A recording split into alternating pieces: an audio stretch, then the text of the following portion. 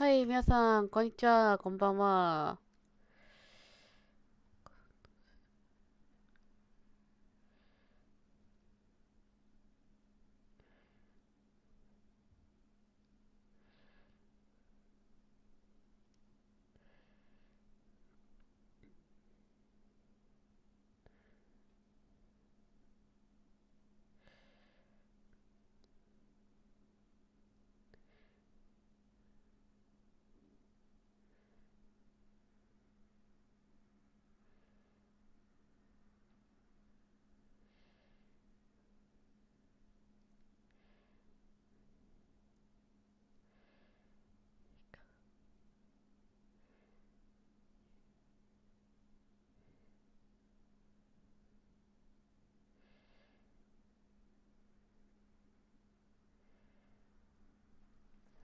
1時から試合っぽいので、そうそう、皆さん、なんか、世界大会の観戦マップ、観戦できる、場所わかります？マップコード。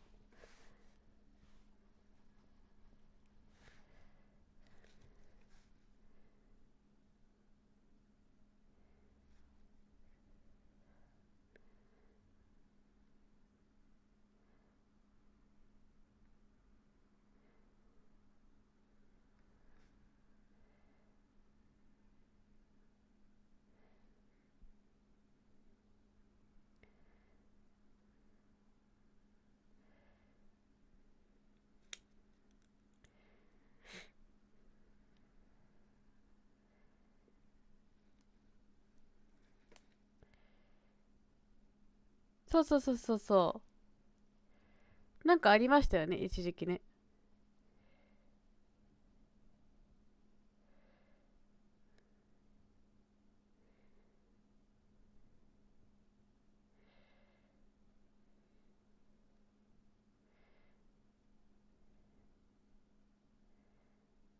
いや、してるけどね、それ、俺があれなんだよね。あ、そっか、エピックのやつ見ればわかんのか。あ、これかな。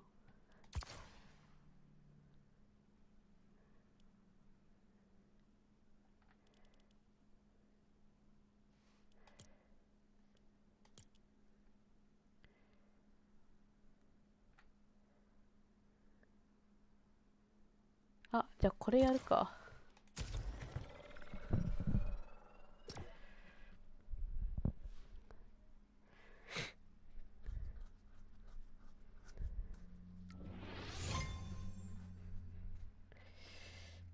皆さんによければチャンネル登録、高評価よろしくお願いします。久しぶりのね、横画面でやります。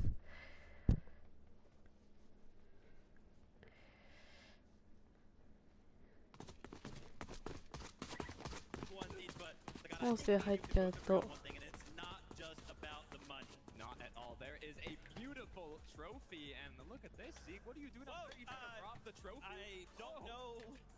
Where we got this footage from, that no one was supposed to see this. But yeah, shout out to our friends at Thomas Light. あったあった。エピックさんが出してますね。You can actually take off that crown at the top and wear it, so maybe we'll see if players will wear it. But man, it's beautiful. It's so cool. Now, このマップでありますよ。format itself. So what's interesting here is we already know this format, right? It's very familiar, but I think contextually, Viv, pretty different. ちょっとね、ご飯食べながらですけど、見ていきましょう、世界大会。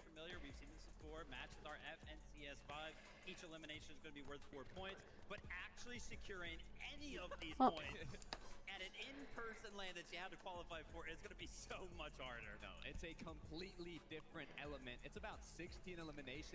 エピックのね、やつがね、出してるんで、マップ。これ、見てもらえると。そうそうそう、それでパブリックになっちゃうけど、ここで観戦していただければ。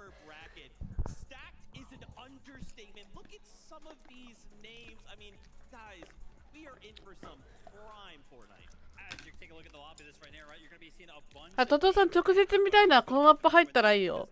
動画見なくても済むから。had to get top 20 NAC, you had to get top 邪魔だよね。 15, どうしようかな。 top 5, and then all other 4 regions you had to get top 3. So when you take a look at a lobby list like this, they all got to be feeling pretty confident because they just did well in their regional FNCS. 100%. I mean, there's over 25 different nationalities competing here today, but going from your home region to an international stage, we have the best of the best. なんかなかったっけ、 All 座 the れ regions もっと。 competing in the same place. I mean, this is the upper bracket. This is where we're going to get a taste of the competition. This just looks like Global's light, right? Jama, jama, jama. Preview of what that could be like, but obviously being here in person means we also get to be around the players, get their thoughts and insights. Frankie is standing by right now with Alex and Reckless. Thank you so much. I feel like you are an icon of the Oceania Fortnite scene by now, Alex. What's it like to be back on LAN again? I'm excited, honestly. I'm just keen to represent OC again and Chiga, hopefully chiga, my chiga, chiga. replacement. You always lead in eliminations in your region, it feels like. Are you going to be that aggressive now you're in an international LAN? Of course. Really? Because I was speaking to Gerald, one of the other Australian players, and he was saying that he thinks you're going to play scared. Why do I play scared? I've been here like so many times before. I got AFNCS wins. There's no reason to be scared, to be honest. There is no reason to be scared. I like that very much. This is your マジか。 first 俺言ったか。 LAN. How are you feeling? There's no nerves. I'm playing with the best player in the world, so. Why did it take so long for you guys to play together? 邪魔だな、この I've 目 been の前の asking them 人。 to play. Okay, then Alex. Honestly, we played a tournament ages ago. We won the tournament. I always knew Reckless was good. And just stuff didn't align until the start of this year. And I needed someone to play with. I was like, why not get the best IGL in the world? You know what I'm saying? Is the stuff not aligned because you retired for 2 years? And that, yeah. What brought you back? I just ちょ miss っと the 待っ field. てね。今いいの探してるから。 And now you've got the feeling of winning with Alex. We are gonna at LAN. We're gonna feel that at LAN, but you've got to achieve it first, boys. There's 3 days of competition to go before we can declare you the winner. So we're gonna head back to the desk. 本当だ。だったらそこの位置あれで配信に映るよ。 To be around these players, right? Get their thoughts, get their insights. Reckless. Send in some shots Alex's way. It's all good though, all for the love of the game. But that was one う of ん、 the 見えてる見えてる。 champions out of major number 1. So what better place to あ、 start これでいいじゃん。 kind of get together on a single battle bus than kind of check with our champs, right? Yeah, these are of course going to be all the duos that we're going to be. じゃあこの画面の方が見やすいかな。 Mainly, you know, because think about the meta right now. Our major one was この just simply a month ago. So all of these winners of their regional championships, え、 they got to be feeling pretty confident. え、なかっ going into this た？ thing, and they got to be feeling pretty comfortable as well. Or are they going to be feeling comfortable, right? When you take a look at the duo like Alex and え、トトさんそれ入れるよ。普通にエピックの制作のとこから入れるよ。 actually opted to go ahead and switch that up, which I actually do kind of like because they're going for an uncontested split chop, which is just to the south of Sandy Strip. So they're still going to be landing in an area that they are 邪魔 familiar だな、 with. これなら A。little bit of a change there, but they've had a month to prepare. I'm sure they're feeling good. Yeah, if we look at Alex's previous performances at international events of this caliber, we've got 49th, 45th, the best one being 24th. So Reckless was saying, what took you so long to pick me up? Well, maybe now's the time. They stopped going to the best POI on the map and being contested. Now, not as good as a POI, but uncontested. So will that 邪魔 be くせえ the な、こい difference つ。 they needed to get a top placement? That's so interesting, right? Because like obviously when you're in your own region, you're kind of running that region or making big この位置見やすいですかね、皆さん。 you're thinking like, hey, if I claim something, that's mine. But now you're gonna go, hold on a minute. There's all these other regions that may want to contest that as well. ちょっと皆さん、パブリックなんでこれ邪魔される可能性ありますけど、ご注意ください。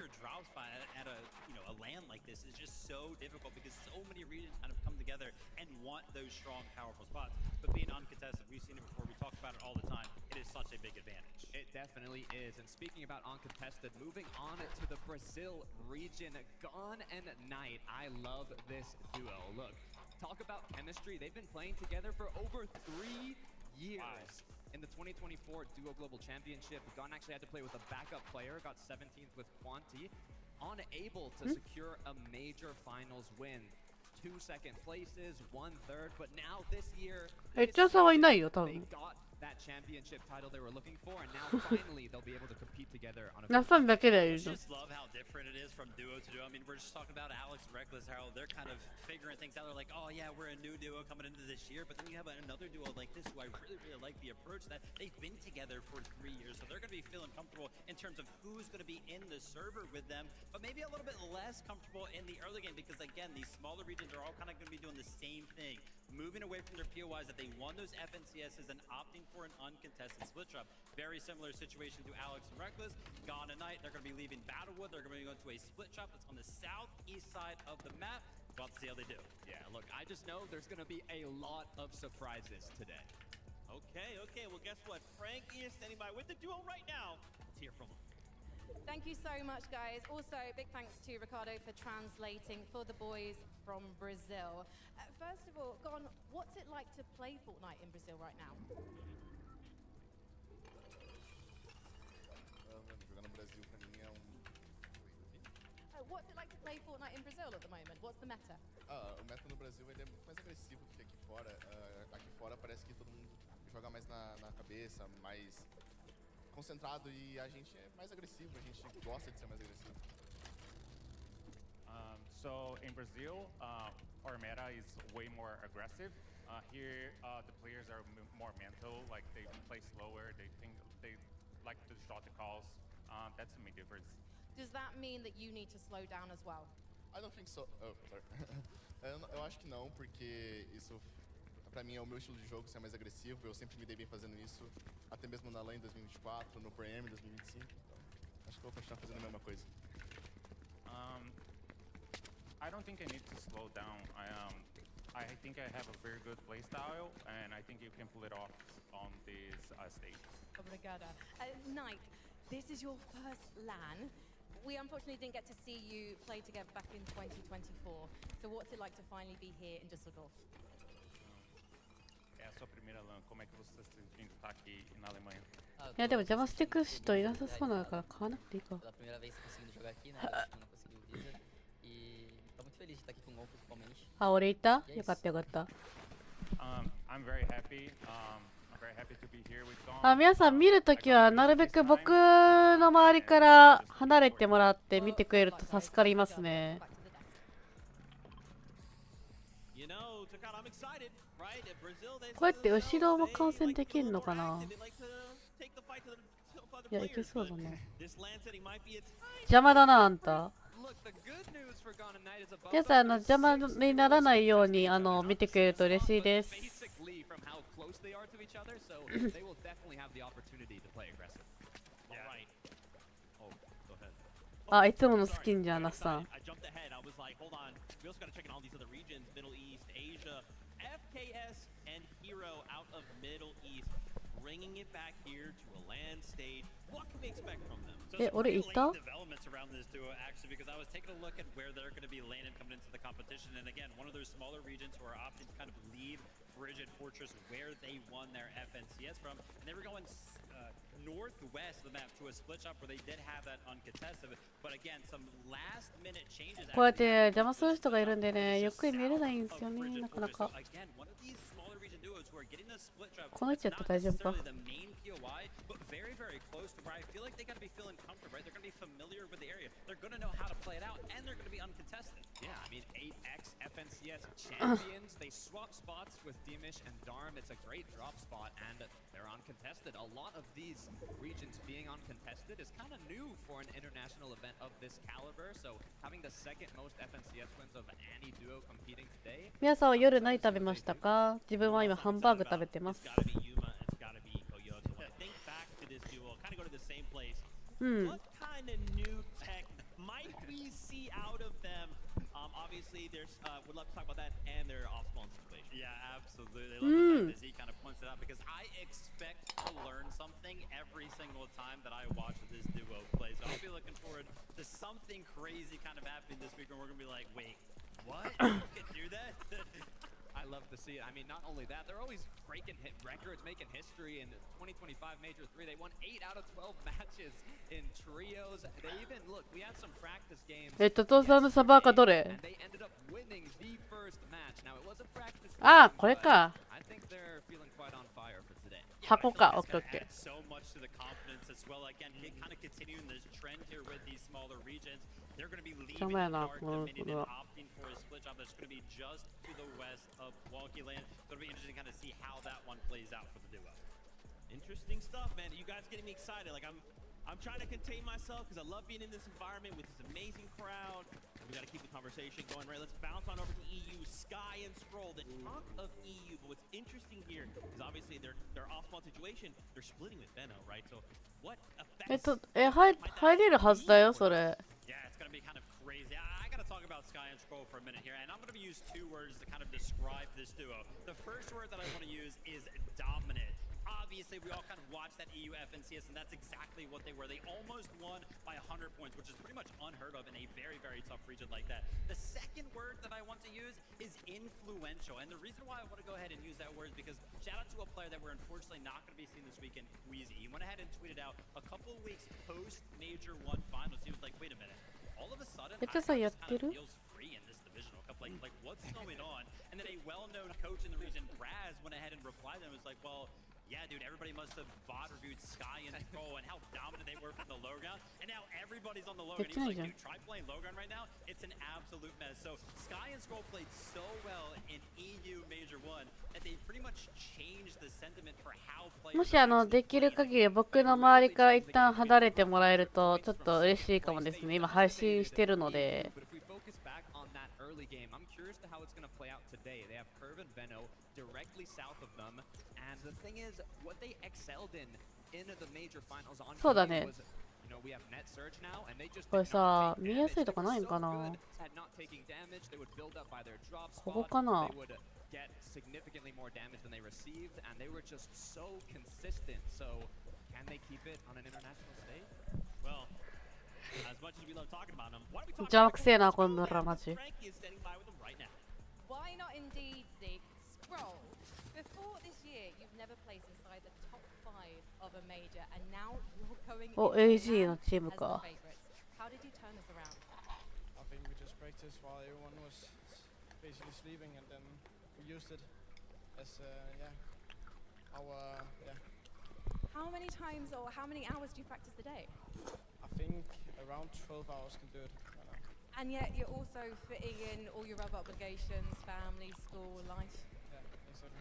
That's incredible. But you did place 28th at our last Globals in 2025. What do you think held you back there?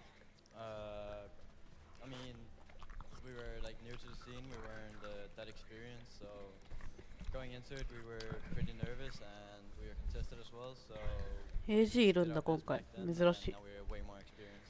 And one of the interesting thing about you guys, and one of the things I think makes you so strong, is that you've been playing together for years now. Was there ever a point you said, we're not getting the results we need, maybe we need to look elsewhere? Yeah, I mean, there was a couple of times where I dropped goal for a short period, tried playing with some other people, but it just didn't better, and we decided to play again and just stick together and improve.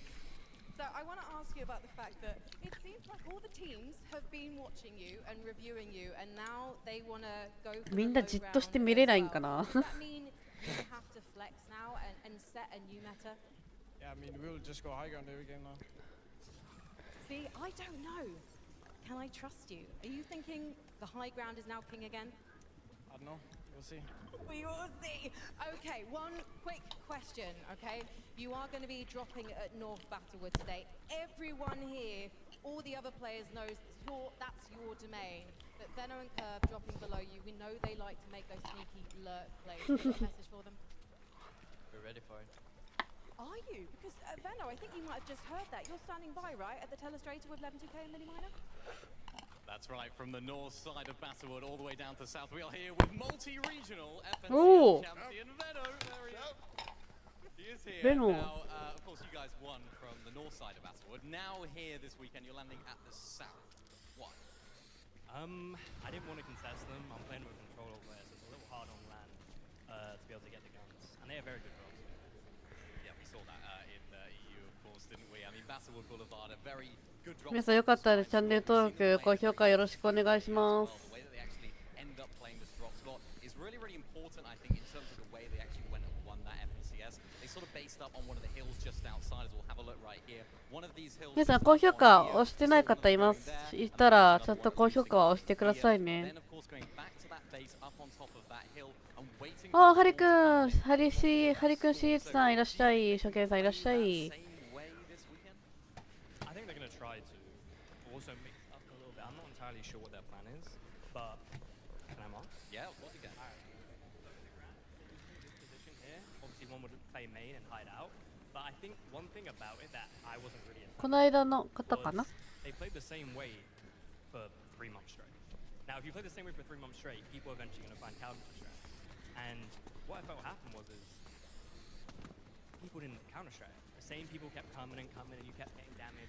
They kept getting damage along here, along here, along here. いえいえ、全然全然。僕も弱すぎて申し訳なかったです、あれは。I think that actually is really important as far as how you guys played the spot on NA, right? Because on NA, you know, you spent a lot of the div cup sort of running to center, but then when it came to grands, you decided, yeah, we're just going to fight everybody around us.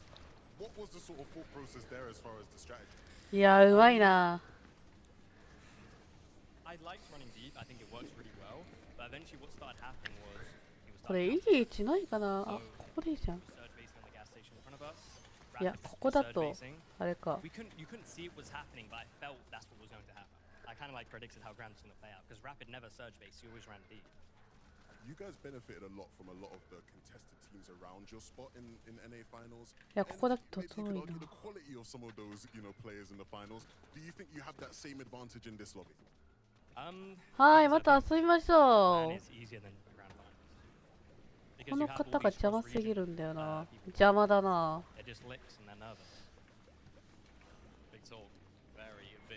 Thank you so much, Benno. Though best of luck this weekend. But for now, we're gonna go back to the desk. Bro. ちょっとこの人かばっちゃってもいいかな。Just found out land's easier. Land's easier.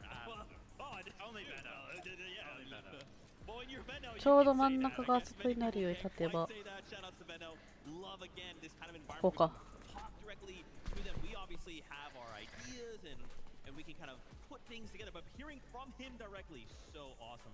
Now another region we wanted to talk about here is champions, Kanata and Victory. Kanata really said, all right, NAC, this has been a great time. I'm going to go play West and just see how it goes. Oops, I won.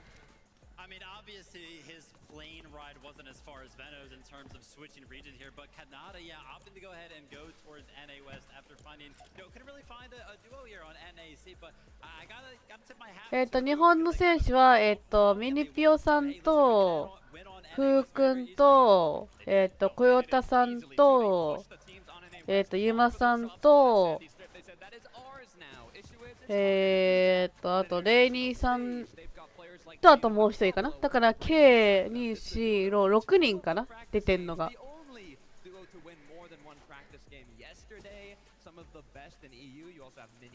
あ、ミピオさんだ。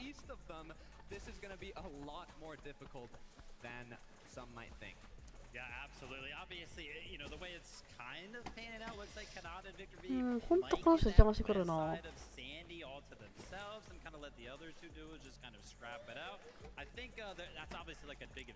この位置だったらどうだろう。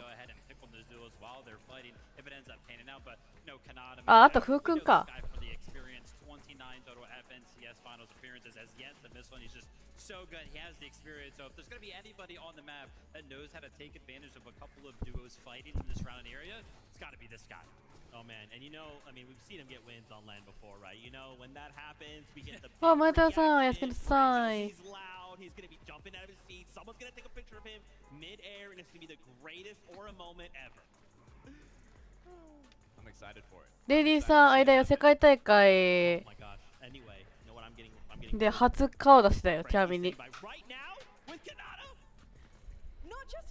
あ、ミピオさんじゃん。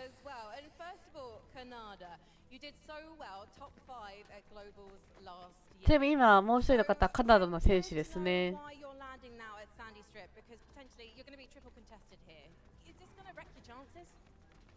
あー、ピーターボットが荒れてるよ、また。feel the most confident landing here, and I know that entire area around Sandy. So it's like, even if I can't play with all the loot and like anything more than like just the left side, I'll still make it work. I'll still make it happen. で、もう一人の方がミニピオさんですね。この金髪の方が。So Mini Pio Canada is saying that he's landed at Sandy Strip before. He knows the area really, really well. He's really confident. But why are you wanting to land there when there are other strong players there? カナダさんはこのランドマークよく分かってるし、すごく自信があるんですので、あそこに降下するんですが、じゃあどうして同じランドマークに降下してショートファイトしたいですか？まあ今シーズンずっと降りてて、カナダたちも強いけど俺らの方が強いですよということを証明してみせます。So yeah, we've been landing this same spot the whole season, and obviously, like Canada is a very strong opponent. We understand that, but we're gonna still fight it, contest it, give our best. And そう、誰かカスタム権限ある方いたらそれで見たいんだけどね。今オフ大会に来たんですので、普通より戦略が違うことがあるんですか？いやそうですね。本番になってのお楽しみで。Yeah, I'm just enjoying that we're actually right here on this final, the actual tournament. Mini Pio, we're excited to have you here. Canada, one last thought from you, because you know that Pablo and Chino are the other duo who are going to be landing Sandy Strip. Have you got any words for them? Pablo and Chino, I mean, if they play their game right, they should easily top 5, I think. But if they're trying to grief us, you know we're going to grief them right back. So. All right, can I ask that the observers, can we just watch Sandy Strip at the start of the first game, please? Let's head back to the desk. You know, we might just have to, Frankie, and I agree with her. You know, Kanata, normally he comes out, he's big, he's loud, smiles all around. He's got a bit of focus going on right now. It's a little odd, right? Even Frankie immediately called it out. Where's the energy, man? He's not jumping up and down, screaming. I'm sure we'll kind of see it throughout the weekend. その位置邪魔かも、トトロさん。I mean, hey, love it. Absolutely, bro. You know what? And if you've been any kind of tapped in to Fortnite at all, you know the story leading into Summit has been clicks. 俺の後ろに被らないでほしいかもな。Kind of being like, all right, Clicks, let me kind of mess around. Let me see what's going on over here. And then he's like, all right, I've had my fun. I'm gonna go this way. Then Clicks was like, wait, wait, I'm contesting you now. うわー、出た、ピーターボット。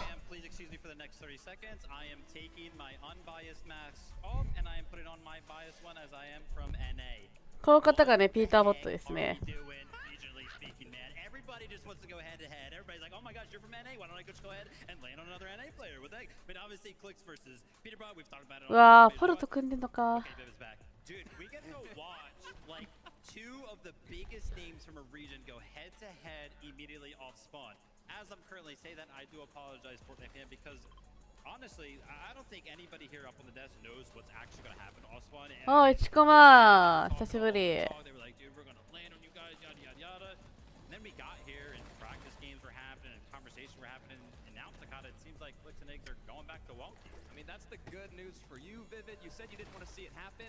I don't think it's very likely that it will happen. I mean, on the drop. もしできるなら僕の前からちょっとどいていただけると助かります。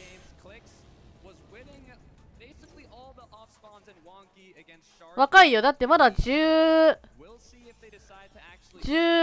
とかじゃない ?17 とか、それぐらいだった気がする。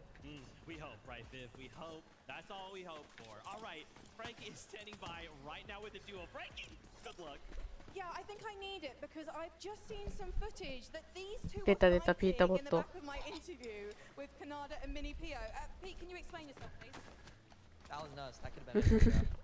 Really? I'm not so sure because there's only one Clicks. You said both of us were fighting. Only one of us were fighting. It was me fighting him. Well, why are you trying to knock him out the game before you've got into the lobby? Well, he's actually landing on me. Is he though? Because it sounds like you're trying to land on him, but no one believes that you're landing on him. You know, media says a bunch of stuff, but the real truth is I'm 6-0 him today. I'm landing on him, and I'm eliminating him.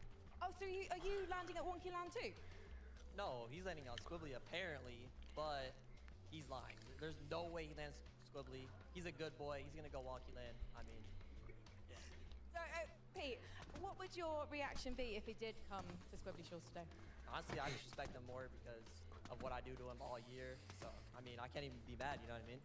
But have you beaten him off spawn before? Yeah, I actually, he actually conned me at Wonky. I 2v1'd him, and then they left like a good boy that you are. Am I talking to a bunch of good boys here? Definitely not. He's the good boy. He's the reason. He's gonna get that last low key. I don't understand. He actually looks up at me when I talk to him. As you can see, like, look, he's has to look up to him. 6'1". He's what, 5'4". Okay, so just be a pair of good boys for me now. Sit, stay, let's head back to the desk. What is happening? What is happening? All right. Anyway, so yeah, we still don't know.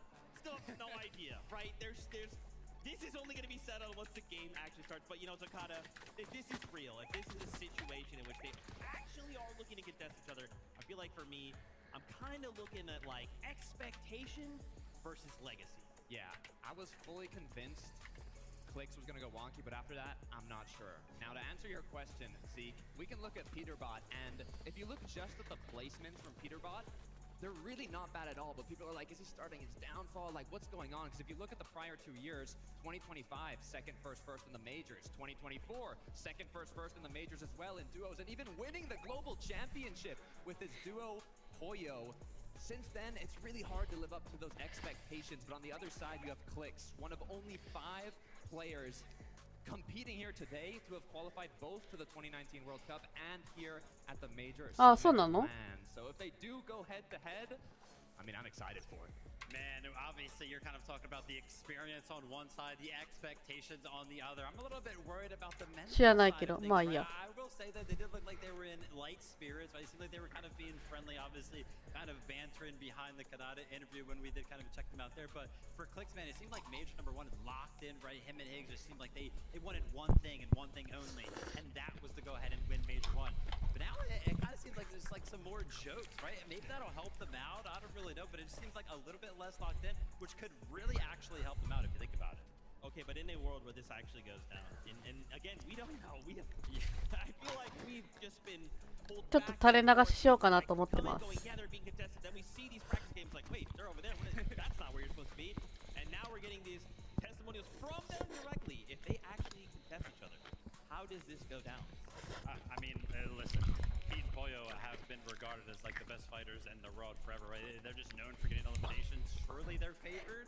I don't know. Look, if that happens, I'm looking at Acorn Bolts, NA's Last Hope, maybe even Cold Rapid. They're going to have to make something happen, because with Pete and Clicks going head-to-head, I don't know how that's going to end up. Oh my gosh, that is so crazy. Obviously, again, I love hearing from the players. The vibes, the energy here, being on land has been incredible. There's so many things like getting to hang out with these players, hear from them. And we have a bunch of co-streamer booths happening here as well. The crowd is here, guys. The vibes this weekend have just been incredible.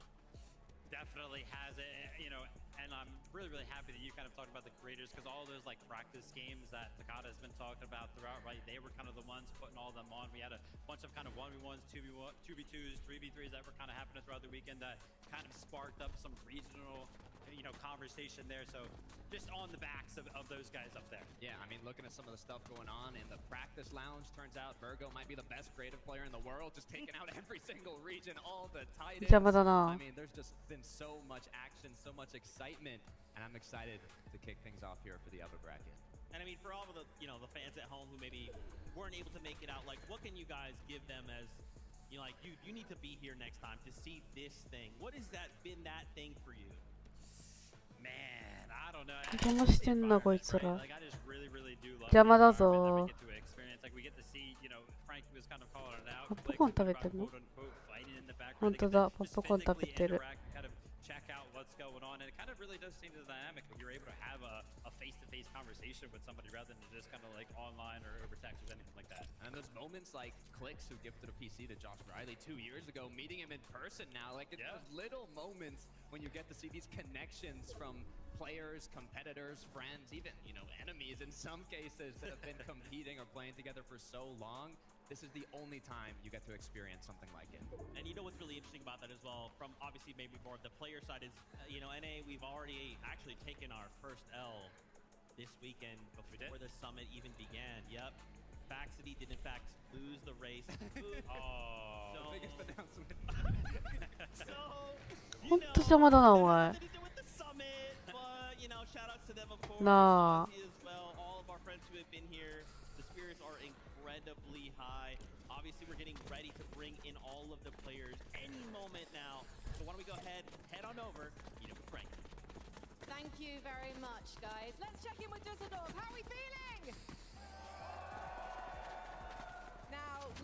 going to have 50 duos take to the stage in just a moment, but this, as Zeke mentions, is the upper bracket.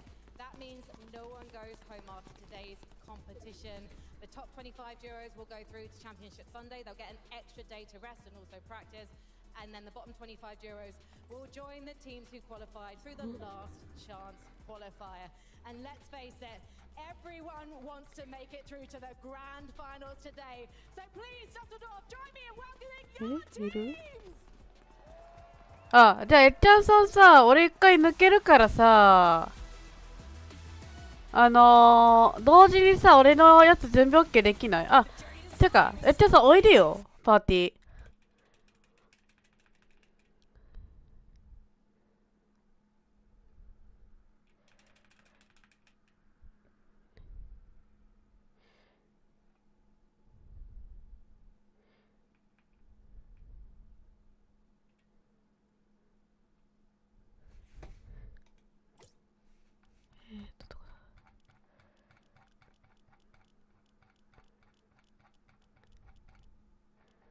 いや、俺呼ぶよ、呼ぶ。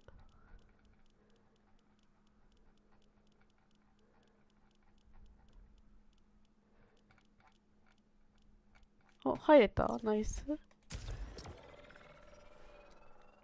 人数オーバーとかあんのかね、もしかしたら。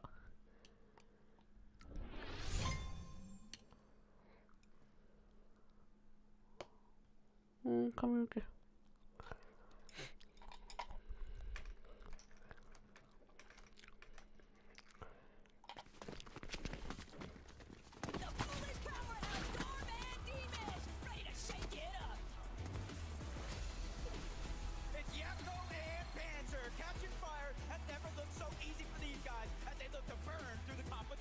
ちょいと待ってね。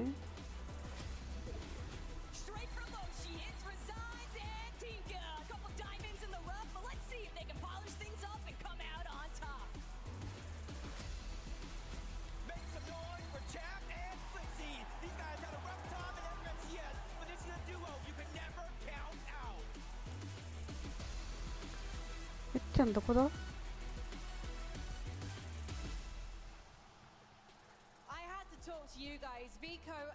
えっちゃん参加リクできる？一旦。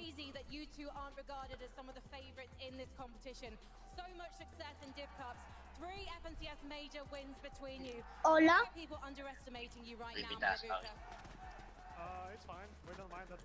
いや、いないから。あ、いいや、俺が参加リクするわ。いや、それ出なくて、俺が参加リクして、俺が入って、で、俺が入ればいいじゃん、それ。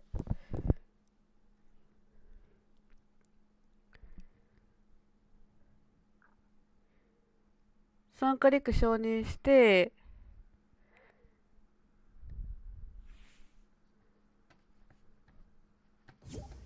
で、俺がエッチャーさんとこ入って、俺が準備 OK したらいけないかな。あ、マックス待ってんのか。で、一人抜けるの待つか。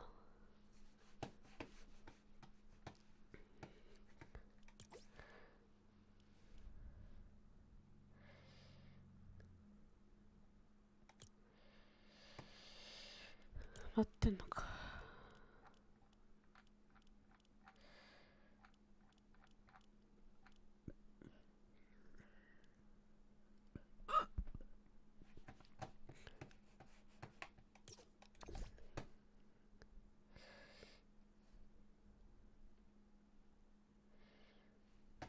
そう、今何人 ?16 マックス埋まってない？いや、埋まってないな。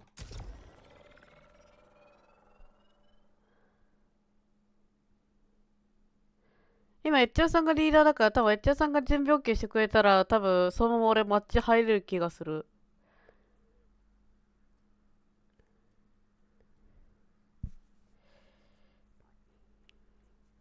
無理かな？なんか無理な気がするけど。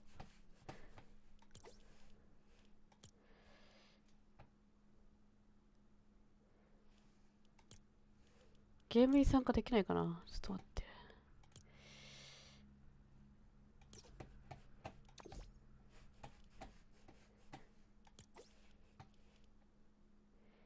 リーダー渡せる？えっちゃんさん、一回。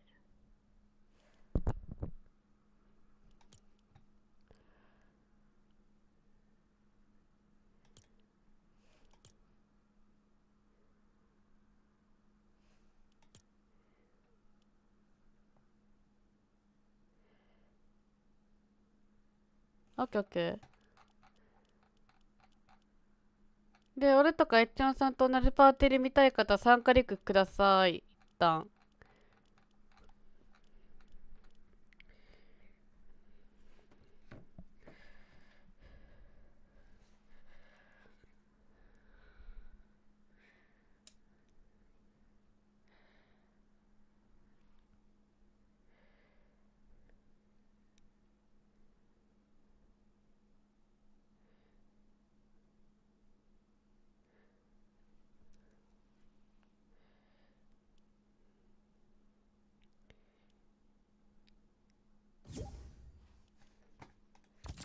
トトさんはあれサバーカ送っておいで。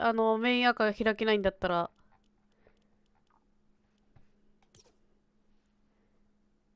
あ、俺参加リンク来たけど、俺承認したよ。来れない？来てきた。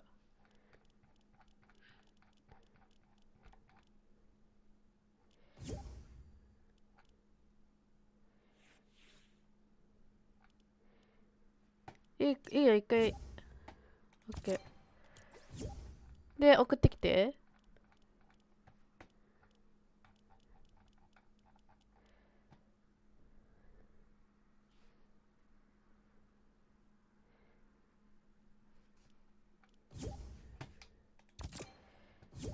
これ多分、一度に多分むずいだろうから、もう、おのおの見たいところでって感じじゃないかな。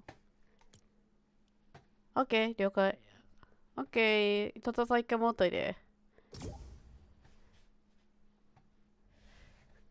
オッケー、じゃあ押そう。トトロさんのイメージねえなー、それ。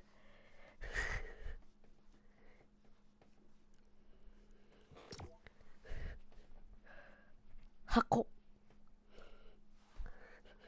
サバーカー名前おもろいな。箱って。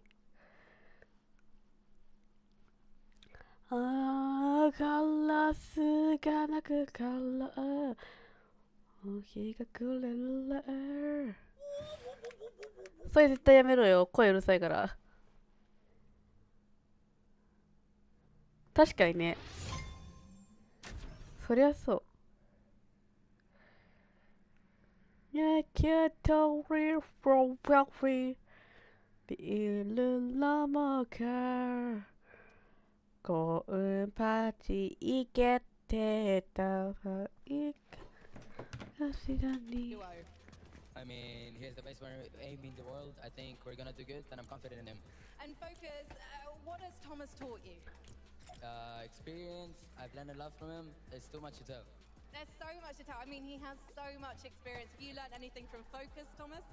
Yeah, he's new and uppercut talent. Like, he's so good right now, one of the best players in the world, so yeah. Well, let's see how you do as we drop into the first game. Right now, though, we've got to head over to 11-2K with Acorn and Bolts. Thank you very much, Frankie. Look, I'm here with potentially NA's last hope. Acorn, you're back on this stage. A lot of people had some criticism of your Globals performance last year. People thought you should have done better than you did. Are you feeling the pressure this weekend? What are diamonds made of? Oh, shoot. Oh, I know what you're doing there. But no, in all seriousness, no, I'm not feeling the pressure. You know, it feels like I'm playing at home. I'm ready to win. I'm ready to ト go. トさんの場所すごいな、それ。めっちゃそうしようしよう。ほら、トトさんの位置。木の上。めっちゃさ、そこで見たら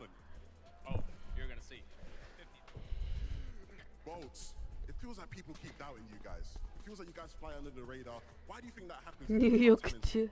You know, I think they underestimate Acorn. He's really the best IGL in the world. めっちゃそこでいいの。あ、本当だ。さ、入浴してる。めっちゃさんの横で。Acorn, he's always IGLing the perfect rotates. Me, I'm always finding the best refreshes, and you know, we always get that win. I'm looking forward to it, guys. No pressure. I got this. Frankie, who you got on your side of the stage? I have got iDrop and I've got Marius. And we had to talk to you guys. さあ、間もなく試合が始まりますね。皆さんで世界の強さを見に行きましょう。We're just very confident going into it. What's the strongest part of your game right now? I'd say fighting. We're just crazy at fighting, both of us. So in other words, you're quite up for an off-spawn battle. Yeah, of course, always. And I have to talk to you because, Marius, look at your fans. The Gentlemates have turned up. 本当だ、ポップコーン食ってる。Yeah, I appreciate it a lot, and I love you too. Now, it hasn't been the most difficult journey on the way here. Some inconsistent results in the Div Cup. Does LAN make a difference though? Does it help you even stay consistent knowing you have fans who are supporting you? Yeah, 100%. It's a big difference because online people. みんなね、確か10代とか一番上の方へでも20代、30代とかですね。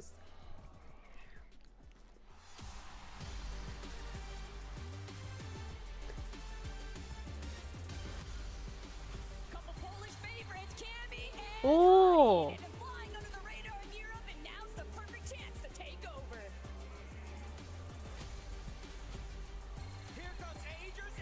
いいと思うよ。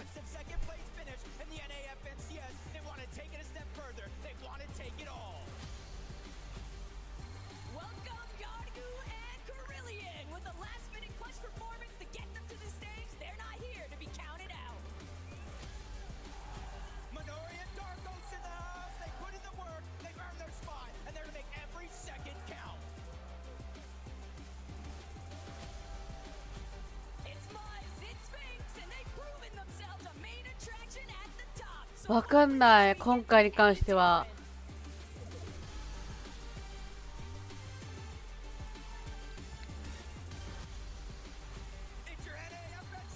おお、ベノ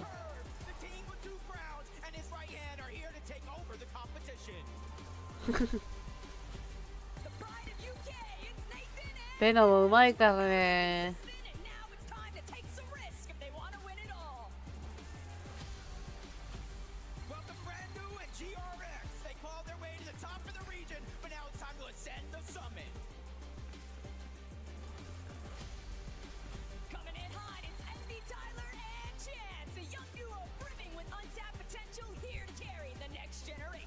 いや、一番長かった時確か6時間とかっすね。おお、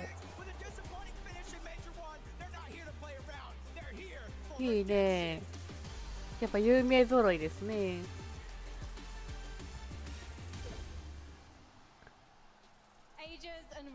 You were one of the most consistent duos in NA Central. Do you think people are sleeping on you coming into this competition? わかる、カップルみたいだよね。いや、多分7時まであるよ。いや、俺はね、こうやってちょっとキャラクターを動かしながら、足とか動かしながら、ちょっと落ちないようにしながら、ちょっとしようかな。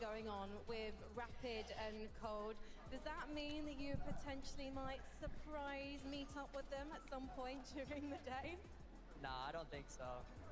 But do you want to see a North American duo? 最年長も今回はいるのかな？ Yeah, I want NA to win no matter what. Hopefully it's us. Well, it might be you guys, or it might be. いや、全然眠かったら寝てていいよ。俺が配信しとくから、それのアーカイブ見てもらえればいいから。In a potentially uncomfortable situation. I just want to start off with you, Maz. You're looking good, man. Yeah, thank you. What's been going on? I did manage to lose 33 kilos since the last lane event. Shout out to Maz, man. What a legend. Sphinx. There's a lot of teams landing at Humble Hills. What is the game plan for today? I mean, bro, the game plan is just to show them who they're down. 頑張って自分が配信しておくので。All of them, I don't even care. Nathan, I don't even know who you are. うん、俺が大丈夫よ。配信残しとくから、皆さんよかったら眠い人は寝ちゃってくださいね。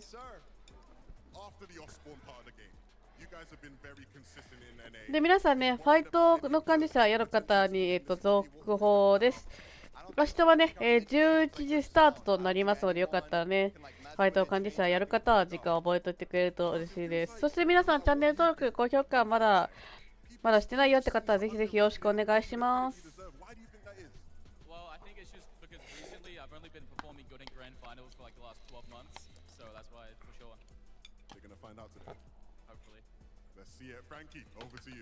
I am with Cami and Hari.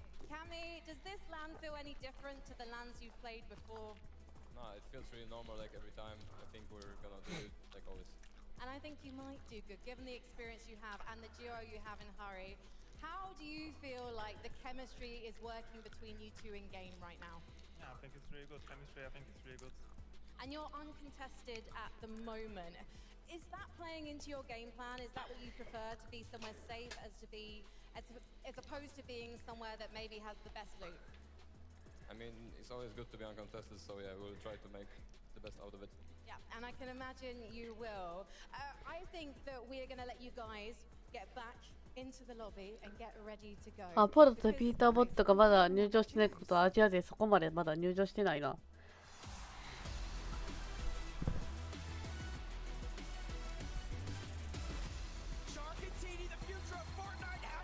おお。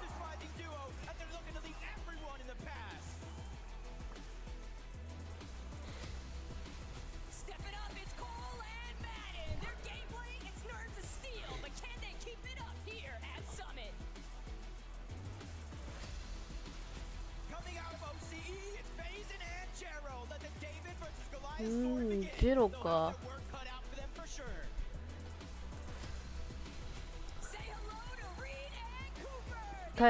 おお、クーパーは昔からいる選手ですね、ちなみに言うと。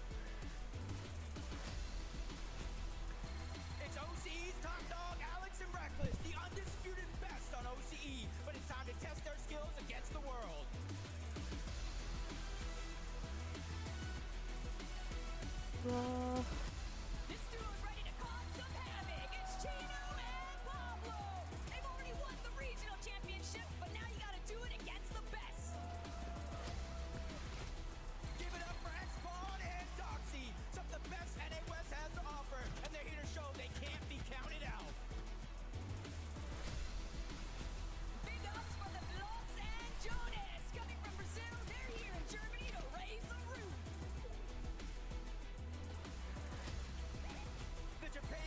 おお、ゼータ2人。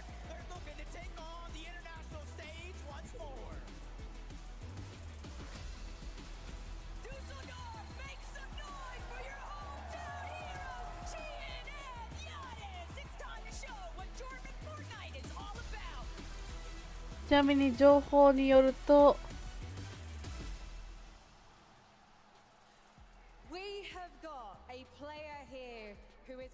小籔さんの年齢が確か今18ですね。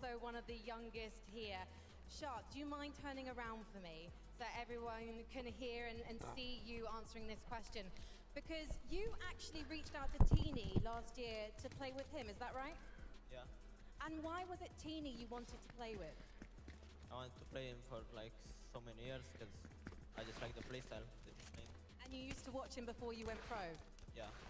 Teeny, what was your reaction when Shark, I guess an up-and-coming player at the time, reached out to you and said he wanted you as his duo? I mean, I was looking for duo at the time, so yeah, it was great. And did it surprise you how well it worked? Not really. Not really. So tell me about Wonky Land today. We think that Clicks might be landing on you. What are you going to do if he does? Just eliminate him. It's as simple as that, I think, Levin. Sometimes it really is that simple, Frankie. Look, I'm here with Cooper and Reed and boys. It's not the best of situations to be in, right? You're fighting off spawn against, you know, two of the best players in NA. What is the plan today, Reed, against those guys? Honestly, it just depends how it goes. See what happens off spawn. You know, recently we've been splinted in some tournaments leading up to this, and I guess we'll just play it by ear. If we get some good loot, might run them down. If not, we'll see what happens. If you do split it, but the games ain't going how you want them to go, is there a chance you just stop splitting it? Oh yeah, if we're doing bad and they're doing good, there's zero chance we'll let them qualify. Come on.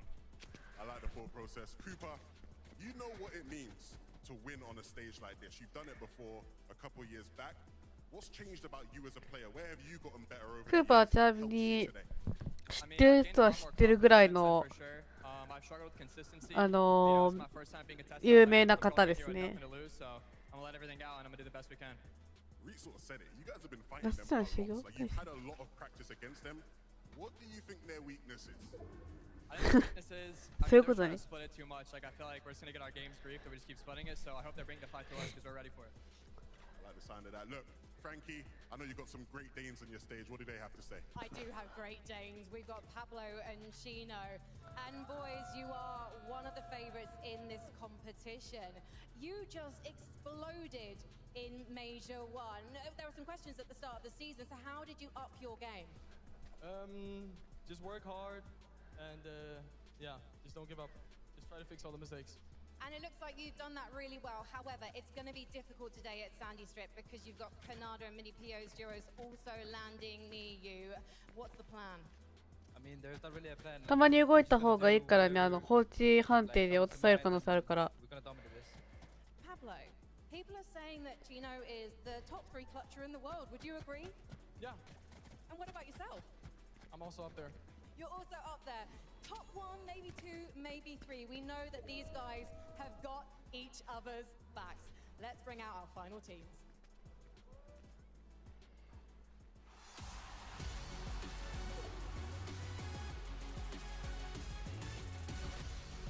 After dominating the EU final, Sky and Scroll are here to prove they're a global threat. The road to a trophy lift starts today.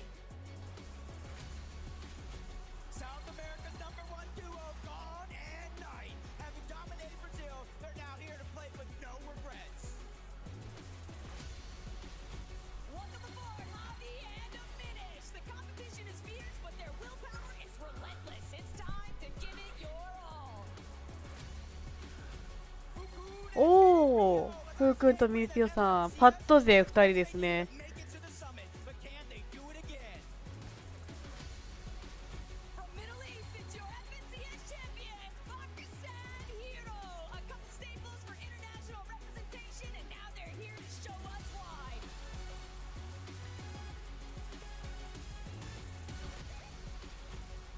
おお、来た。あー、すごいすごい、ブーイングがすごいすごい。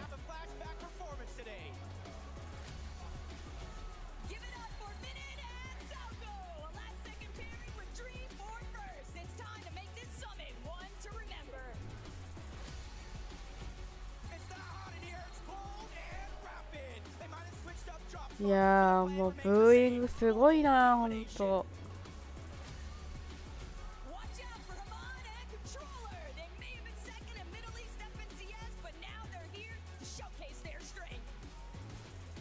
長いこと、そのトッププレイヤーとか、いやー、ひどいな、じゃあもうブーイングが。でもね、大会とかだとね、割と日常だからね、これ。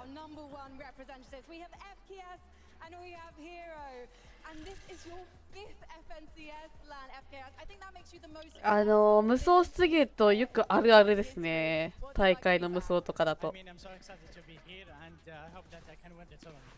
you think that this is the best we're going to see a Middle Eastern team do today? I'm sorry, I can't hear you. Do you think this is the best we're going to see an ME team place this weekend in Alan? Of course, I mean, we're ready. I think you are, and Hero. We know that the skill gap is now closing because normally you guys win by hundreds of points in your region. This time though, you had some competition, but that's a good thing, right? Because it means you get to practice more. Yeah, Middle East is improving and we're ready to compete against the world and be in the top of the world. I can't wait to see you try. Okay. ちなみにあれですよ、ちゃんさん、ミルピオさんってパッド勢っすよ。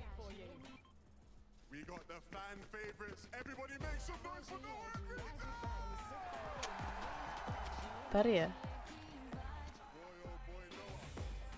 危ない危ない。著作権が怖い、ちょっと。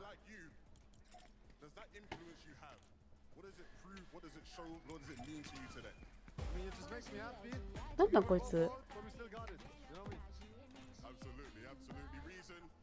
それやめてね、著作権かかるから。今自分配信してるんで著作権やめてね。邪魔するんだったら抜けてもらっていいかい？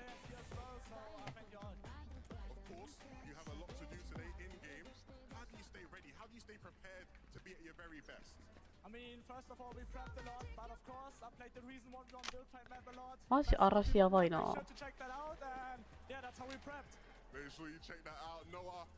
you're playing with someone who you played with a lot. Do you feel like that experience you guys are playing with each other over the years helped you in the lobby today? Yeah, we got pretty good chemistry, so like we always just find each other in endgame and well. Hey, I'm gonna hope you guys do incredibly well. I'm not gonna lie though, guys, it's the stage is getting a bit chilly up here. What's going on, Frankie? Well, I'm standing next to Cold and Rapid. That's what's going on, Levin. Cold, I think you've got the best player photo of all the walkouts. Can you just replicate that for me, please? Oh, yeah, and that's how you're feeling right now, right? Super chill? I feel amazing. I'm ready to, take down the competition and show you guys what I do. Even though you're contested? Of course, those guys are horrible. You guys are gonna see. Okay, we're definitely going to have to keep an eye on 4Field. Rapid, sometimes people are saying that this man, he doesn't practice, but that's not true, right? No, that's not true. He plays a lot. So what have you been いや、それね、日にちによってとか、あと状況によって開催日が全然違ったりするから、Definitely our end game and our chemistry. And what was up with the なんとも言えないんだよね。We just weren't staying together, but now we fixed it. Okay, so there's not going to be any solo clutching. You're always going to be the 2 in the 2v1 situation, Cold. Yes, sir. And who is your biggest competition here on LAN before I let you go? Who have you got your eyes on? Nobody. Keep your eyes on these two desks. 歌書きようとしてるやついたら言って。 How can you not be hyped seeing this? I mean, all these players come out. This is the upper bracket. This is so insane. I mean, you heard duos coming out, getting the reactions from the fans. It is electric here. I mean, man, I feel a vivid. As I kind of start to think back to the game, right? As I focus in on like having a good time, like wait a minute, the game feels like there's one thing that's super important. It's having a game plan. Yeah, absolutely. And it feels like everybody up there on the stage has a game plan because we kind of talked about the qualification process for this LAN. We talked about how everybody had to place well to get here, and I feel like it's kind of showing in all of those interviews. Like, it's just confidence after confidence after confidence. But speaking of game plans, man, yeah, it definitely does kind of change when you do change up the format, right? We have a 3-day format, but the lobby is never going to look the same in each and every single one of these days. So I feel like in terms of preparation, right? Day 1 duos are going to be feeling so good because they have to just straight up prepare for whatever lobby they have set forth in front of them, where we can't really see those, day 2 duos kind of pop up, right? If you take a look at how Veno and Curve actually won their FNCS on the NAC region, dude, they were 10th going into day number 2, and then they ended up winning, right? But that's on the back foot of Veno just doing all of that preparation in between. いや、いいよいいよ、俺見とくから、めっちゃさ見るの集中していいよ。You say that though, because at the same time you have duos already in the lower bracket just waiting to see who their 25 competitors are going to be. As a reminder, the top 25 do go to Sunday, but the bottom 25 play again tomorrow. There's already kind of drop maps getting formed, ideas of where duos might be dropping, but it all depends on how today plays out. Absolutely, and of course, so many other duels as we're seeing. I mean, Janice is looking fantastic. And I mean, you guys heard him for a moment. Obviously, we're in Germany. Lev got to talk to him. Noah, Reason, there is so much hype being in this environment. I can't wait.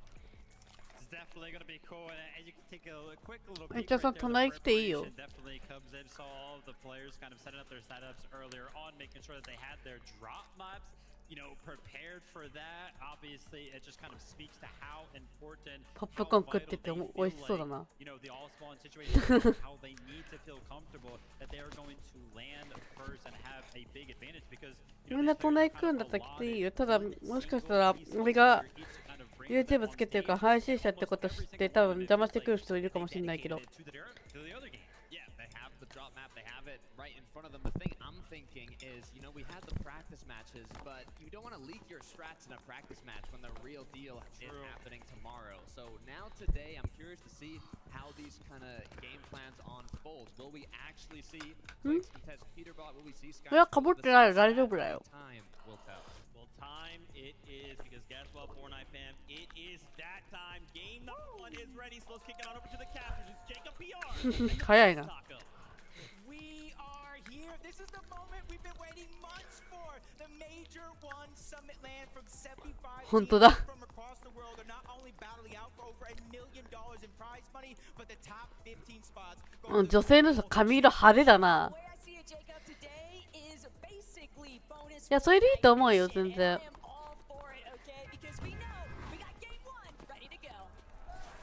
さあ、バトル開始ですね。ゲーム1スタート。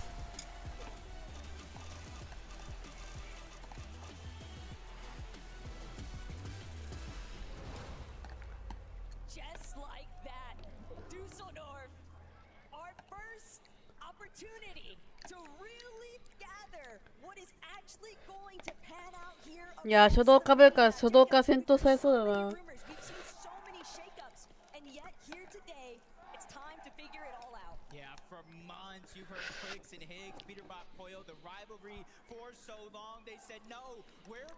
なんでポンさんの実家なんだよ。going against Peterbot and Poyo on their terms. Now it is our terms. It's now going to be under their own conditions. But we've also seen, we heard our analysts talk about it as well. In some of those practice games, Clicks and Higgs actually went back to Wonky Land, and we're seeing it again. Clicks and Higgs are going back to the drop spot. さあ、さあ、降りていく。さあ、クリックたち。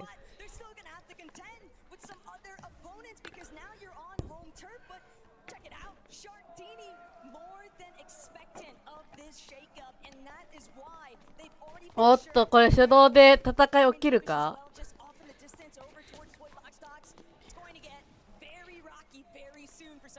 さあ、かぶっていく。絶対なくなんねえだろ、ポップコーン。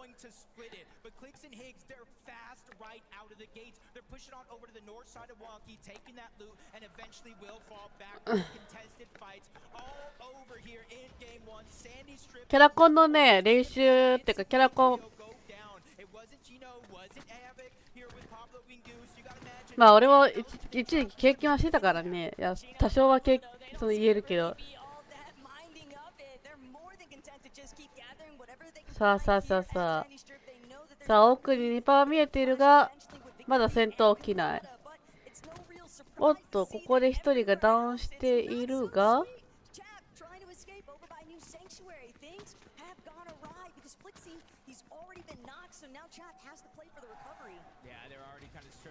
ちなみに僕は皆さんに目指してほしい動きはこれなのでね。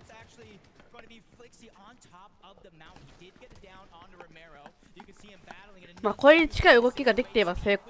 おっと壊滅させていく。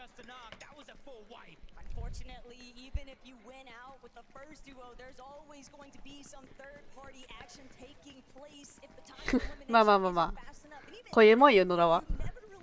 さあ射的のところから敵を築いていくが、さあ突っ込む、さあ突っ込む突っ込む、さあ突っ込まれてのして味方カバーいくが、さあチェックしていく。おっと、もういきなり戦闘していく。さあどっちが勝つのか、初動戦闘。クリックスたちが挟んでいく。そのチーム挟んでいく、挟んでいって裏から回っていく。さあクリックスが目の前の壁を壊してそれをよく見ている。さあ下から壊そうとしているが壊れず、さあ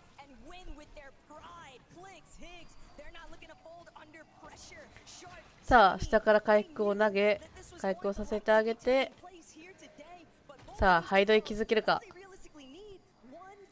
さあハイドから出たがまだ警戒で見ている。さあここも戦闘が起きていますが、さあ打っていく。ここはサージダメ稼ぎたいところではあるが、近くにまだ2パーティー1パーティーが近くに見えている。おっとミピオさん詰められていく。さあ詰めていく詰めていく。さあうまい。さあ挟まれている。ここでミピオさん落とされていく。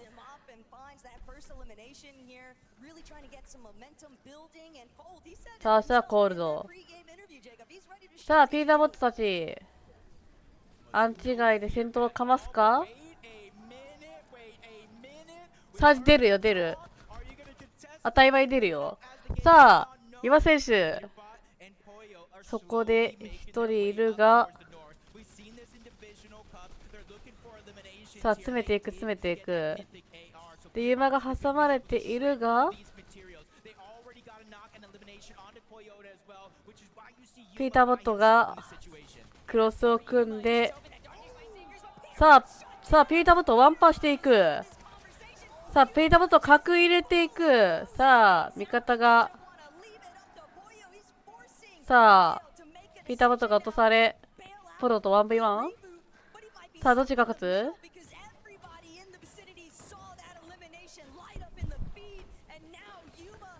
さあさあここは詰めるが、さあグフライていく。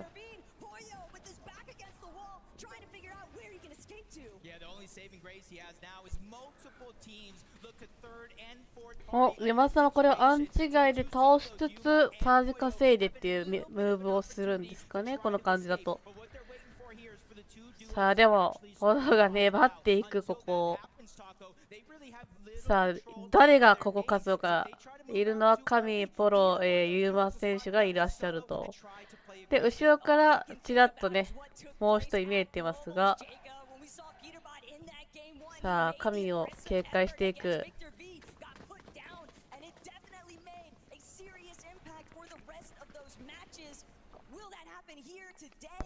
さあ神が引いていく。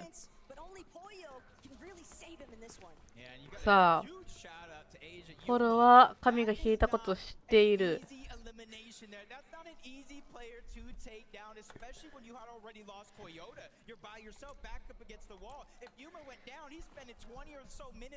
さあ雪山はまだ誰も行っていないが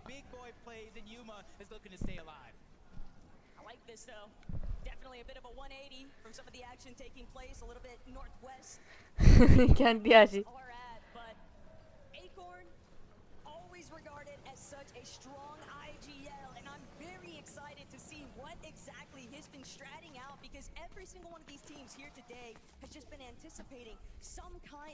いやちょっと動かないとなと思って放置すぎると落ちちゃうから。さあやばいとこで鉄塔構える。ピクシーとさあそれじゃあどうするこっから。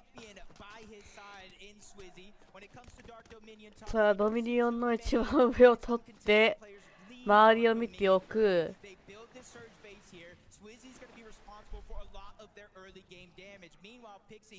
おポロがこれはどこだ。おリブートする予定ではあるが来てないことを確認してリブートをしていく。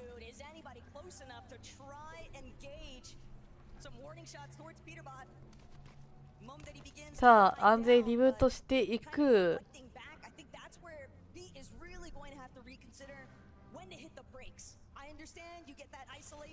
さあピーターボトが帰ってくるが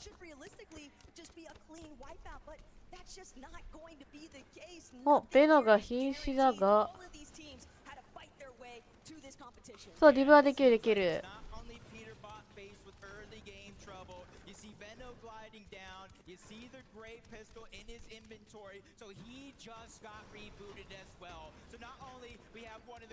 さあシールドをマックスしていく。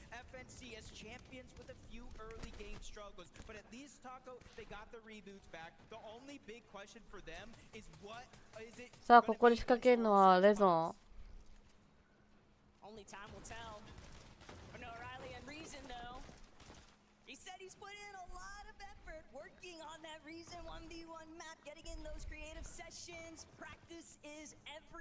さあこれはショックウェーブを変えていく。さあベノたち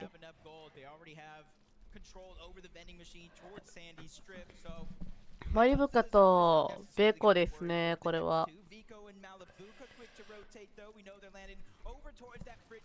さあ周りを見ていく。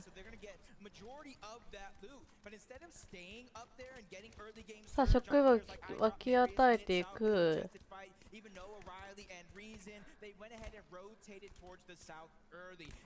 さあ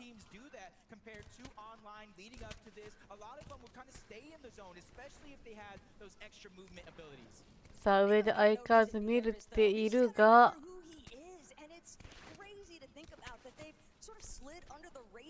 さあ、アンチ外で間に合うのが、おっと、これはマイナスフロッパーを釣っていますね。普通のアサルトがあるということは。で、お互い金にしたというところですかね、一旦。さあ、ここで攻めに行く、攻めに行く。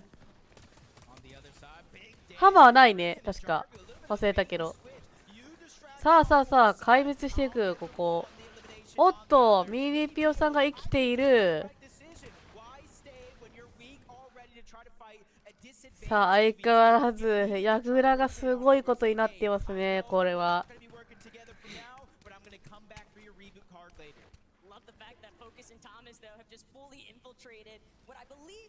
てか、あれね、アイスキングの氷とか、そういうぶっ壊れ武器はね、ないよ、確か。さあ、ここはどうする？クリック。さあ、ここはどうしていく？さあ、62ダメ。当てなきゃ。いや、これでサージ稼がないと、サージダメ食らっちゃうから、多分サージ稼ぎに行ってるパーティーですね、こちら。さあ、ここで詰めていく。さあ、サージを稼がなければ、死ぬといったところか。さあ、サージを稼いでいる。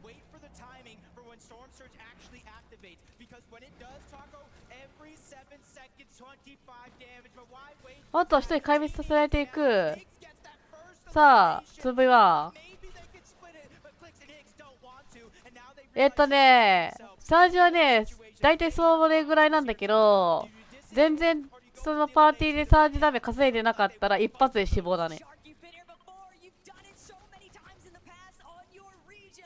エッチャさんもたまに動いた方がいいよ。それ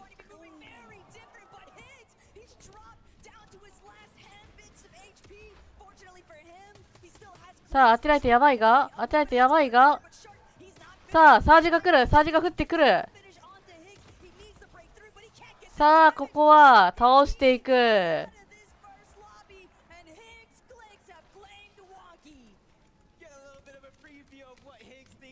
じゃあ、地道にサージを当てていった。だからこそ勝っていく。さあ、現在このパーティーは400ダメのサージ。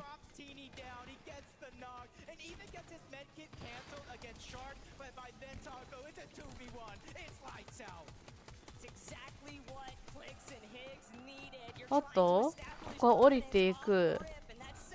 サージが27、ここはサージを稼ぎたいところ。おっと、一人仲間を持っていかれるが、さあどうする？おっと、サージが降ってくる。サージで死ぬか。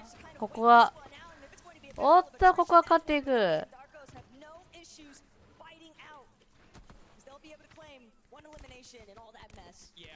いやー、サージが痛いなー、やっぱ。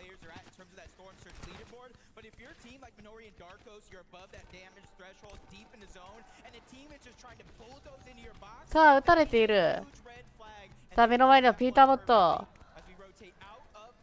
おっと、サージを食らってますね、こちら。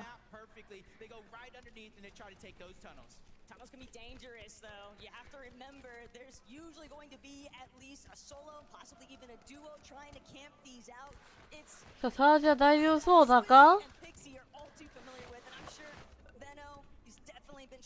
おっと、ミューピオさんが生きている。おっと、サージが降ってくる。さあ、サージが痛い。サージが痛いが。さあ、どうする？さあ、あと2打目。あと2打目やってればサージを回避できるが。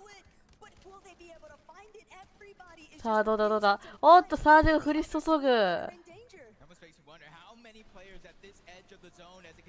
あと1、あと1当てたら。おっと、サージを制して。さあ、撃たれる、撃たれる。いやー、サージも痛い。なんとか一発当てたい。で、サージからしのぎたいがどうだ。さあ、どうだ。サージがしのげるのか。おっと、ここに味方が落ちていく。おっと、とせられるか。そこはカウンターで返していく。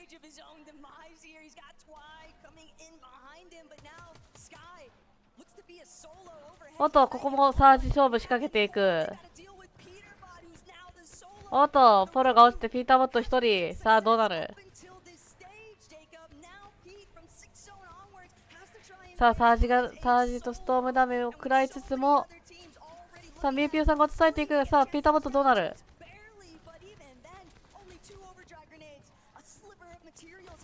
さあ、資材はあるが、そっと資材が少ない。さあ、どうする。おっと、ここで返していく。おっと、ここで落とされていく。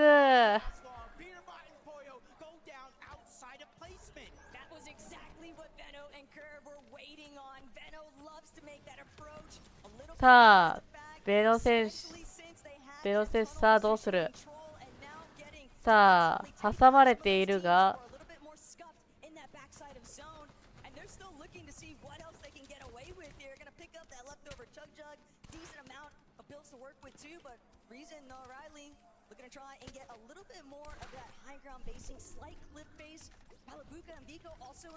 じゃあさ、それ前にちょっとだけキャラクター動かして、でも一個同じエモートしたらね、放置治るよ。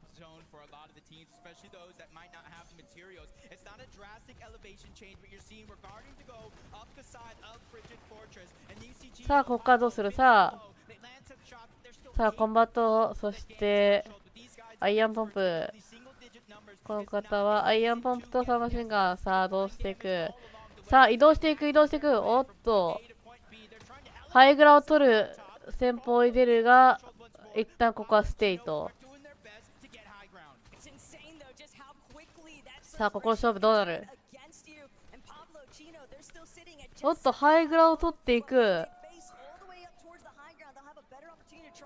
ミニピを模していくが、おっと、根元壊していく。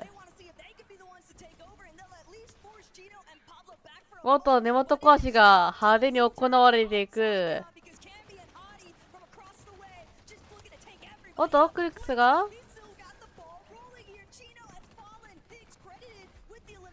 さあ、あと一人。さあ、サージが痛い。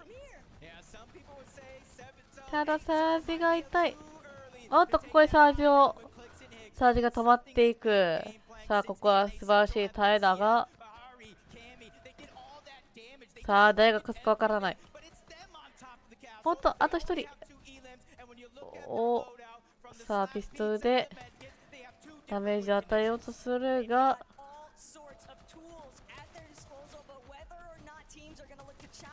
さあ、当てていく。素晴らしいエイム。さあ、マリブク選手。さあ、飛んだ。さあ、飛んだ。先端行くか。おっと、先端行った。素晴らしい。おっと、一気に打たれるが、ここから耐えていく。さあ、上を張り替えたいけど、そこはちゃんと見られていく。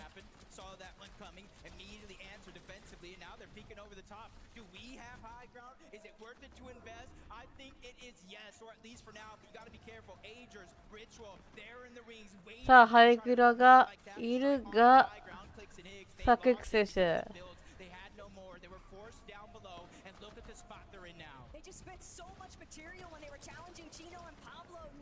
さあ、ここは一人どこまで伸ばせるか。これが勝負でございます。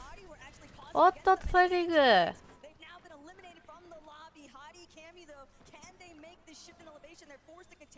さあ、アンチが崖すぎる。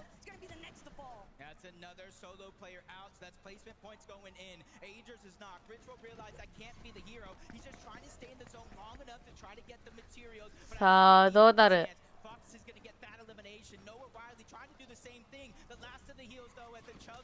さあ、詰めていく。さあ、資材を分けてもらい、食塩をつけて、ここは先端につなげたい。さあ詰めていく、さあやっていく。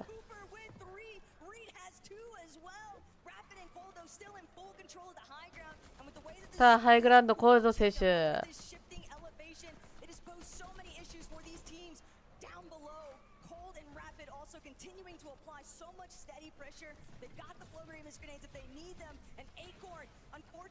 さあエーコン選手がやばい位置にいるがどうなる。さあアンチ外で耐えていくが、さあピクシーはアンチ外で耐えていく。さあ詰めていく。さあここはしっかり返していく。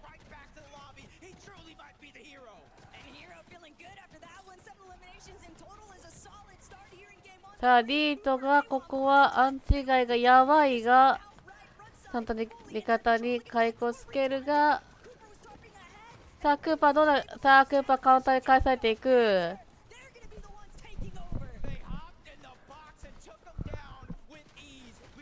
さあ上から耐えていく。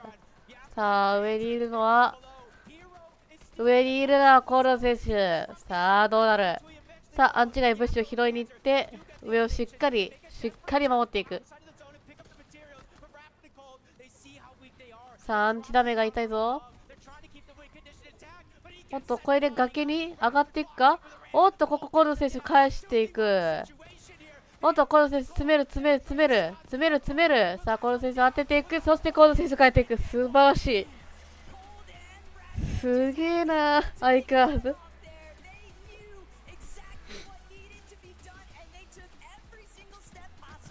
いやーすごいあれ勝っていくのは。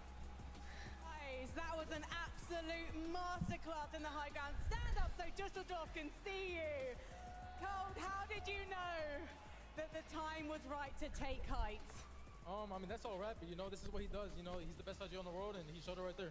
So all you needed to do was listen. So Rapid, how did you make that call? Makla descent height. That might have been the easiest lobby ever. Do you think that people just were not wanting to challenge on height anymore? Because you had it for like 3 zones, unchallenged. I mean, yeah, nothing they could do. Nothing they could do. You make the drop down, you're up against Yapko and Panzer in that 2v2 situation. Who's making the call to go upwards and try and get that shot? Because you were flying cold. It was kind of both of our call, you know, like we knew that we needed the kill points, and that's exactly what we did. You got so many eliminations in that game. So from here onwards, 5 more games to make it out of the upper bracket. You're not going to play it safe, are you? No, we're not. I can't wait to see even more eliminations from you guys. Do you own the high ground now? Do you own it? Of course, I own every kind of ground. Well, these guys, they found that victory royale a little bit too easy. So let's see if any of the duos can make it tricky after the break.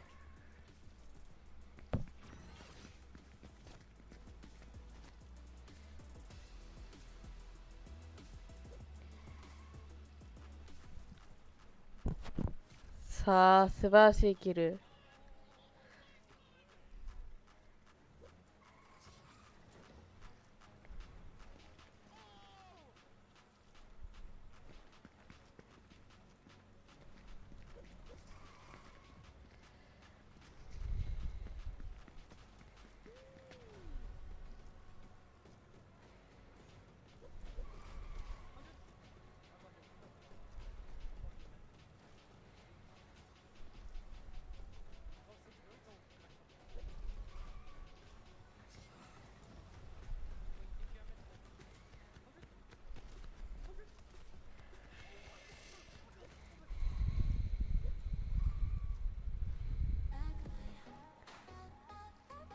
さあもう2分後には次の試合が行われます。ちなみに言うと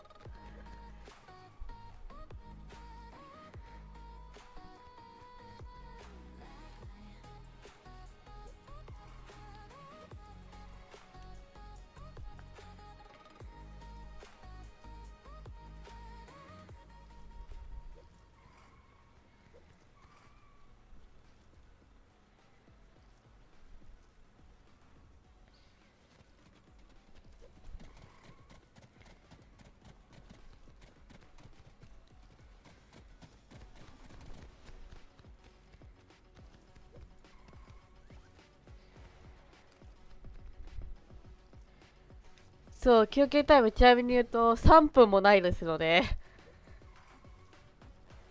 もう次すぐ始まるという感じでございます。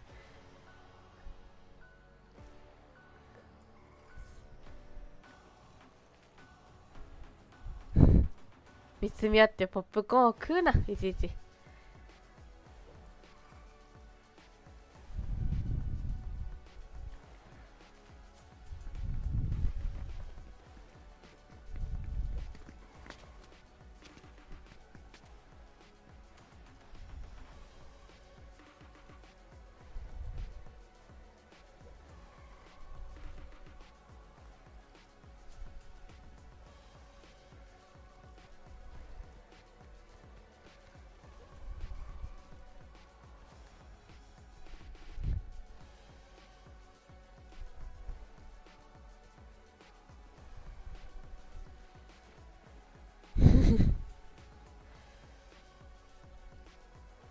違うよ、ラさん。この世界大会今回3日間あるんだよ。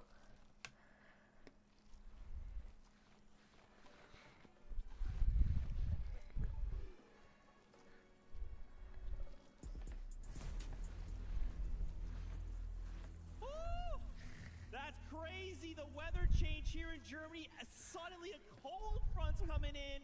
That's right. It happened. I cannot be. 俺はちゃんと全部見るよ。当たり前だけど。Come out swinging, man. A big change in strategy too. We look up, it's like, what the heck? Cold and Rapid are up on the high ground. For anybody that doesn't typically watch NA, man, usually you can find these guys mid-ground, low-ground, kind of feeling comfortable down there. But you heard them after that game. They were like, yeah, man, we kind of just sent it. Yeah, and he said it was free too, which is the most interesting part. I mean, if we looked before that, there were so many height retakes. They just took it at that perfect moment, and I mean, it was just playing it by the book after that. But not only did they secure a nice clean win, look at the amount of 素晴らしいエム。 Cold is just picking up back to back to back. These AR shots do not miss. Yeah, I mean, it's going to be all about the refreshes. You can see them continually picking up all of those eliminations. And we were kind of jumping around from POV to POV when we were watching Height kind of get crazy, right? When we saw like 4 different teams kind of find themselves up on the high ground over the course of, what was that, like 60 seconds? The material counts for all of those teams were just so shambles that they had no chance to actually hold it for the rest of the game. So when you tune into a team like Cold and Rapid, and they are picking up those eliminations, they are picking up those refreshes, they're picking up those extra materials, they are in a healthy enough spot to actually go for the high ground and hold it, and that is exactly what they did. Absolutely crazy stuff out of Cold and Rapid. Remember, we just need to be in the top 25 to secure ourselves a spot in on Sunday for finals, and after this game I feel like we are looking really, really good. I can't wait to see the standings as well, because remember, all of these dudes are thinking the same thing. We just need that good game. We need to make sure we're keeping up in the top 25. But seriously, Cold and Rapid, what the heck? I love that you kind of call out. And what are they doing on high ground? What's crazy too is even looking in for a moment there, Clicks and Higgs decide, hey, we're gonna go for this height, and everyone in the lobby was like, hey, don't let that happen up there. What are we doing?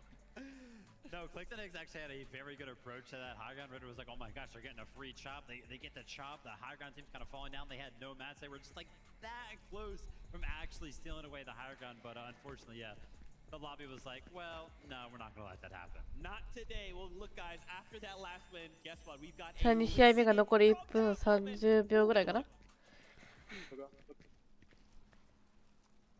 Yeah, I'm gonna talk to you in a second. You're not really connected by much. Okay. I should have like connected to you nice. Look side, that's like a high team. If you see a map, make sure you comment. You literally just gotta make sure like, you know, we're up here. Okay, miss this, we can jump down to the side of the hill and get a little bit closer to them. Think this shit. Think that Yeah, do it. Yeah, listen to this, I'm gonna go down. Top You don't have, you can stay up if you want, you can stay up. I like that. Yeah. 51, 51. Yeah, I'm gonna watch. Nice. Bang, Let's fucking go, baby, come on, let's go. Calm, cold, collected is how this duo was feeling. And I mean, look, they were excited, but it looked like it was just another day in the battle bus. I mean, it just looked like a normal day for this duo. The confidence is there. We heard it in the pre-game interview. 皆さん、よければチャンネル登録、高評価よろしくお願いいたします。Not my EU bias, I promise. Not my EU bias, but all all the top 3 teams that were in that final zone land at the northeast side of the map. We had a northeast zone. Put that out there. All right, let's take a look at standings real fast. We got to take a look at how everything else is shaping up for the rest of the lobby. Already, look at the points aren't crazy, but want to highlight here for you second place Yapko and Panzer showing up in this 2v2 NA versus you. I'm sorry, being unbiased. This was crazy, right? We even saw some shots out of Yapko and Panzer taking down Rate and Cooper, just crazy. Yeah, I mean, shout out to the 3 duos here, right? You had Cold and Rapid, obviously, you know, full chilling up on the higher gun. And then you had Yapko and Panzer, one of the only 3 duos left. And the other duo that was kind of alive in the mix once we got into the top 10 was Reet and Cooper. But as soon as Yapko and Panzer kind of had an opportunity to take it to Reet and Cooper on the low ground, I'm not gonna lie, it happened so fast. Panzer and Yapko just hit some clean shots. Watch this kind of phase in right here. Clean shots from both of them to go ahead and secure the second place. And in the mix, we also see Hero off in the distance. Hold up, Hero. AX FNCS Shams as a duo. さあ、頭にね。 Panzer, they were out of match. They made the aggressive いや、 play. そこで。 It worked. I was getting a little nervous for Cold there. いや、 But the どこ initial そ shot れ。 from Panzer came through, but in the end, Cold Rapid did take the win. But hey, second place. Kicking things off as a reminder, it is top 25 to move on to Sunday. So all of these teams we just saw. 皆さん、チャンネル登録、高評価よろしくお願いします。年内ね、チャンネル登録者数700人目指しています。よかったらお願いします。 We saw Hero from Middle East in that moment, top 3 as a solo, mind you. In the chaoticness that is this crazily stacked lobby, Hero shows up big and clutches. Yeah, I mean, you got to be feeling good after a game like that for all of these teams that are picking up just so many points. Be curious to do some math over the course of the day to kind of get some expectations for what top 25 will actually look like. But yeah, game 1 right here coming out of the gate swinging. It might just be the only game some of these teams really need to actually pick up enough points. Yeah, a lot of the pressure is lifted after that for these teams that got not only top 3, even top 5. I know FKS Hero, they're happy they switched to South Lante landing for this day. The question is, I mean, FKS Hero aren't contested, but for example, Cold Rapid are. So now they have kind of that freedom, that lifted pressure to play a bit more aggressive now. I will say though, Cold and Rapid were kind of expected, like you said, to be contested. I don't think they were that game. They did actually take advantage of some of the contestation that's kind of going on towards Sandy. That's where they picked up some of their early elims, picked up some of that early surge that they could kind of, you know, snowball into the end game. So keep an eye on the early game towards that way. And I do just have to wonder, obviously this being the first game in this environment for many of these teams, maybe it's their first time. There's a lot of jitters, right? When you kind of get put in this situation, you're not at home and in the comfort of your home, the comfort of your setup, you know, you don't have your shoes kicked off, you don't have your desk a certain way, right? Your monitors, this is a completely different environment. So, you know, this being game number 1, I'm just gonna chalk this up to like, hey, just let's get game number 1 out of the way. Now we can kick things off crazily, right? Look, a big team that I'm looking at in terms of the pressure, the nerves perhaps, it's Sharkantini. They were contested at Wonkyland by Clicks and Higgs, and this is a team that they have what it takes. They've proven that they have what it takes, but I'm sensing a bit of that pressure. I'm sensing a bit of those LAN nerves. Now, the good news for Sharkantini is that they have all, you know, upper bracket to play out, get top 25, and then if they make it through, they have a whole other 8 matches on Sunday to truly show what they're capable of. Yeah, I mean, one of the big talking points over towards Wonky Lane was confidence levels. I mean, Clicks and Higgs, for whatever reason, played this long game, kind of talking about, hey, we're not even going to be landing Wonky. And then, boom, surprise, they're here. And now Sharkantini might be kind of caught off guard because we could see in that early game how much respect they actually gave towards the way of Clicks and Higgs. Like, at one point, we were kind of looking around and it was like, wait, whoa. Are Sharkantini even land in Wonky? They did eventually land, but they took, like, such little loot that Clicks and Higgs were kind of given almost the entire POI for free. It's crazy, too, how long I felt like that fight went on, right? Like, you know, when we saw these practice games. Don't want to, like, think too much about those, but we saw this go a certain way, and to see, like, this super long, we're in the zone, and even in that situation where Shark was by himself, it's like, oh man, you know, like, it's, you know, let's close it up. Shark's like, oh, hey, Higgs, go down to 3 HP, hold on a minute. I was like, wait, hold on, is he about to come back? Is he about to clap back? It's funny, when we were watching that, I remember Zeke was telling me, he's like, so God, I think they're taking a little too long. Like, this fight has staggered out too long. I'm like, it staggered out too long 10 minutes ago, right? Like, they've been here way too long. This is not finishing. So the pressure, it might be on both ends, but Clix-Higgs are definitely looking more confident for now.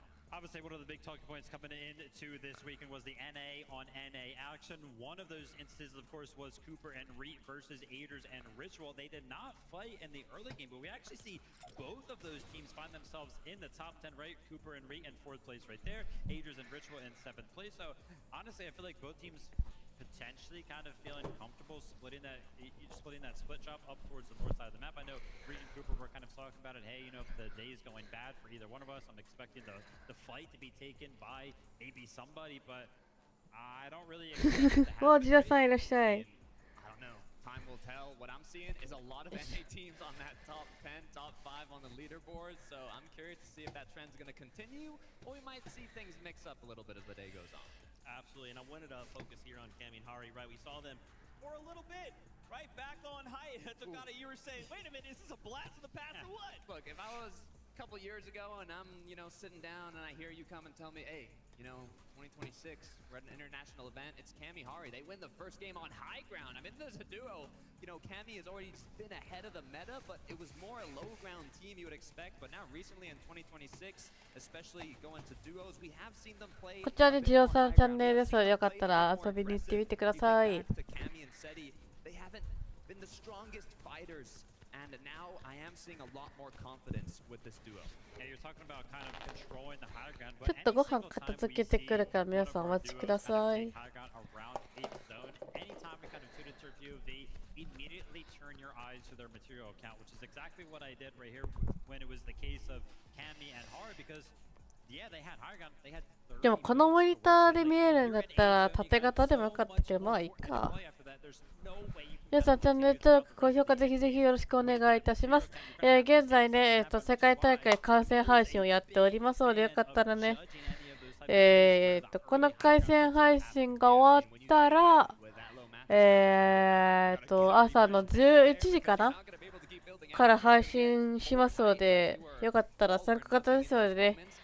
基本は僕、原神の参加型か、もしくは、基本メインはフォートナイトの参加型やってるんですが、たまに、原神の参加型をやろうかなと思っていますので、よかったらチャンネル登録、高評価で、応援してくださるとお願いします。そして SNS の拡散もね、ぜひぜひ、してくれて全然構いませんので、よかったらお願いします。でね、年内700人目指していますので、よかったらチャンネル登録、高評価もぜひぜひよろしくお願いします。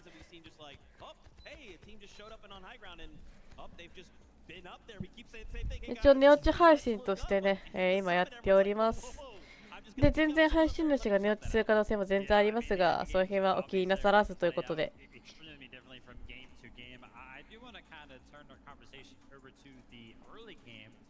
Obviously, we did talk a little bit about wonky lane, right? We got Clix and Higgs versus Sharkatini. Obviously, because Clix and Higgs are landed over there at wonky lane, guess who's going to be uncontested? Peterbot and Playo over at Squibbly. めっちゃ顔ドアップするやん。They want to be uncontested. They don't want to take that early fight off spawn, that is. Early fights are kind of their bread and butter. You can see they're kind of pushing around the map, but I feel like they kind of got humbled a little bit that game. Look, I'm going to shout out my man, Levin2K here, because I'm talking to Pete yesterday, and there's this thing that, happens every now and then. Pete gets really confident.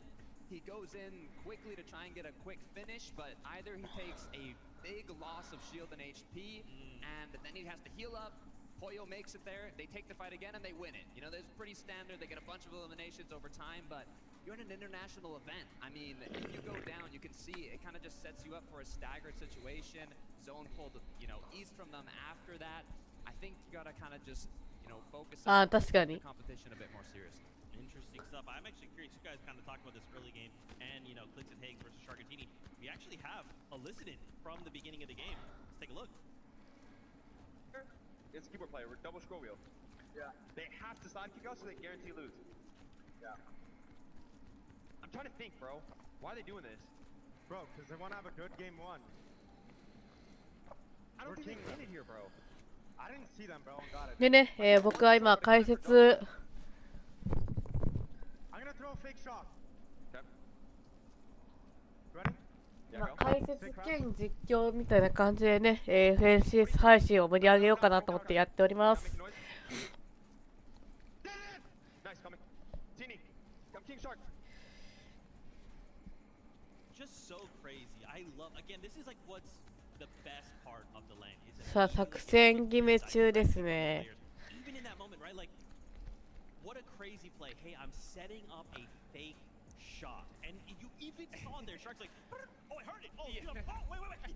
And you got to think, right, for Shark and Teeny, over the course of the rest of the weekend, they're going to be thinking about the moment every single time. よかったら皆さんね、SNS の拡散もよろしくお願いします。 Exactly. I think it's also pretty cool that we kind of listened in at a pretty pivotal part of that early game in the sense that Clicks and Eggs were kind of confused as well. They were like, wait a minute, like, did they land here? Like, where were they? He was like, oh, I think one landed short. I think one was like over there. So they actually didn't even kind of know what was going on. I mentioned that. I was like, wait a minute, are they even going to land there on them? So Clicks and Eggs were kind of feeling the same sentiment. I was just as confused because Shark Teeny had a very similar drop to Deemish and Darn, who are, I mean, they're close to Wonky Land, but it's a completely different drop, and they were like on the same height, and I'm like, what's going on here? Like, where are they? It was the same confusion that Clicks and Higgs were having, but then the fight ended up staggering a lot. But as we saw, that overdrive play, I mean, that worked. さあ言うて間もなくじゃないかな、スタートが。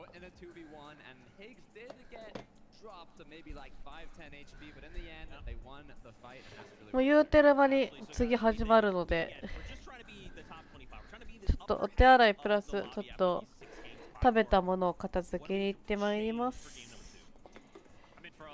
なので一緒にとになります。 during that game, but I feel like when we jumped into the game and watched for like a minute, there was like 90 players alive super fast, which means that basically 5 teams instantly went down, which is kind of to be expected because we know that there is a lot of teams that are kind of contesting each other around the map. The approach to the early game is going to be the difference for a lot of these teams. Well, it's time to see if they can make those adaptations again. This is game number 2. Nobody freak out. I'll do it for you. Casters, over to you. Hey, game 1 did not disappoint, that is for sure, Jacob. I mean, I know that we were definitely expecting to see a little bit of those drawn-out fights, the original starting points getting a little shaky, but it's going to be an uphill battle for some of these teams already. Yeah, you kind of look at the Clicks and Shark fight over at Wonky Land. Even though Clicks didn't have the most phenomenal performance, they outplayed Shark and Teeny. Can that repeat? Game 2 is here, so let's jump right in.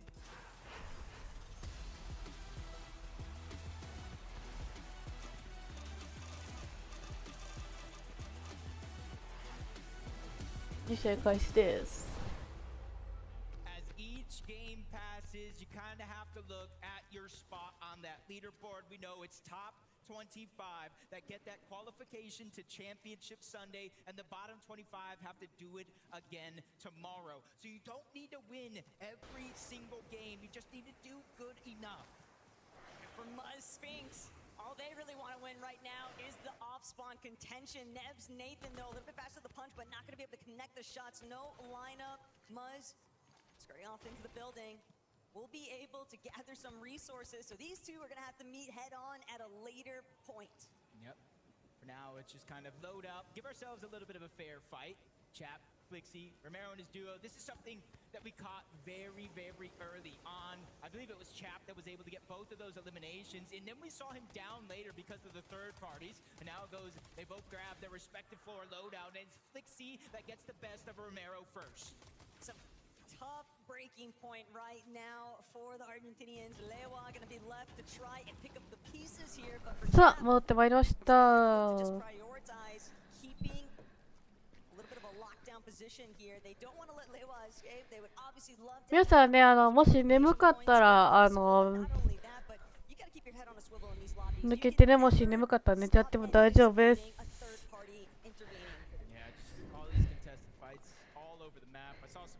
Going down in the feed as well for Latte. That's not too far away from here. But Yapko, Panzer, Jonas, Fellows, they're the ones across from each other. And another one of those contested fights where, yes, they can go ahead and play aggressive towards one another, but in the early portions of this, they will at least want to give themselves a loadout so they're not playing mostly on luck. But I'd argue that this is a much worse position currently for Jonas and Fellows, because you have to remember, Yapko, Panzer, they've already had one solid lobby, and in a 6-game format for top 25, most of the heavy lifting has been completed. So now, Fellows and Jonas, they're going to be stuck having to try and escape, stay out of Panzer and Yakko's line of さあ勝負を仕掛けていく。 They're looking to get more aggressive right from the start. They have gotten their revenge here in this second lobby. I wish Zeke would have asked them what they need to do different because it feels like they did exactly that. In game one, we saw them fly high. They didn't go to じゃあ俺頑張って配信しとくね。 and that made it late to take over Wonky Land. This time around, it looks like they got aggressive. They went ahead and pushed the fight. さあ詰めていく詰めていく。さああと一人。さあ次は。さあ押さえて押さえて倒していく。ボット？ピーターボット？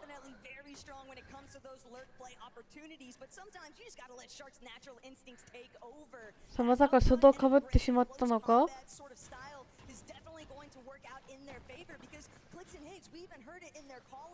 Briefly before this matchup started, they were expecting them to play it much more passive. They know that all you need is 1-2 good lobbies and you're through the top 25 and you don't want でも皆さんあれでしょ、こう見るとこれのそうだって考えたらえげつなくしんどいのわかるでしょ。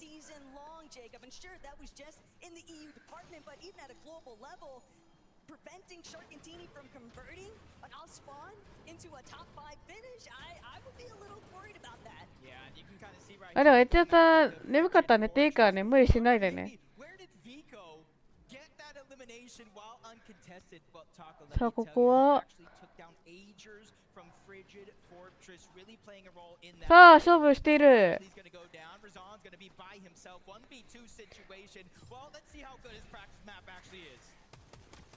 さあ追われていくが、さあ追われていく追われていく。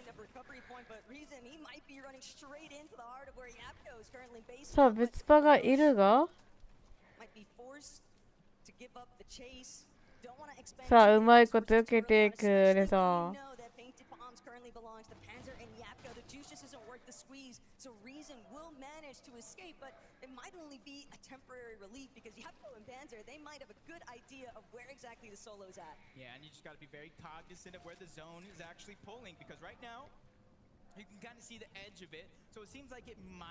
be pulling away from the northeastern part of the map. Only time will tell. Isaiah, Scary, going for a lurk play. They already win their off-spawn fight.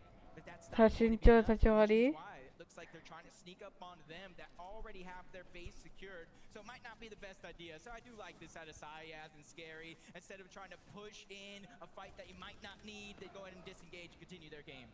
BOT, unfortunately, a victim of Thomas HD and Focus. さあ一人やられていく。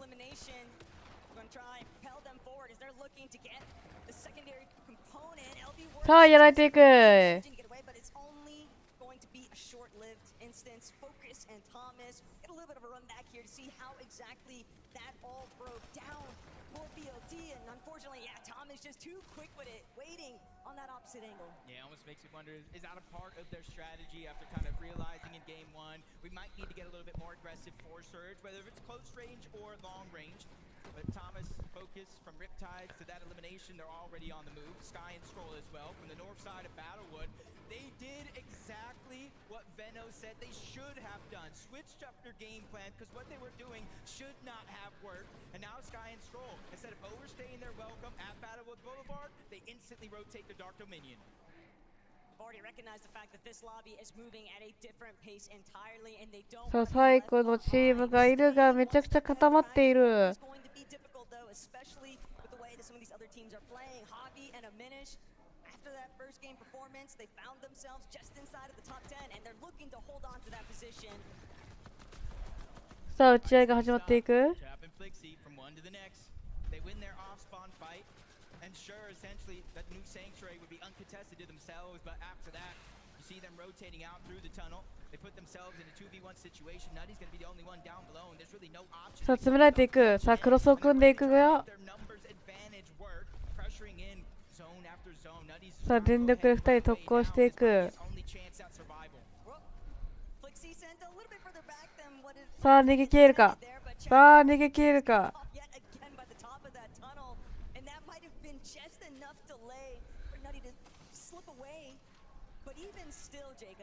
Relatively low on materials, doesn't have any metal, needs to get a reboot off for Gab Zeta, and there are other teams team still looking to try and enter new sanctuary, and whether or not they're also a team that's hurting for some hard material, looking to try and refarm some of those elements, it's not going to be very easy for Nutty to find this reboot anytime soon. Yeah, for Chap and Flixie though, I like that lack of desperation for that elimination. They say, hey, he's going in new sanctuary, he's gonna have to come out eventually, and they're just gonna wait instead of waiting and moving in and possibly getting lurked, just like you see Janice and Cheatin doing here to Controller. Come on, I'm not sure if he's there anywhere nearby, but he desperately needs to get some sort of a signal because they are gearing up right now to break through the wood, land a good shot on a Controller, but he got the signal just a little too late. さあ勝負を仕掛けられていく。さあヘッド2点。さあグーパン使ってさあ1人やっていく。Definitely need to start establishing some territory pretty soon here. Amando stuck inside of their surge base, but if he's that high up, Jacob, you have to wonder how exactly we're さあいつも通りその上で味方がいない状態上を取っていって見ていくが do I stick around? Am I going to be able to disengage? Or will I just be lit up the moment that I try to escape my position? I will say the saving grace though for him is the zone is pulling away from that spot. So eventually everybody will have to go and he'll get at least a chance at that reboot card, but you can kind of see in Cheatin's inventory literally seconds before he had bandages in there. So you can see they're lacking a ton of loot and that elimination's got さあこの選手アンチガイで対強しているが points, cold and rapid. They said, hey, this one for them was a little easy. They got high ground. I don't think anybody had a chance to look up. They were playing that first lobby as if it was an open, Jacob. It did not seem like it was. さあここでいかに1位を早めに潰すかの戦い。さあミーピョ選手。さあフー君と合流。さあ小ヨタ選手。さあ移っていく。なんだその進行。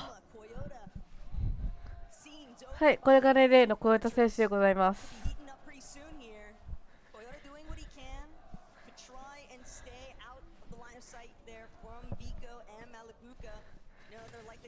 さあ、服が絡まれていく。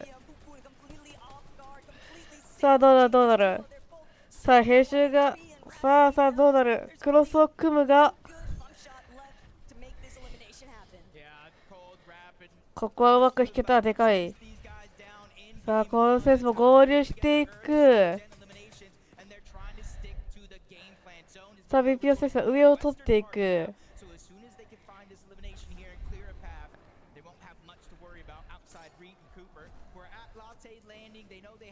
さあ、BPO 選手引いていくが。さあ、どんどん引く、どんどん引く、どんどん引く。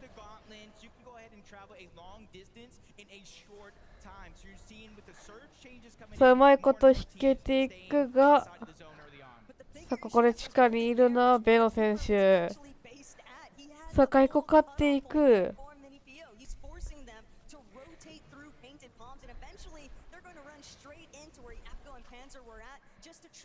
でその上に構えるのはポロとピーター・ウォット。さあ出てきたところを潰そうといった考えか。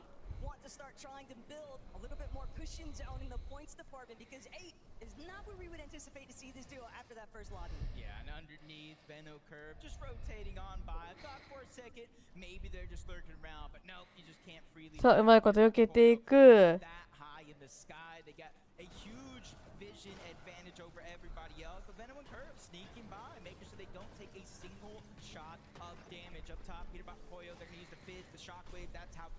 Going to make it to zone. Alex and Reckless, they moved in from the far eastern side of the map over towards Sandy Strip. And typically for teams that do land on the outskirts, they do rotate into POIs just like Sandy Strip to go ahead and replenish what they're missing from their drop spot. One above, one below. Reckless on the rooftop. Alex now starting to rotate back through his duo's building as Reed. さあリート。さあ山にいるが。さあ仲間も生きている。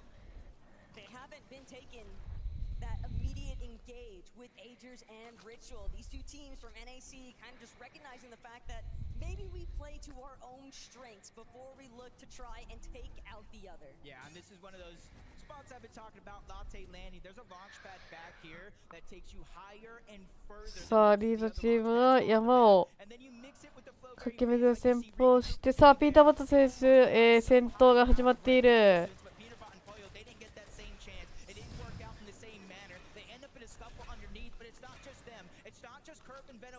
さあピザが残っているだけで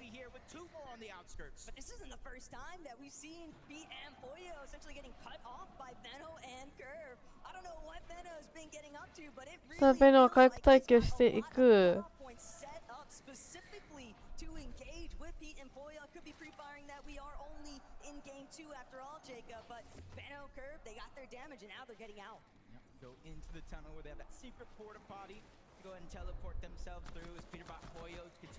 さあ詰めていく詰めていく。さあしっかりクロスを組んで詰めていくが、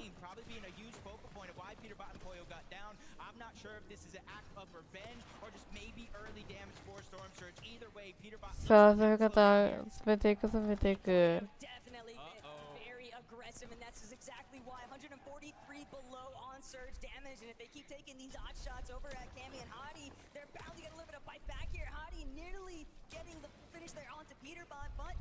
Tags exchanged from both ends. It's going to mean that Pete has to step back. Pollo now looking to take over that aggressive front, but Pollo eats another decent punt tag there from Hottie. Cammy doing a great job at just keeping everything closed off. Yeah, and you see they got what they wanted. They won the exchange for the most part, but they get caught lacking. Peterbot not missing a shot, getting that first down on the Hari. But you see, Taco, they're still 27 below the damage threshold. They needed more than just a full elimination worth of damage, so they have to continue to be on the hunt. Right now, it looks like they're looking for Cammy as a solo, but you see there's plenty of opportunities right in front of them. That went from being the dream scenario for Cammy and Hottie to an absolute nightmare. And now Cammy trying to see if he can enact his own revenge here, but Pete quick with the cut. さあピーターバット、さあどうなる。さあ逃げていくが当てられていく。さあお相手は神。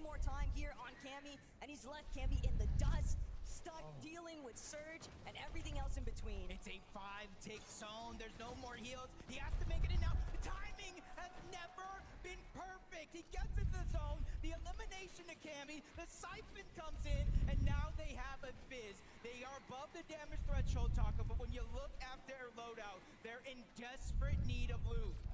They might be able to clash with a handful more teams. It all depends on whether or not they actually want to try and make some sort of a dead side approach. You also have to remember that there are going to be other duos looking to try and scale up this mountain face. The zones over by Wonky can be very brutal to actually retain any sort of materials, and when you are a duo that's already clinging on for just those last little bits of scraps, Gino, Pablo, kind of a similar position here. They might have a little bit of damage to be just above for the moment, but will that stay true? Yeah, in the next zone, that's going to get flipped upside down more than certainly. See Minute down on the side of that mountain. You said it yourself, making up and scaling the summit here is going to be near impossible. Only the best will survive. Scroll, Sky, they see them down to just one individual. Sky, and he's below the damage threshold. 132, essentially needing an elimination, and he needs it now. Storm Surge will activate, and he will take that 25 damage every 7 seconds. Probably happy to just be leeching off a size as Flowberry Mist Grenade, but first, can he break out away from Ties? Looking back, sees there is a solo behind me. He might be able to be the cutoff point, but instead, recognizing I've just got to keep things moving forward. He's such a low material count here, though, Jacob. If he can find that solo, he can get that elimination. The refresh would buy him so much time instead of having to play for the backside of zone. Yeah, and if climbing the mountain wasn't hard enough, Peterbot and Pollo go down before they reach the top of that mountain. The zone pulling all the way across, so we're going to go through varying different elevation changes, and if you don't have the materials, Taco, good luck to you, but Sky somehow finds a way to get above the damage threshold. 50 teams still alive, so even so, Storm Surge deactivates here. It will not officially turn off in this game until there's 40 or less players standing. Sky is so trapped right now. Vico and Malabuka definitely sniffed out his position, but they also know why take the risk. They have the options, the opportunity to try and make their way towards the next high ground point, and Sky still as a solo from behind takes down Zaya, takes out Repairs, the siphon kicking in, the life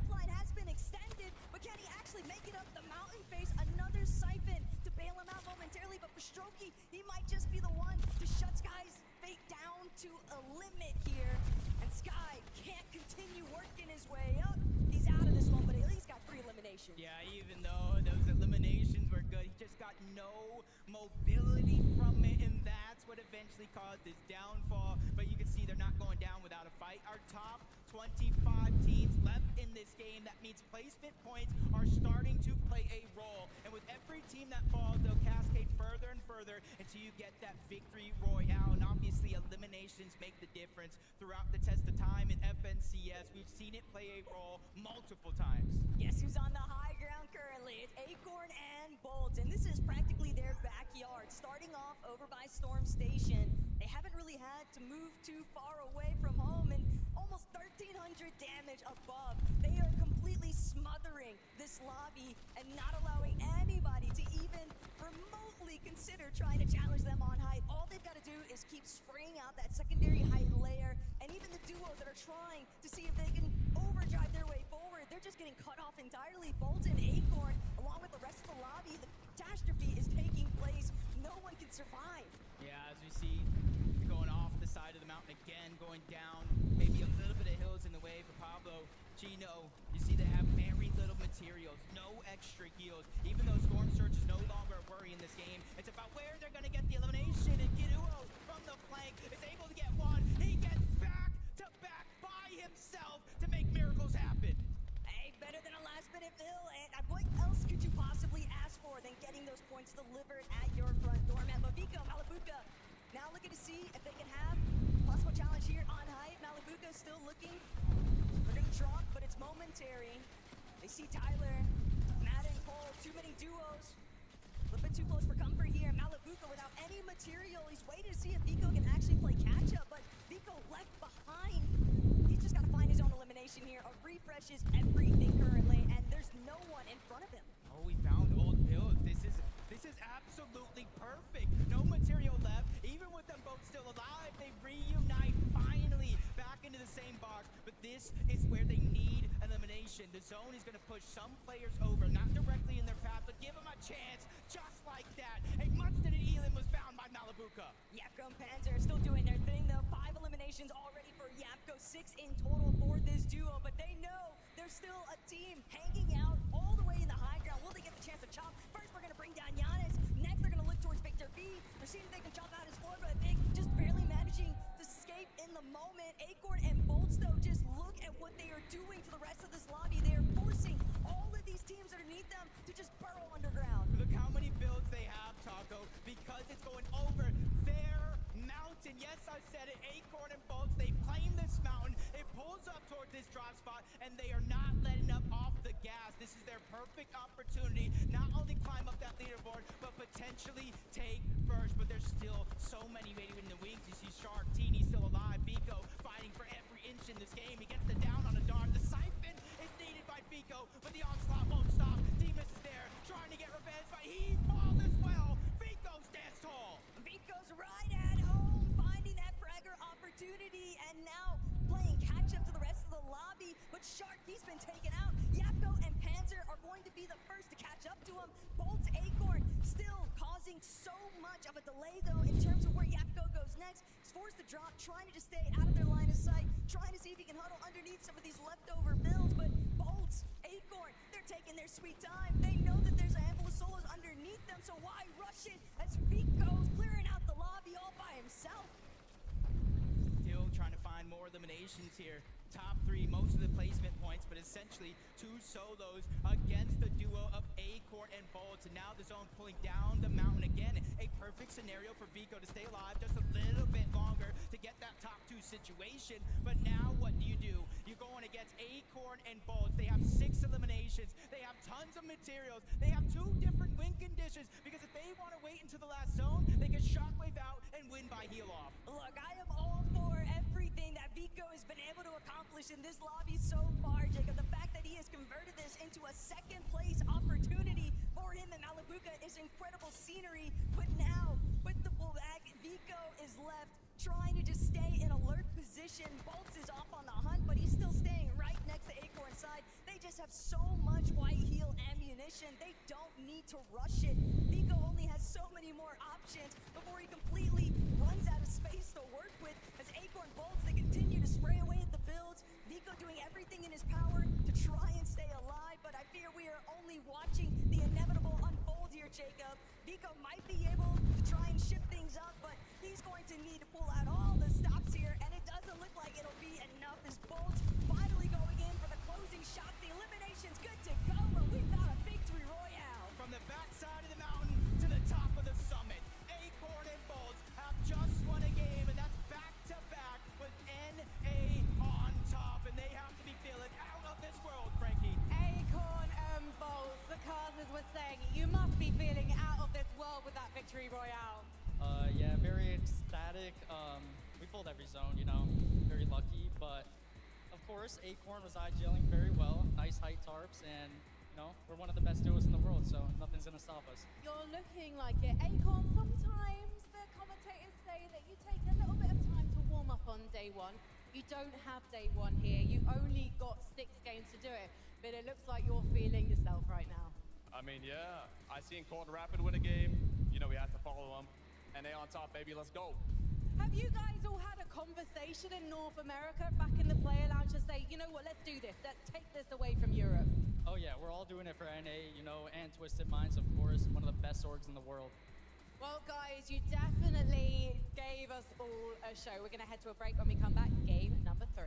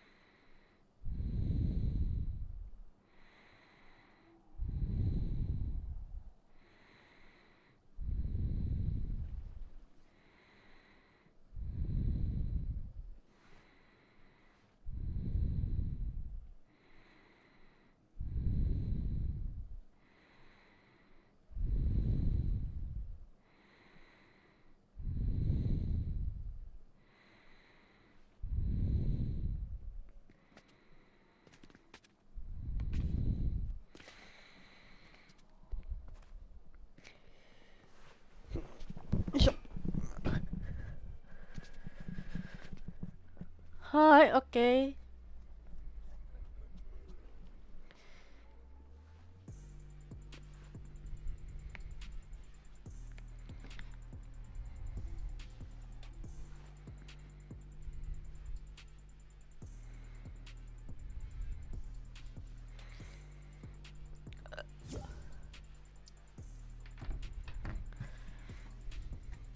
人数だいぶ減ったね。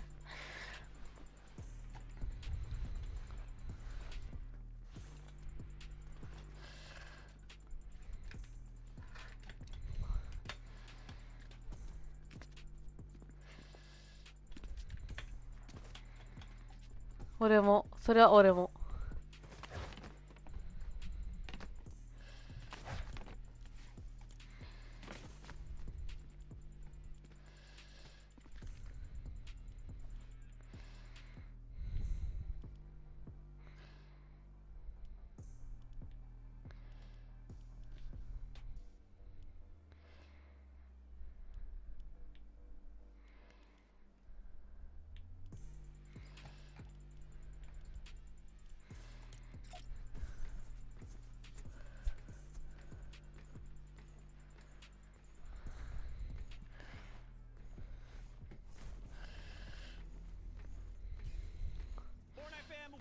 to the FNCS Summit. We got Mini Miner. We got で自分もねこれ配信してますが全然眠かったら寝るので。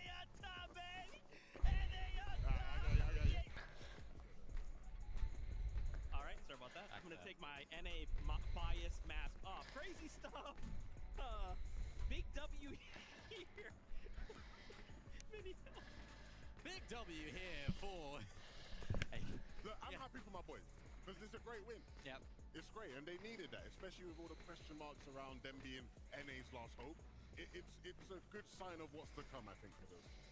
Yeah, really nicely played from these guys as well. I think they identified, of course, that the zone was going up on this absolutely gigantic hill. They took height really early, and I think if we've watched 皆さんね眠かったら寝てくださいねちゃんとね。 higher level, we've seen that if you take height early, Levin, it doesn't usually go too well. But because these guys still had so many of those builds, and more importantly, all the teams down below spent so many builds trying to get up that hill, they could just ride out for success here and did really well in it. Yeah, and ultimately a comfortable game for these two, right? It's a very favorable zone. They didn't have to spend much of the game sort of running about all over the map, and it sort of gives them that sort of momentum as they get into the end game to play for high. We know it's something that Acorn can do, even if it. 自分もねこれ配信つけっぱで全然僕も寝ますのでね。皆さんも眠かったら寝てください。ちょっとトイレ行ってきます。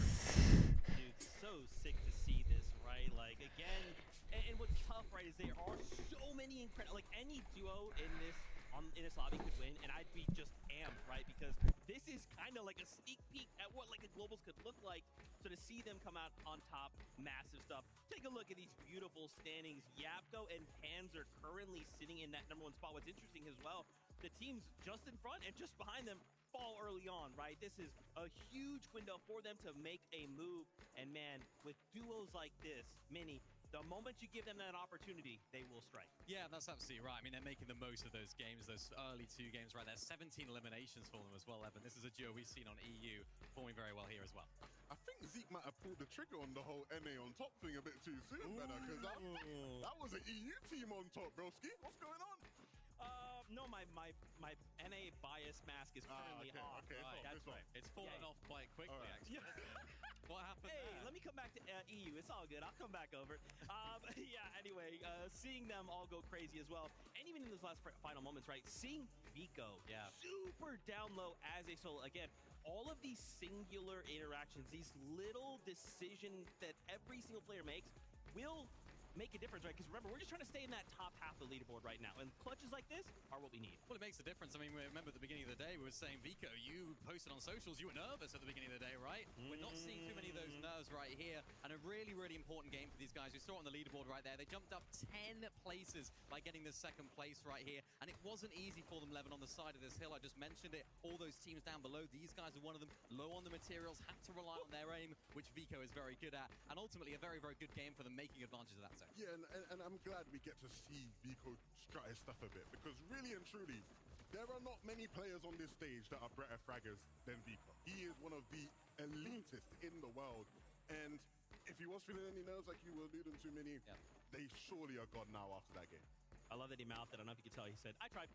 And He you know, really did. He did. In that circumstance, man, you look up, you're like, yeah, this is a little bit cooked. Old Man Mountain did take his toll, but again, we've just seen a handful of really good games back to back, and then we'll be okay, right? So I'm excited to see them. I appreciate that Vico, of course, he's pretty emotional, but he's very content. He's like, hey, he wasn't even like, oh man, I can't. But he's like, yeah, I tried. You know, I did what I could. Sky and Scroll as well, another EU team though, going crazy. I'm excited to see more from them. But man, again, it's just like with so many names in this lobby, dude, it's just like, it's like a feast, right? It's awesome. I was glad to see them make it a bit deeper, because that first game, Mini, it scared me. Yeah. We obviously watch EU, right, together. A lot. We're not used to seeing Sky and Scroll not deep into an endgame, and so I thought, I hope the occasion hasn't gotten to them. Clearly not, because this is exactly what Sky was doing when they won an FNCS on the EU. Clutching up in these endgames, in big moments, in uncomfortable situations, hitting shots like this.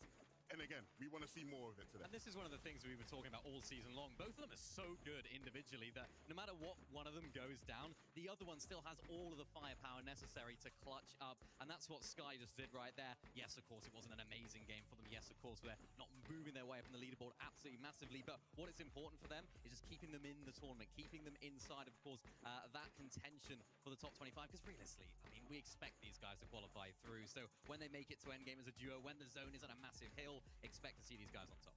And earlier with Tokata and, of course, Vivid, we kind of talked about the meta within the meta. What are you guys seeing now with about a minute out? Obviously, kind of what you called out. Sky and Skrull, dude, we're seeing them win games. We're seeing them go crazy, but suddenly we're finding ourselves in a solo clutch situation. It's got to be the quality of this lobby, right?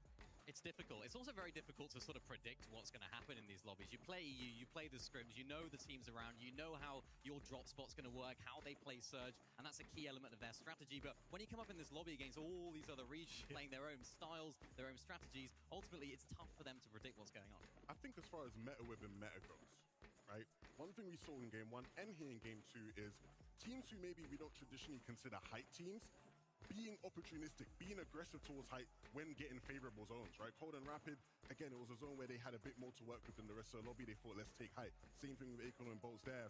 If you are a team who maybe you don't usually play height, if you had a favorable zone, maybe you do have to go for it. Yeah, man, again, it's with the top 25, you know, we just need those few games. I'm almost wondering, like, is there still a bit of those nerves? I know we're only 2 games in, but we're almost halfway through, right? We need that pop-off game. Well, that's the thing. You have to throw the nerves out the window now as we get on to the rest of this tournament. If you need a win, you need a big game, height ultimately still is a very, very good way of going about that. Even if a lot of the other teams aren't playing it, it almost gives you that green light. But of course, if you're one of those teams that are outside of that top 25, so many other teams will be thinking to do the same. And that's when it becomes really messy, especially with these overdrive grenades. Anything can happen. So it's a bit tame right now, but of course, we'll see how things develop. I'll be honest. I'm looking at these guys on our screen here. Deemish, Dom. Yeah. I think I saw, shout out to my guy Spudson, I think I saw him talking about them where he was talking about all the different EU teams that people have been bigging up going into the competition, right? People are looking at Vico Malabuka, Shark and Teeny, Sky and Skrull. Why are we not talking more about Dom and Deemish? I think they've had, I guess by their standards, maybe a slightly more quiet year compared to the quality you'd expect for them. But you can never count these guys out because every time people did over the course of last year, they overcame expectations. And I think there's a good chance we see them do that today. Yeah, and I was speaking to their coach, Sven, and he was saying, of course, they've had a few issues. Of course, the drop spot situation this season's been really difficult. They've had to switch around. They haven't found that home. And even this weekend, they've had to switch drops as well. Of course, they're now going towards that west side of the map. And I think the key word that I use to describe these guys, particularly this season, is just adaptability. Every single time they try and change something up, they try something new. They're just such a great team together. Of course, Sven's going to be helping with that so much as well.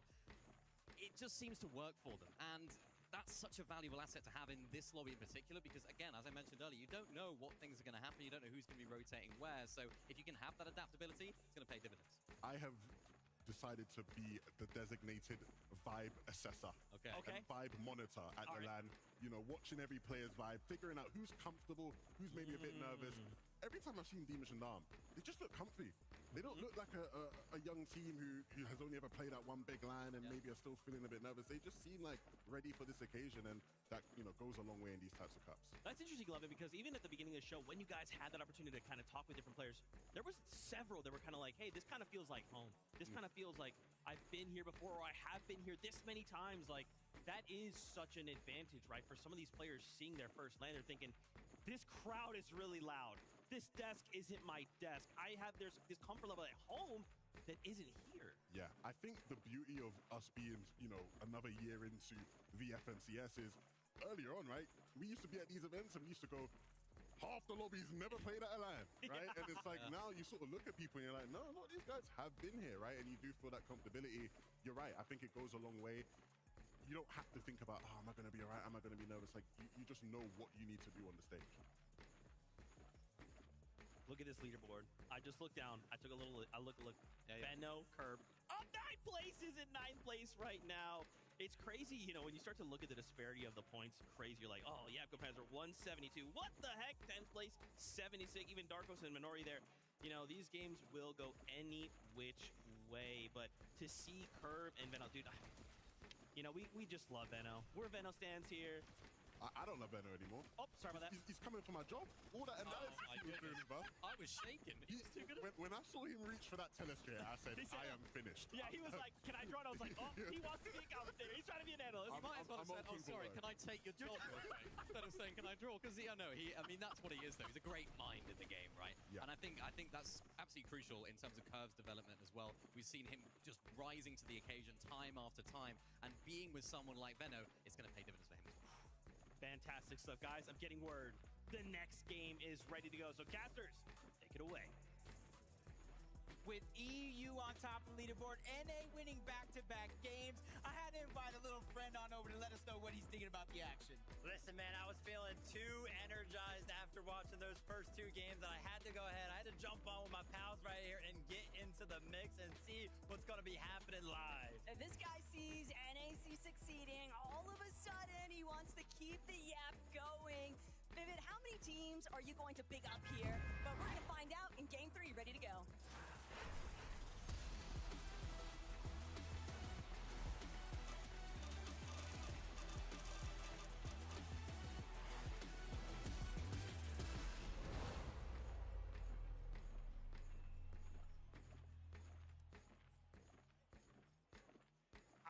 Going to be hyping all of the teams while I'm up here taking the opportunity to call out all of the boys.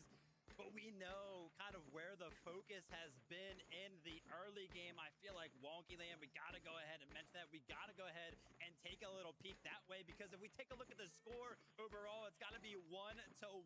But a quick moment before we jump over there, Chaps and Flixie on the other side of the map. Yep, 2-0 off spawn at the new Sanctuary. There was a couple of scares in game one where after those eliminations, Chap did go down, but Flixie picked him right back on up. He said, no, I'm not ready to have you go down just yet, but they get beat. They get beat by a long shot by Romero and Lewa. Lewa and Romero have been waiting for the opportunity to strike back. They've really got to get some points building on the board, and they need it to start now before we're done with the halfway point, but trouble is still striking everywhere else. Agers and Ritual, they are chasing down Cooper, Higgs, Clicks, being absolutely ran down by Teeny and Shark.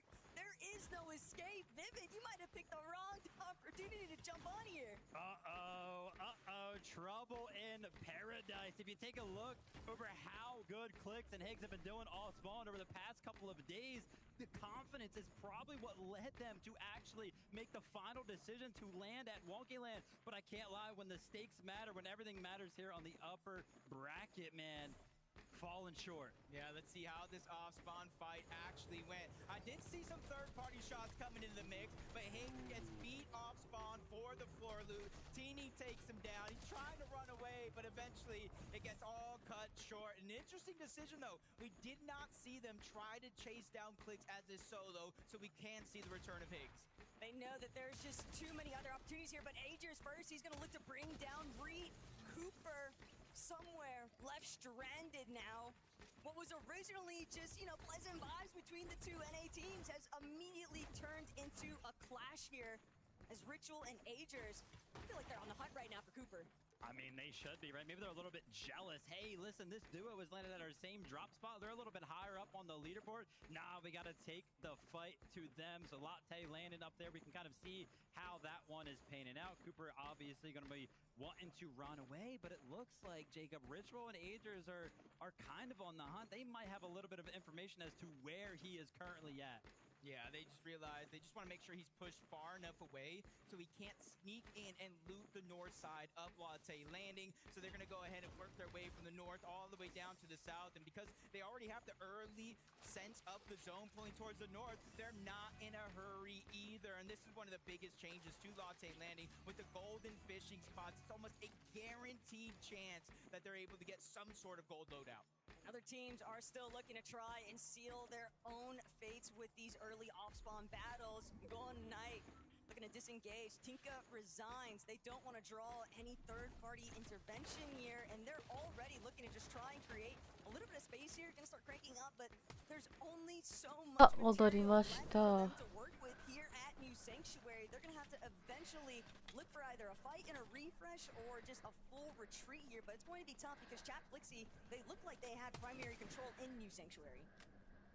Kind of channeling that aggressiveness that we were talking about earlier on, right? Brazil, they love to play that aggressive game. We've heard it in interviews. It feels like the region itself just plays so fast, so aggressive. And then when you show up here on land, everything kind of slows down. So there's going to be a big adjustment here for duos like Gone and Knight. As you can see, they did try to go ahead and push Rezons and Tinka, but quickly being held off. And once they kind of reassess, are like, wait a minute, we do not have those materials to continue to play the way that we want to.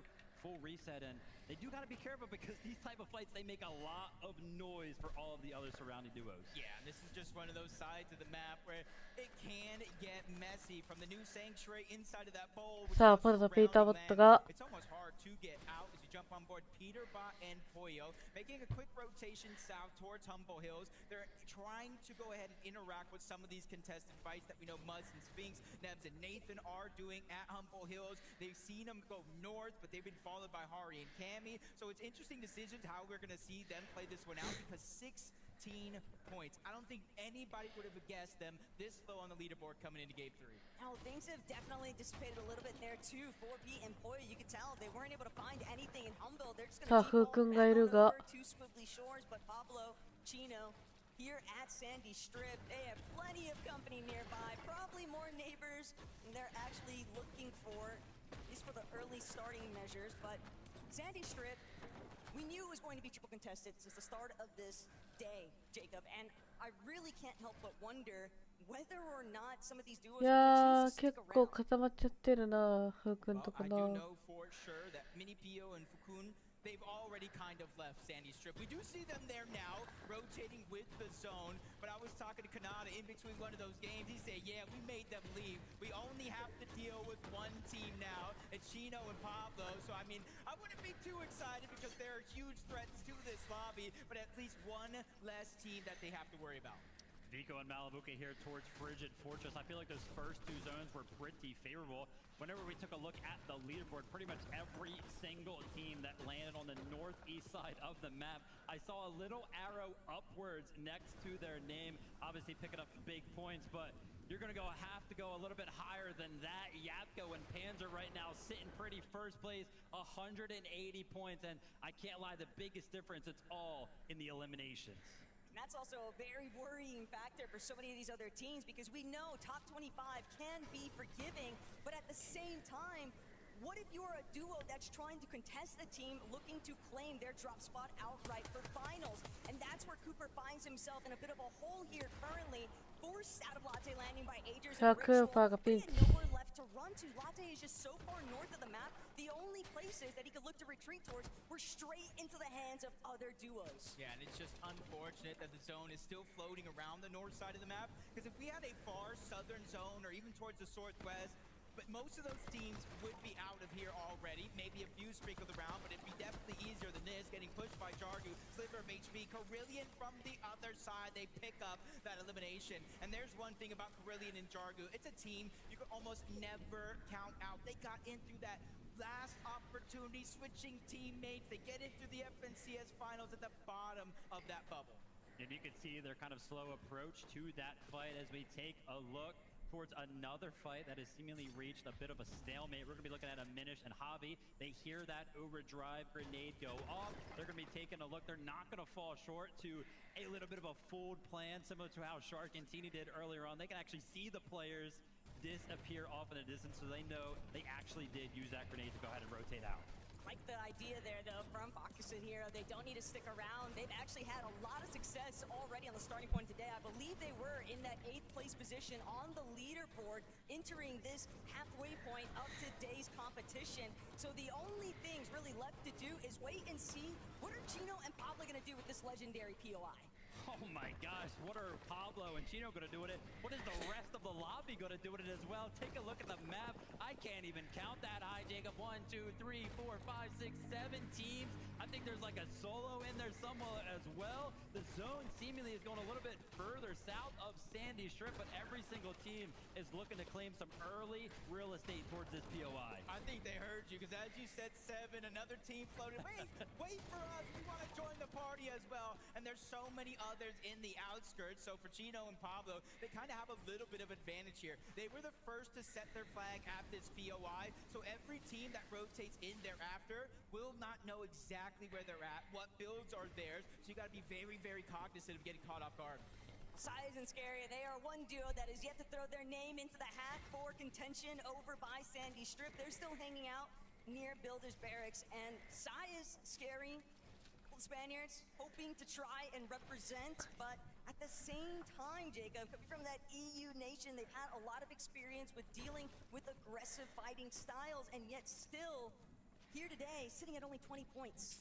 Yeah, I'm not too worried just yet. This is game 3, so by the time this one's over, that's when you really look at the leaderboard and see how much the point thresholds control your destiny. But coming into this one, I was thinking, okay, you need 3 decent performances maybe to get top 25, 2 pop-off games, or in some cases, if you're Yapko, Panzer, Cold Rapid, or Acorn and Bolts, you might just need 1. Peterbot and Pollo back and forth between POIs, right? They continue to try to find some sort of successful aggression. As you can see right there, 1 elimination on Peterbot right now. I did see off screen, that's actually gonna come off of the back of a reboot, so they were fully aware of the opportunity with that. And I did have sort of like a drive-by conversation with Fax today. I was like, dude, we gotta be feeling good, right? Back-to-back NA wins. He was like, dude, I want Peterbot and Pollo to get in the mix though. Yeah, this is just so tough though, because they are looking to get involved, but sadly, Minutes, Alco, the last thing that they ever wanted to see is Peterbot and Pollo barreling down on their position. Cammy and Huddy still hanging out by the lighthouse, though, tells me that they're just going to be looking to trail P and Pollo. They're not going to allow them to freely rotate, and that's going to potentially be a thorn in the side there for P and Pollo later on. Yeah, huge annoyance, because they're a team that, you kind of said it yourself when you were talking to Fax, that they like to get aggressive. We want to see them get aggressive. But this isn't just an NAFNCS. This is the best of the entire world when it comes to Fortnite. You're not going to get the same opportunities. Those windows will be smaller. And I think they're learning that with each and every game goes by. And that's why you think you see a huge drastic change out of the game plan in Game 3 for Peterbot and Pollo. Yeah, and keep a close eye on all of these teams like Noah and Reason, who actually went ahead. They left Sandy a little bit earlier on, right? We did see them kind of base up on one of those tall buildings. As you can see on the north side of the zone as it currently stands, what do we have? 4 duos kind of posted up here, ready to catch all of those rotates from all of those Sandy teams that we just kind of talked about. Because the zone pulls a little bit further south, all of those teams are eventually going to have to leave Sandy, which provides a great opportunity for anybody that left early to kind of base up and get all of the damage that they might need. Reason just being proactive, shooting out trees, preventing other duos from having the opportunity to hide behind that natural terrain coverage. Curve and Veno, though, entirely different strategy. They're still hanging out in Battlewood Boulevard. They're hoping to see if they can pick up some additional points here off the eliminations, and they might just find exactly what they're after. Ahmed trying to escape. Vixter nowhere left to run. His Veno just easily clears those 2 out with Curve. Yeah, that's one thing I've learned on NA when Veno won his inter-regional championship from EU and NA is you don't mess with the guy in his drop spot. Multiple times in that major final, teams were trying to steal away his loot. He just chased them down and sent them packing back to the lobby, which kind of helped his game plan because of Surge. But not everybody has that luxury being uncontested. Muzz and Sphinx know that to be a fact. Nebs and Nathan are contesting them off drop. It does seem like in this game they're splitting it, but what does that do to their loadout and their confidence?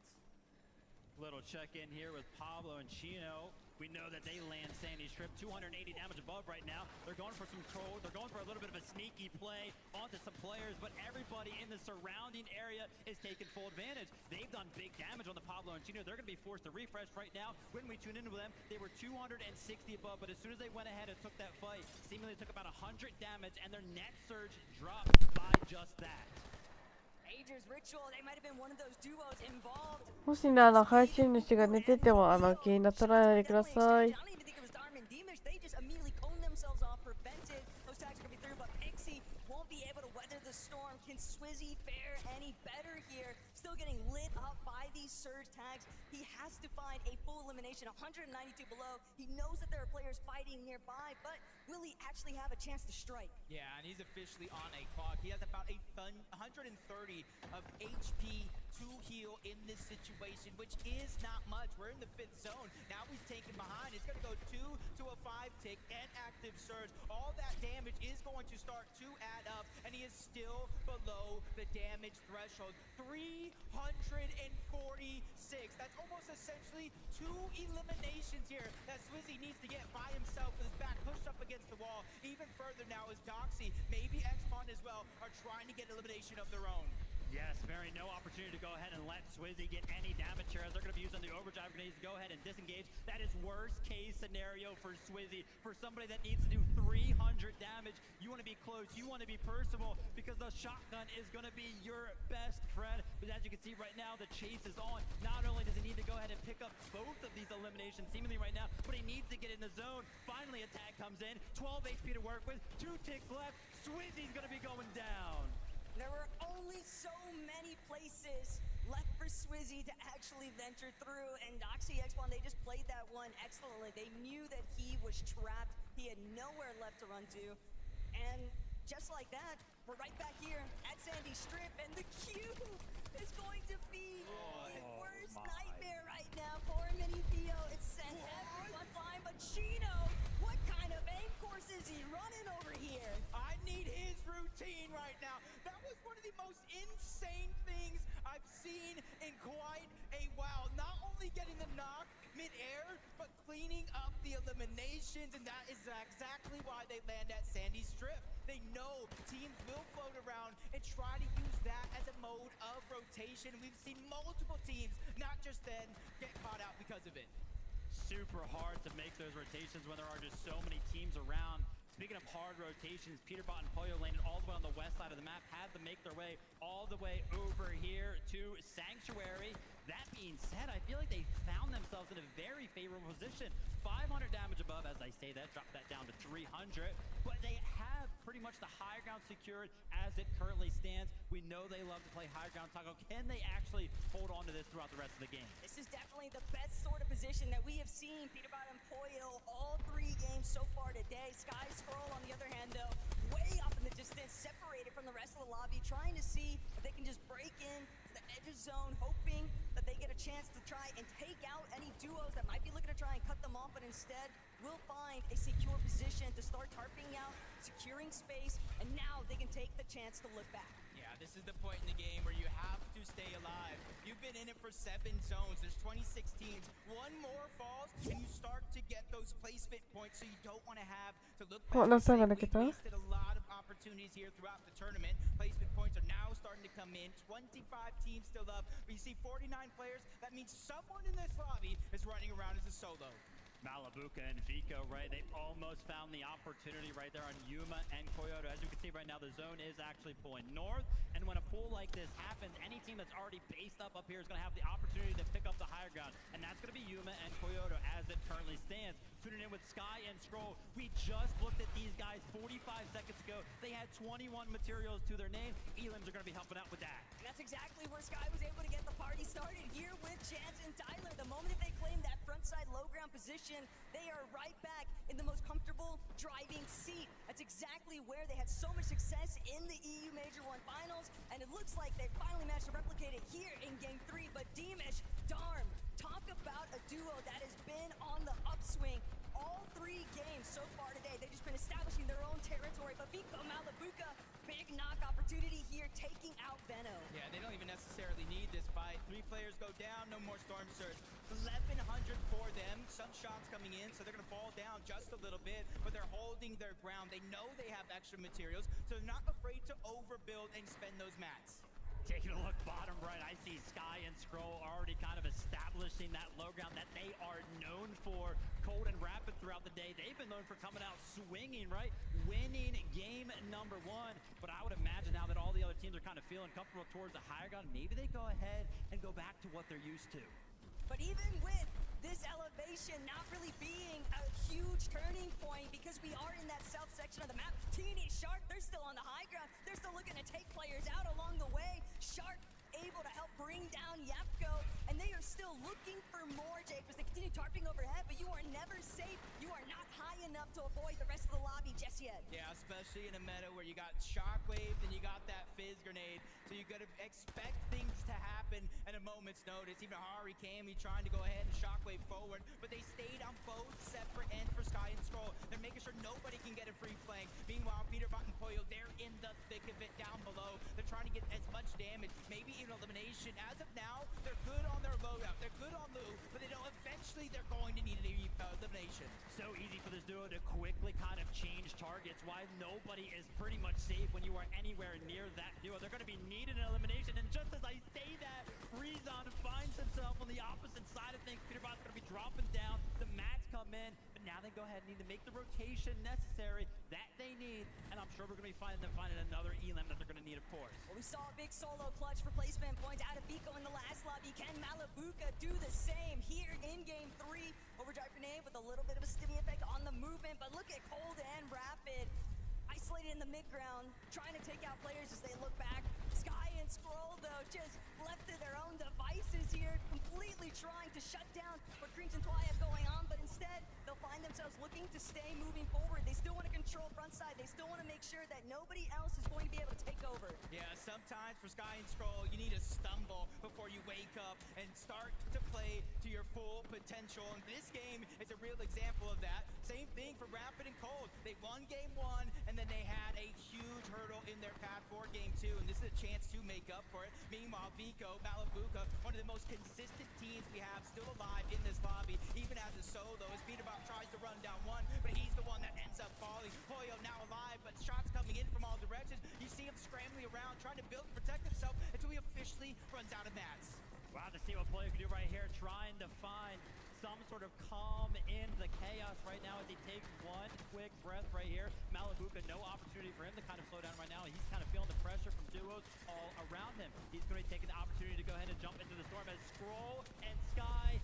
Look how comfortable these guys must feel. They have claimed the low ground. Thomas and Focus had the right idea. They wanted that front side line, but Poyo still doing it. Resigns, taken out. Malabuka now as a solo won't be able to keep the ball rolling here. Sky finds that elimination, but now back on height. It's Rapid and Cold already looking to try and drop a little bit further. He wants the refreshes, he wants the eliminations. He knows that he can trust Rapid to just hold things down on height, but Poyo trying to take out Teeny. It's an even exchange here, but Poyo coming out on top because Twy is no longer in existence. Yeah, gets that elimination. Almost stolen by Cold and Rapid up above, but now they drop down. They said, hey, we're not going to steal that one, but they're going to take you out. Cold and Rapid on top, on high ground right now. Winners of game 1. Sky and Scroll are EU FNCS champions, and then you have Cringe. He can play the Thorn in this entire mix. But take a look at Rapid. He's looking for opportunities to go ahead and help secure this 2v2. He's trying to pick up all the materials that he possibly can, trying to look for some angles. The overdrive grenade comes up. Sky and Scroll want to take the fight to Cold and Rapid.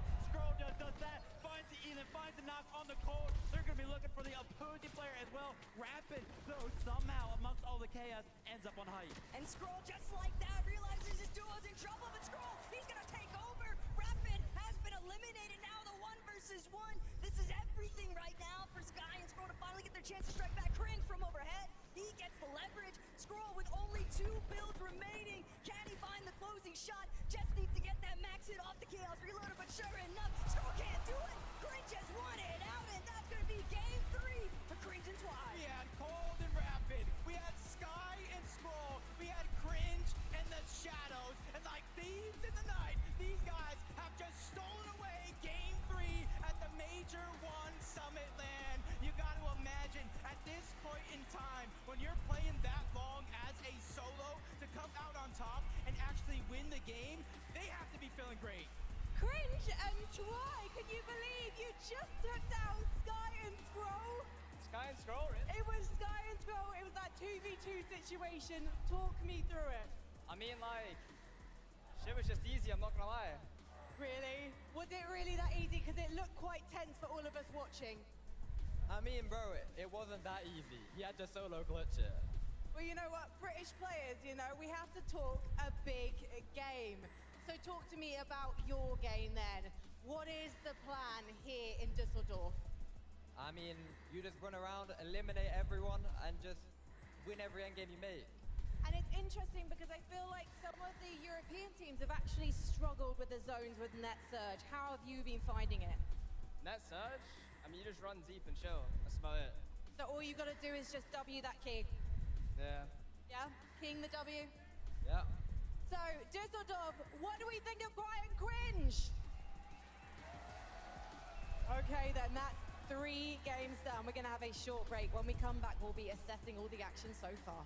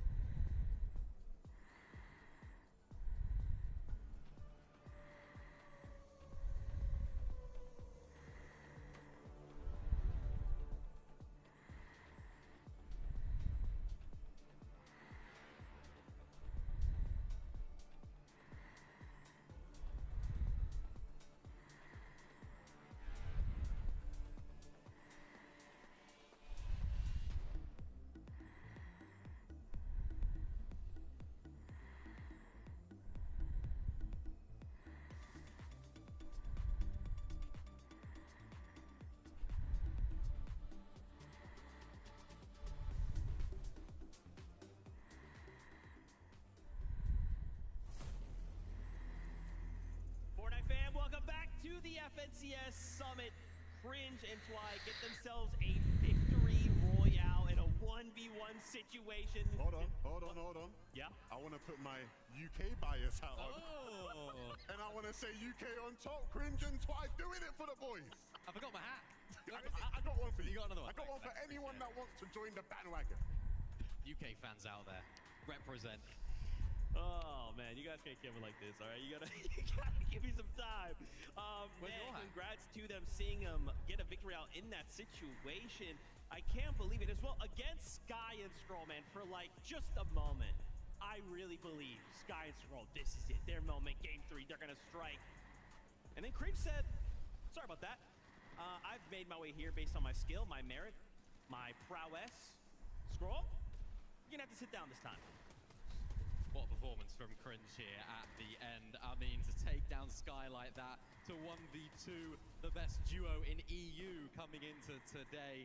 I mean, what a performance from him individually. This is a duo that we've seen rising up throughout the course of EU, a team that we have expectations of because of their talent level, a team that's developing and coming through. And yes, we're going to be biased because they're UK. Yes, I'm sure Reese Hub at home is watching. I think he's actually in the arena, very happy. He'll be very happy, of course, because Cringe is Scottish. But this is a team that are actually genuinely improving. They're getting better. Bias hat off. They're looking good. Yeah, great fundamentals, great mechanics. I think we know that. You saw that at the end, right? Cringe wins because he has the really nice right hand, and Scroll in a situation where you just couldn't even see it, right, to hit the shot back. I think the big thing with obviously Cringe as well is in solo situations like that, he sort of burst onto the scene last year as a solo player, right? And because of his results in solo, so you know he's comfortable in those moments where he is alone. And obviously that arrogance, that cockiness sort of helps him as well, right? I'm glad Twice sort of brought him back down to earth. Like, no, mate, it was hard, but you did it, you know? Yeah, he's like keeping him humble. That's a mark of a really good friend, right? Like just dial it back a little bit. On the other side, obviously, Sky and Scroll, what started as a really tough start to Summit upper bracket. Now, suddenly we're starting to pick up the pace, taking it all the way to a second place with a ton of eliminations. I feel like this is a Sky and Scroll we're kind of used to seeing. I'd have to say, yeah, right? I think we've seen games like this from them in the EU Major Finals where they are just together, they are able to sort of get through on this low ground. I think Vivid called it out really well where you could see what they were trying to do very early on into that end game as far as establishing low ground. And even though there are more teams trying to do it, right, after seeing their success, they are still just the best in the world when it comes to claiming that layer. Yeah, I think it was around 10 zone, they took that front side low, and I was like, yeah, really, really nice zone. Front side of a low take from these guys, and ultimately because they played it so much, they were able just to bat away any of the competition. I think Thomas HD was down there at one point as well, trying to take it. Unfortunately, of course, couldn't close out the game successfully, but what's that, 10 eliminations for these guys? You mentioned it, Zeke. Not the greatest start for them, but a huge comeback, and that's what individual games can do in this form. Yeah, and that might be enough to just suddenly shoot them up the standings, right? I mean, especially like, look, Why and Cringe 7th place, just below them, Sky and Scroll. It only takes one really good game like that, Mini. So I love seeing that out of both of these duos. It just looks so good, right? And even all the way at the top, Yapko Panzer still firing on all cylinders, Vinny. Yeah, it's great to see. I mean, we've all known that Panzer has been a very, very exciting talent ever since he sort of burst onto the scene in trios with Mr. Savage and Mongrel. A lot of people were saying he carried them to the success in Major 1 of trios. Then he just keeping on developing, keeping on improving throughout that entire time. And now in duos, finding that teammate in Yapko that's really complementing his game style and gameplay is really paying dividends for him. Yeah, I think the thing with these two is they've been rather inconsistent in EU, right? If you've been following EU, they have weeks where they look like, okay, this is the real deal. These guys are going to be one of the big teams in EU. And then they have a lot of weeks where it's pretty anonymous. And I think a lot of us were wondering which version of Yapko and Panzer we're going to see on the stage today. We got the best version possible, and I'm happy about that. Dude, they've got to be happy about that too, right? Like, hey, we're looking good. We're on top right now. Let's just make sure we bring that energy back for finals, right? Wanted to also highlight Peterbot and Pollo. Finally, we get a game out of them where they are together. We do see this often, right?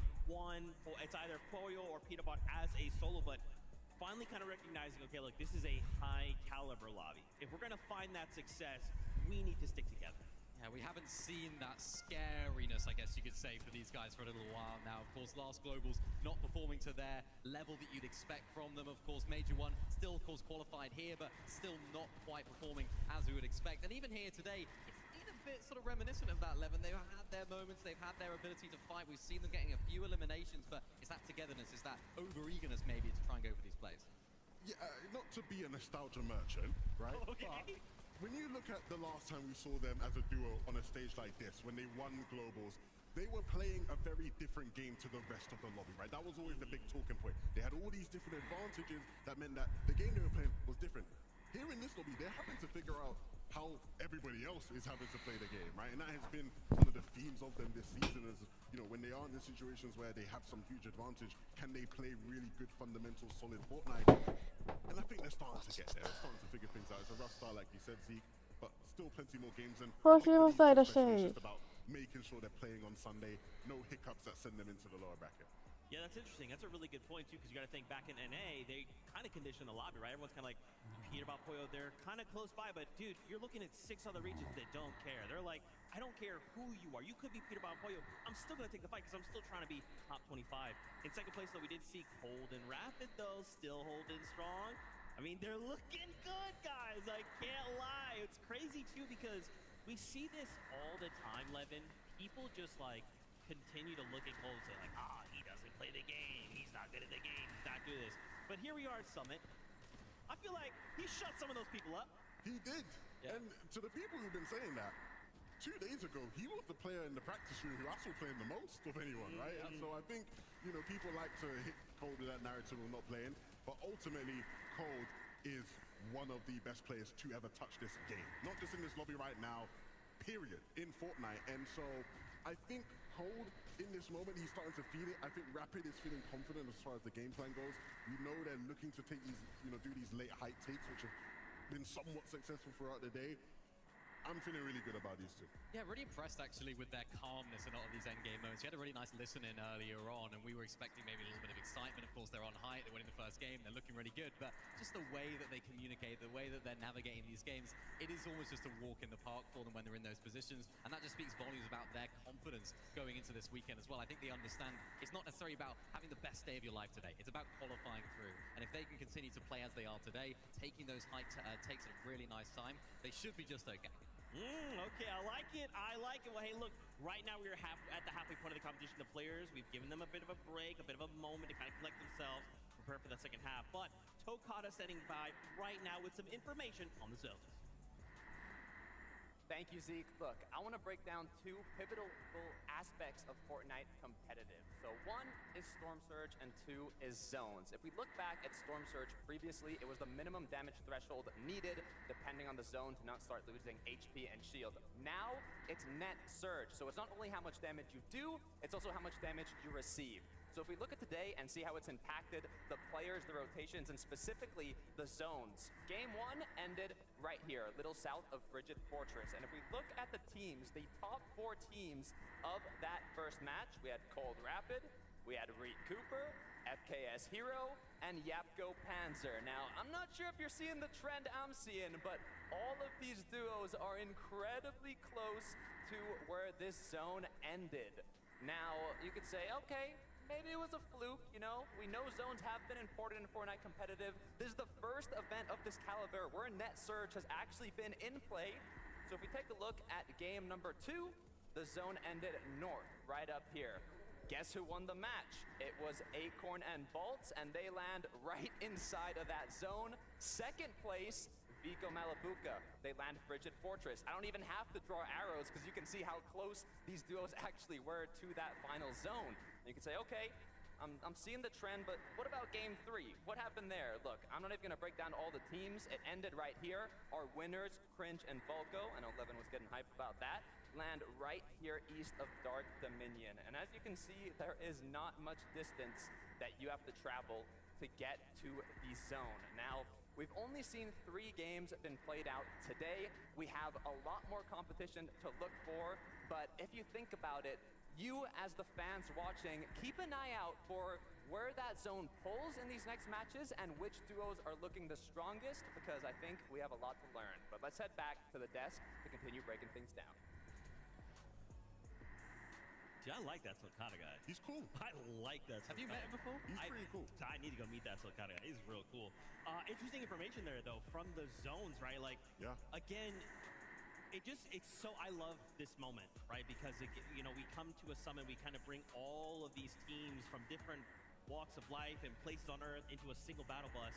And we kind of just get to break down that data. What do things look like? How do the zones impact? How do we affect the other regions, the other players in the game? It's so cool. Yeah, no, absolutely. And I think, you know, when getting into the nitty-gritty of what Takar was sort of trying to highlight there, I think the big thing with net damage is obviously it means you have to be more conscious of the damage you take. Yeah. And we saw Cringe and Twy. They said it. They were like, yeah, Frankie, the game's easy. We just sort of run deep and sit in storm. If you're one of those teams where you pull a favorable zone, it means earlier in the game, you're able to just sit in a position where you don't have to take damage. You don't have to put yourself at risk of taking damage. You have everybody else rotating in towards you, and you can sort of little Tfue peeks out the base, take a couple shots, sit back down. You ain't even got to use any shields, right? And I think that is why we're seeing that trend here today. Tifu peaks in 2026. I love it. Yeah, But if it's you're a one of those, little yeah, I love it. I love it. But if you're one of those teams that are rotating and you've got a far pull, it does become a lot easier to actually take a lot of that damage. So that's why those teams aren't doing so well.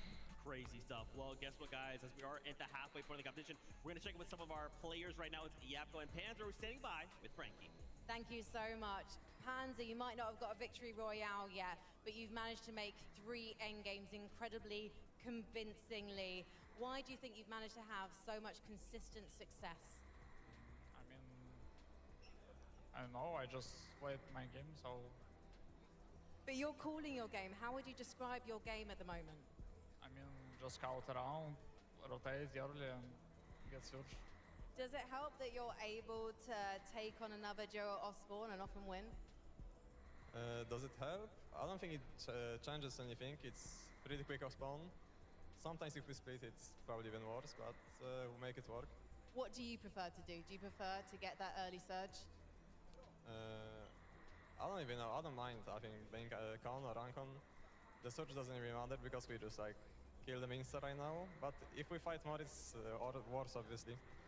But I feel like you're not a team that's going to play it safely for placement. You're always going to be looking out for those elimination points too. So how do you judge the risk in each situation, Panzer? How do you make the judgment call as to whether to fight or leave it? I mean, if you have loot like a spawn, we're just gonna kill them, obviously. Like, I got shockwaves, I'm insta-running them, like, so... And what's held you back in the endgame so far from actually taking a victory royale? It's probably the last moving. Like, we just need one more refresh, well, maybe like one more zone pull. Just a little bit more luck and we can probably win next games. Well, you might as well give it a shot, guys, because you've already qualified for Championship Sunday, so congratulations. Let's head back to the desk. You know, it's interesting. I feel like there's this like a thought in the back of my mind is like, are we seeing the very best out of all those players? Or are they kind of thinking, hold on, let's just save a little sum for Championship Sunday? Oh yeah, no, definitely. This is not the strats that they were preparing for Championship Sunday. Particularly if you're a team that expect to qualify through, I think you have to keep some of those strats under wraps. You have to adapt to the lobby that you're in, of course, but there's definitely going to be some things that we can look to see what they do, I suppose, on Sunday. The key word for today: conditioning. Right? If you secure a spot, you qualify early. How can you condition the teams around you? Make them perceive you to play a certain way. Make them expect things that are going to throw them off when you decide to change things up on the Sunday. It's all about conditioning. I like that, the kind of preamble to the game that is finals. Ooh. Now, guys, I'm getting word. We actually have a very special interview lined up. Ooh, typical gamer. Where is that you? What's up? Oh, you're dressed up as your icon. Yeah, this is me. Now I'm still got some pins in me, but I think for the special meet and greet I'm having tonight, I'm gonna be looking like my skin, which is really cool. Dude, first off, of course, congratulations. You got yourself that icon. How does it feel? I love the video that you can put out, like, I've been waiting, and then it's happening. You're celebrating. How did you feel, though? Oh, it feels incredible to finally have an icon outfit in Fortnite after all these years. I mean, oh man, there was a lot of emotion, especially during my launch stream. I didn't expect to get hit by a wave of emotion like that, but it was all great seeing everybody come out and support. What an incredible moment. That's awesome, bro. And I love too, many people may not know, but the fact that you kind of got a little, kind of like a nod to your wife, right? I remember commentating her all the way back in like fall skirmish, bro. Talk to me a little bit about that. Oh yeah, well, she outplaced me in the first pro-am that happened. So Samira's been playing Fortnite for a very long time, and it was so great to be able to get a nod to her. She used the Ruby skin a lot, and I was able to call it Red Wave Ruby, which is of course her last name. So also the back bling that we have in there, it's just like a personalized version of what she uses too. So, and I have my wedding ring, which is awesome. Dude, I love that. Of course, how's it feel, you know, knowing, I don't know, you might have one of the coolest pickaxes we've ever seen. Yeah, I mean, it's actually crazy to see people rocking it during the tournament, and I think we'll see a lot more people rocking some typical gamer stuff on Sunday. I just have a feeling. Yeah, just not, no big deal, just a slight little feeling. Well, I mean, interesting, don't you have your own thing happening right now? Yeah. So it's a meet and greet in person. It's going to be a live stream as well in Seattle. So if anybody's in the area, come through, and it's going to be a lot of fun. I'm really excited to meet everybody. So sick. Well, TG, thank you so much for hanging out with us for this little interview. I want to give you the floor, though. One, make sure to let fans know where they can find you, and then anything you want to say. Yeah, I mean, you guys can find me on @typicalgamer on everything. My icon outfit's in the item shop right now. Go pick it up. Code #typicalgamer, #epic partner. And I'm excited to see everybody at the live event in person tonight. So, thank you. Thank you so much, TG. Congrats again, man. Thank you so much, Zeke. Have a great day. You too, bro. Man, TG, dude, it's sick, bro. It's sick. TG is such a legend. I actually have a story about TG. For the people who don't know, way back in the day, there used to be a bundle in the game, and it was called 11-2K, like a taco time bundle. And I remember there was a clip of TG. This was back when everybody wanted to see, him get in the game. And he's reacting to the bundle in the store, and he goes, "Who's this 11-2K guy? They just give anybody bundles now."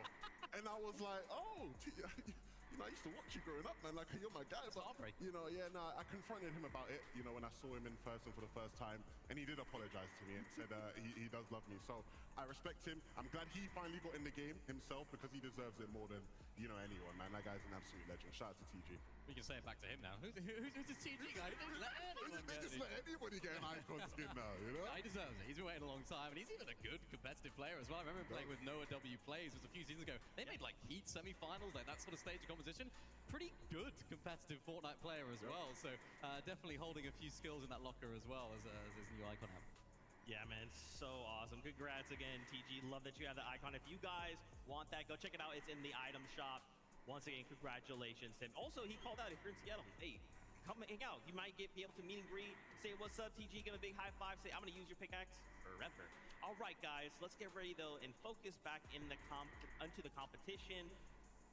What are we excited to see, right? We're now halfway with 3 games left to go. I feel like if I'm outside of that top 25 bubble, I'm starting to think, okay, I need to kind of put together something, right? Like, we need to pull out some kind of strategy. And again, look at Sky and Scroll in 8th place, right? Up 30 placements off of that game. Yeah, I mean, I want to know who's outside of that top 25. I'm really curious if there's any big surprises. I think initially the first name that's jumping out to me, Aegis and Ritual, we saw them have a good start, right? I was really surprised by how good they had done after game 1, but they fell out. And that is not where you want to see them right now. I'm looking at Pixie and Swizzy as well. Of course, a team that a lot of people were looking at going into this weekend. They're a team that have sort of been improving throughout the season. They had a bit of a rough start, came into the major finals absolutely, I suppose you could say, dud it day one. They was way down on the leaderboard. And then day 2, they came out flying. So they're a team that knows how to perform in the latter half of competitions. Can they do it now? Oh, no. Uh-oh. Clicks and Higgs, 35th. That is not where they want to be. The past 2 games, Shark and Teeny have given them that work off spawn. And it's not necessarily what we were expecting, especially after how impressive they've done in some of the practice games yesterday. But Shark and Teeny reminding Clicks and Higgs, we are top dogs in the server, off spawn, wherever you want to fight us. And if you think about it, you could almost say going into this weekend, they had 2 plans. It was either land on Peterborough or it was to land on Shark and Teeny. If they now think, oh, let's go to plan B, it's now landing on Peterborough, right?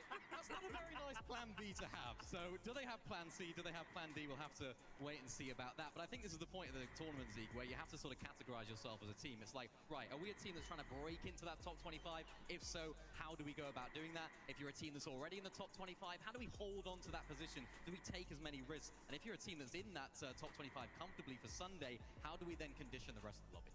Yeah, I'm not going to lie. I'm looking at this 41st to 50th. And there's too many, Brazil teams, Middle Eastern teams. I want to see some of these smaller regions really sort of push their way in. One of the most exciting parts of Summit for me was, the 15 qualification spots.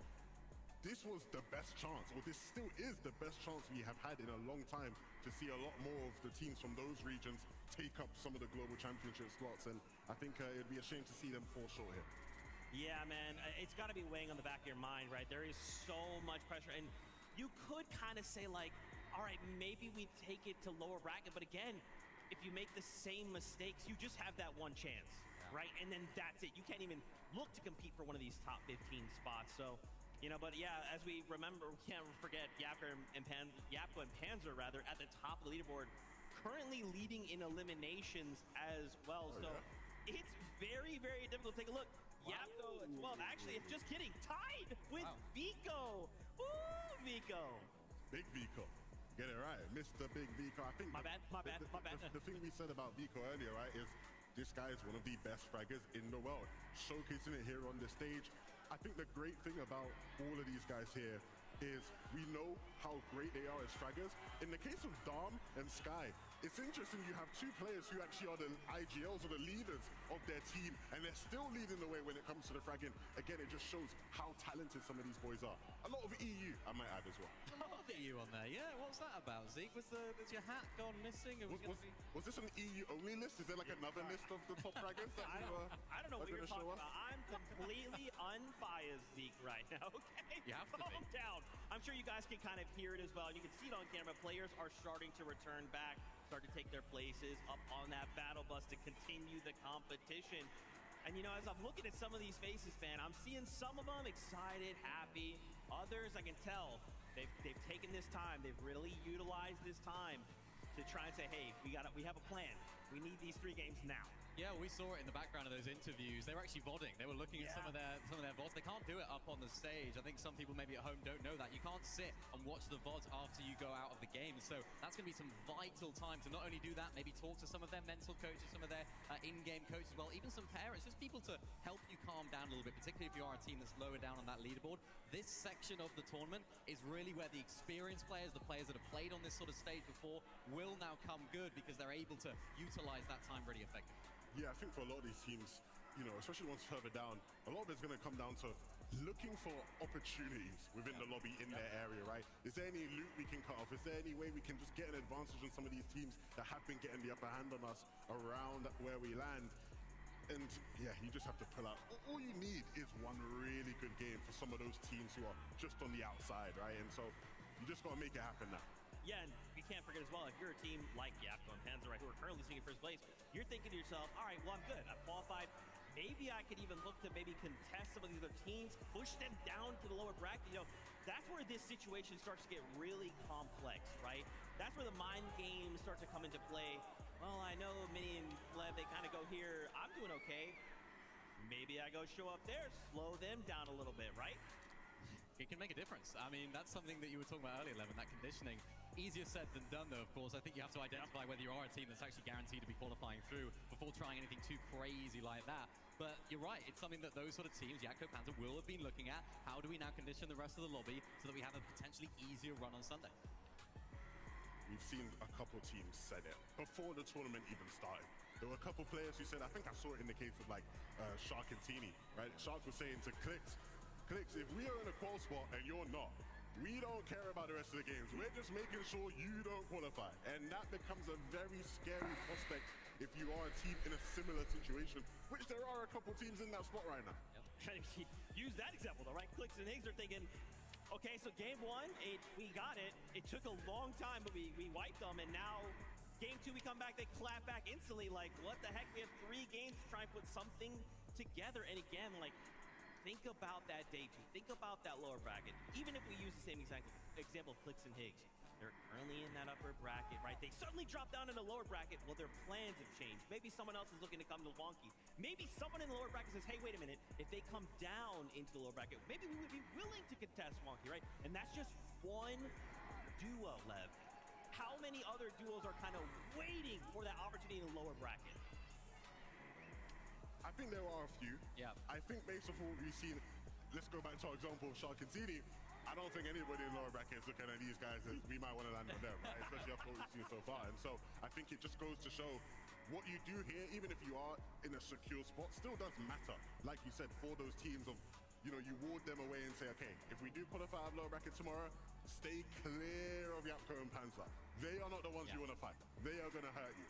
That's what you want to do in this lobby right now. And remember, the players that do end up dropping down to lower bracket, it's extra scary for them. It's not just who they're contesting, who's going to be at their drop spot. It's also, you genuinely don't know what the rest of that lobby is looking like. Yeah, you know you have 25 teams that are already in that lobby, but there'll be some teams, of course, 25 of them on this stage that will also be in that lobby as well. So you just cannot plan for anything in advance for that lower bracket lobby.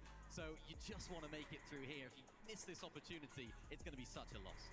Yeah, no, for a lot of these guys, you just don't want to even put yourself in that situation, right? Shark and Teeny, look, Shark's first time on a stage like this, I think everybody was curious as to whether or not he'd crumble, you know, with the pressure on him. I've tried my best to speak to him a bunch throughout, you know, the days we've been here, and he's just adamant. Every time I speak to him, he's adamant, Levin, I'm fine. Like, it's like, everyone keeps making this a big deal, like, oh, am I going to be nervous? I'm okay, like, I'm going to be fine. And we know Teeny has done this many times before. I'm happy that they didn't let that first game rattle them completely. They were able to reset, switch up the tempo, and start winning. Yeah, that's kind of like the cool part about the upper bracket, right? Is like it isn't a situation where like, hey, well, day one, you're gonna have day one and day two, kind of 12 games to kind of collectively, you know, see how that goes. Like, well, day one, you've got 6 games to just be in the top 25. Yeah, and to be honest, like, you don't even want to be thinking about day 2. You just need to make it happen here. Because day 2 ain't, it's the lower bracket, it don't get much easier. You got top teams in that lobby. You got guys like Ionzo and Josh waiting for you, sitting waiting for you. It's like Ionzo's like a hungry bear, right? If I told you, hey, there's a hungry bear in that forest, you want to go in that forest? You're going to tell me no. You don't want to go there, right? And it's the same thing with lower bracket. You don't want to go there where these guys are waiting, they're hungry for an opportunity. Those were the guys who did well in the second chance. They took that chance incredibly well, and they will take it tomorrow if you aren't careful and if you slip up. And so you have to make it here in these next 3 games. Yeah, you're right. All those teams have performed when their backs are against the walls, and that's exactly what's going to be happening now tomorrow. You just don't want to be going there. You can't see it as, oh, if we don't do well today, we've always got tomorrow, because you cannot rest on that whatsoever. So for those teams that are outside, I'm really excited to see what Clicks and Hicks do now. I genuinely don't know what the solution is for them, particularly now that Shark and Teeny have started to come into it. They're looking really good. How are they going to affect their gameplay? Do they switch up their entire drop spot? Do they end up landing on Pizza What? We haven't seen those guys having an amazing performance so far today. How are they going to do contested? Is it worth wasting a game to try and contest them? It's going to be tough to say, but it's been a fantastic day of competition so far. And this is when things really start to heat up. And what's interesting too, and I love, like, this is so complex. The more you think about this whole situation, the crazier it gets, right? This is, upper bracket is a double-edged sword, right? You come in, you kind of show off maybe some of your strategies, some of your plans, but you got to be thinking in your back of your mind, well, those 25 duos are watching me day 1. Yeah. I'm already burning myself mentally trying to play and show that I can be in the top 25 day 1. Oh, I missed it. Now I'm going into day 2 and everyone's looking at you going, hey, I just watched your entire day yesterday. Yeah. Those things that you might have tried to do yesterday, I've already come up with an opportunity to strike back. But then you can think of it in the other way. It's like, is it more valuable to get the experience on the stage, to play day 1, to look back at where things are going wrong? Or is it more valuable to watch what happened in day 1 and look back at those VODs? I'm very happy to see this duo looking strong, looking good. Again, close to that threshold, but no reason, if you've been watching them in EU of late over the past sort of couple months, even the past couple years, it feels like they always just sort of teeter around that line, Mini, where they're almost there, and in the last couple games, they make a final big push and qualify, and I think there's a good chance we see that happen today. Yeah, I hope so. I mean, we're looking, you know, Reason as one of the really consistent LAN performers. He's been slowly but surely improving on each one of these LANs that he's qualified. Yeah. So it's actually nice to see him in this position and hopefully doing the same on Sunday, because his trajectory has just only been going up. It's just straight improvement. Yeah. He's been at every single FNCS LAN since Invitational, and at every single one, his placement has improved and improved and improved. Is that trend going to continue, or is the reason 1v1 money too much that now you don't even care about the competitive? I hope not. He seems to suggest not. He seems to suggest, you know, he's using the map to keep his skills sharp and performing at the best level. He wants to win, doesn't he? He's one of these sort of characters. He wants to win. You know, I think that's going to only make him sort of take the chains off a little bit in terms of the 1v1 map. It'll hopefully, you know, help improve as well. But no, he's gonna be really confident this weekend, especially since he's just been performing so well on that. Yeah, and you got to think too, in front of a crowd like this, home turf, like, there's even that little bit of added extra pressure, right? Again, that's these situations are so complex. I know sometimes you can kind of look at at a situation like this, like, yeah, top 25, easy, or whatever, upper bracket, lower bracket, finals, okay, cool. But the more you just start to dissect and really dive into these little tiny details, it just very quickly gets out of control. Now, of course, like we said, this is the halfway point. 3 games left to go. Boys, if you had to give advice to these duos, outside of that bubble, what's the advice? I think stick to what you know for this next game. You don't want to try anything too crazy. But if it does come down to those final 2 games, even the final game, go for hype. The meta allows for it. Although it is messy, you could be that team that takes height and wins the game. We saw it with Sky and Scroll jumping up 30 places. For the teams that are just outside here, probably not worth it, but just try something different. Try something new, because yes, you do have day 2, but you want to get it done now. Mini says, stick to what you know. Here we go. I say, pick up your game plan, rip it up, and try something new. Let's go crazy. Let's get wild with it. You know, you only need the 2 good games. Okay, well, Levin, it's time to find out which plan they're going with, because the next game is ready for us. So, casters, over to you. Hey, I'm right there with you, Levin. I think you gotta tear the original game plan to pieces at this stage, Vivid, because they don't have much time left to work with. It's only 3 lobbies, and the margins are very slim for error right now. I'm sticking with Mini Miner. I've said it multiple times before. I like sticking to what you know. What if it doesn't work, though? What if you're in that Game 5, Game 6 situation? I agree with Levin that you might have to just kind of throw it all to the wall, leave no stone unturned, and really leave no regrets behind, because at the end of the day, there's nothing to lose. The second half of the day, and Game 4 is ready, so let's jump right in.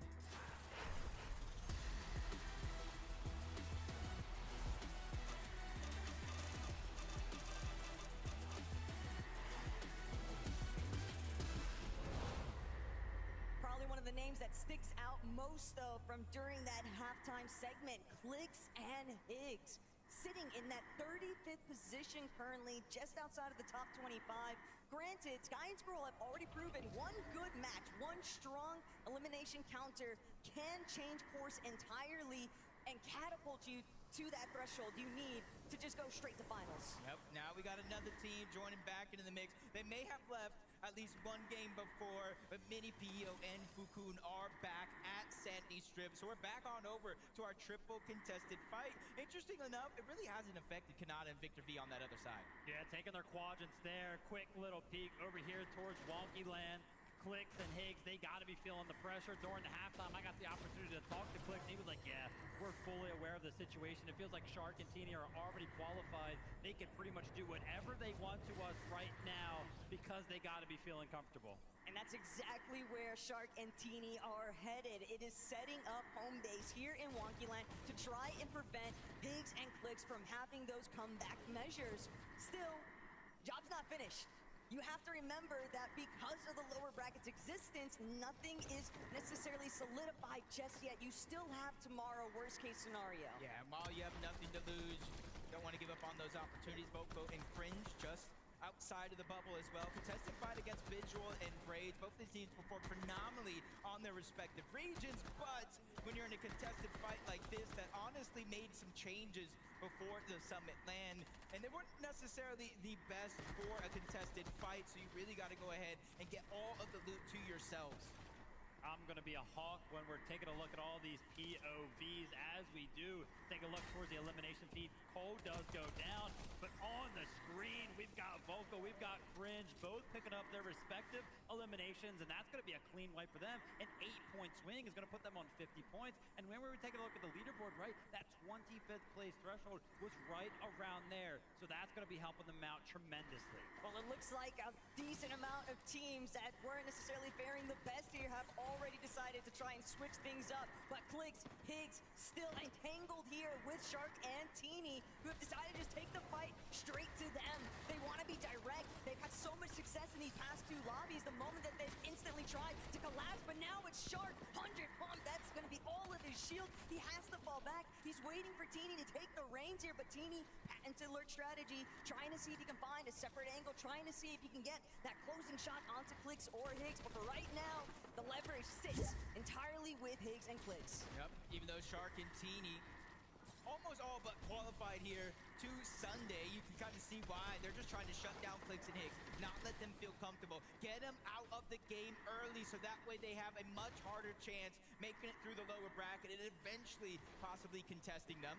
So it's really going to come down to how much Shark and Teeny want to continue to put this pressure down. On the flip side, though, for Clicks and Higgs, I was talking to a couple of the co-streamers myself, from Boop to Faxity and Ozzy, to where it's like, what does Clicks and Higgs need to do? And right now, we kind of all were agreeing. You either need to fight Shark and Teeny, or you just need to run away. And right now, it looks like they're going to fight Shark and Teeny.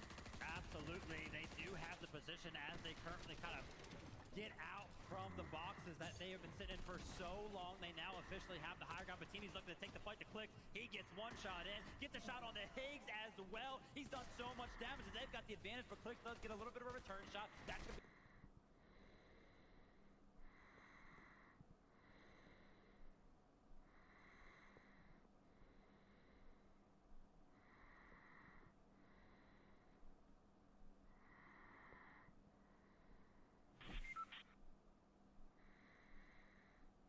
キックされた最悪。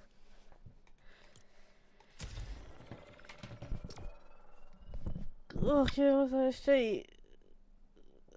いや、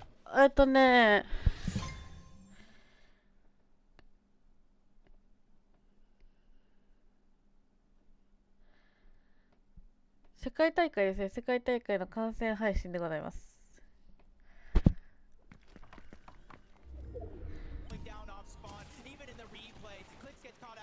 By himself, and Higgs, even though there was an advantage in terms of HP, he just tried to lurk. They caught him through the builds, and then eventually pickaxed him back to the lobby. Man, my reaction was if I had just eaten a sour candy. So brutal to kind of watch that one happen. Still 2 opportunities left for Clicks and Higgs. Let's hope for the best there as we're taking a look at some of our other teams around the map. Reet and Cooper, Brilliant and Jargo still up here towards 皆さんよければチャンネル登録、高評価よろしくお願いします。Brilliant also definitely very content to get this first knock onto Ritual, but he's not finished. He's still looking to keep everything pushing forward. And Brilliant, while we will take a moment to sit back, Agers gets put into the dirt there. Double elimination pickup. It is a very quick start for some of these teams. Yeah, this is almost like a Cinderella story for Jargo and Carillion. They were literally almost not making it here. A few roster changes at the last moment, and it works out. They catch fire when they need it most.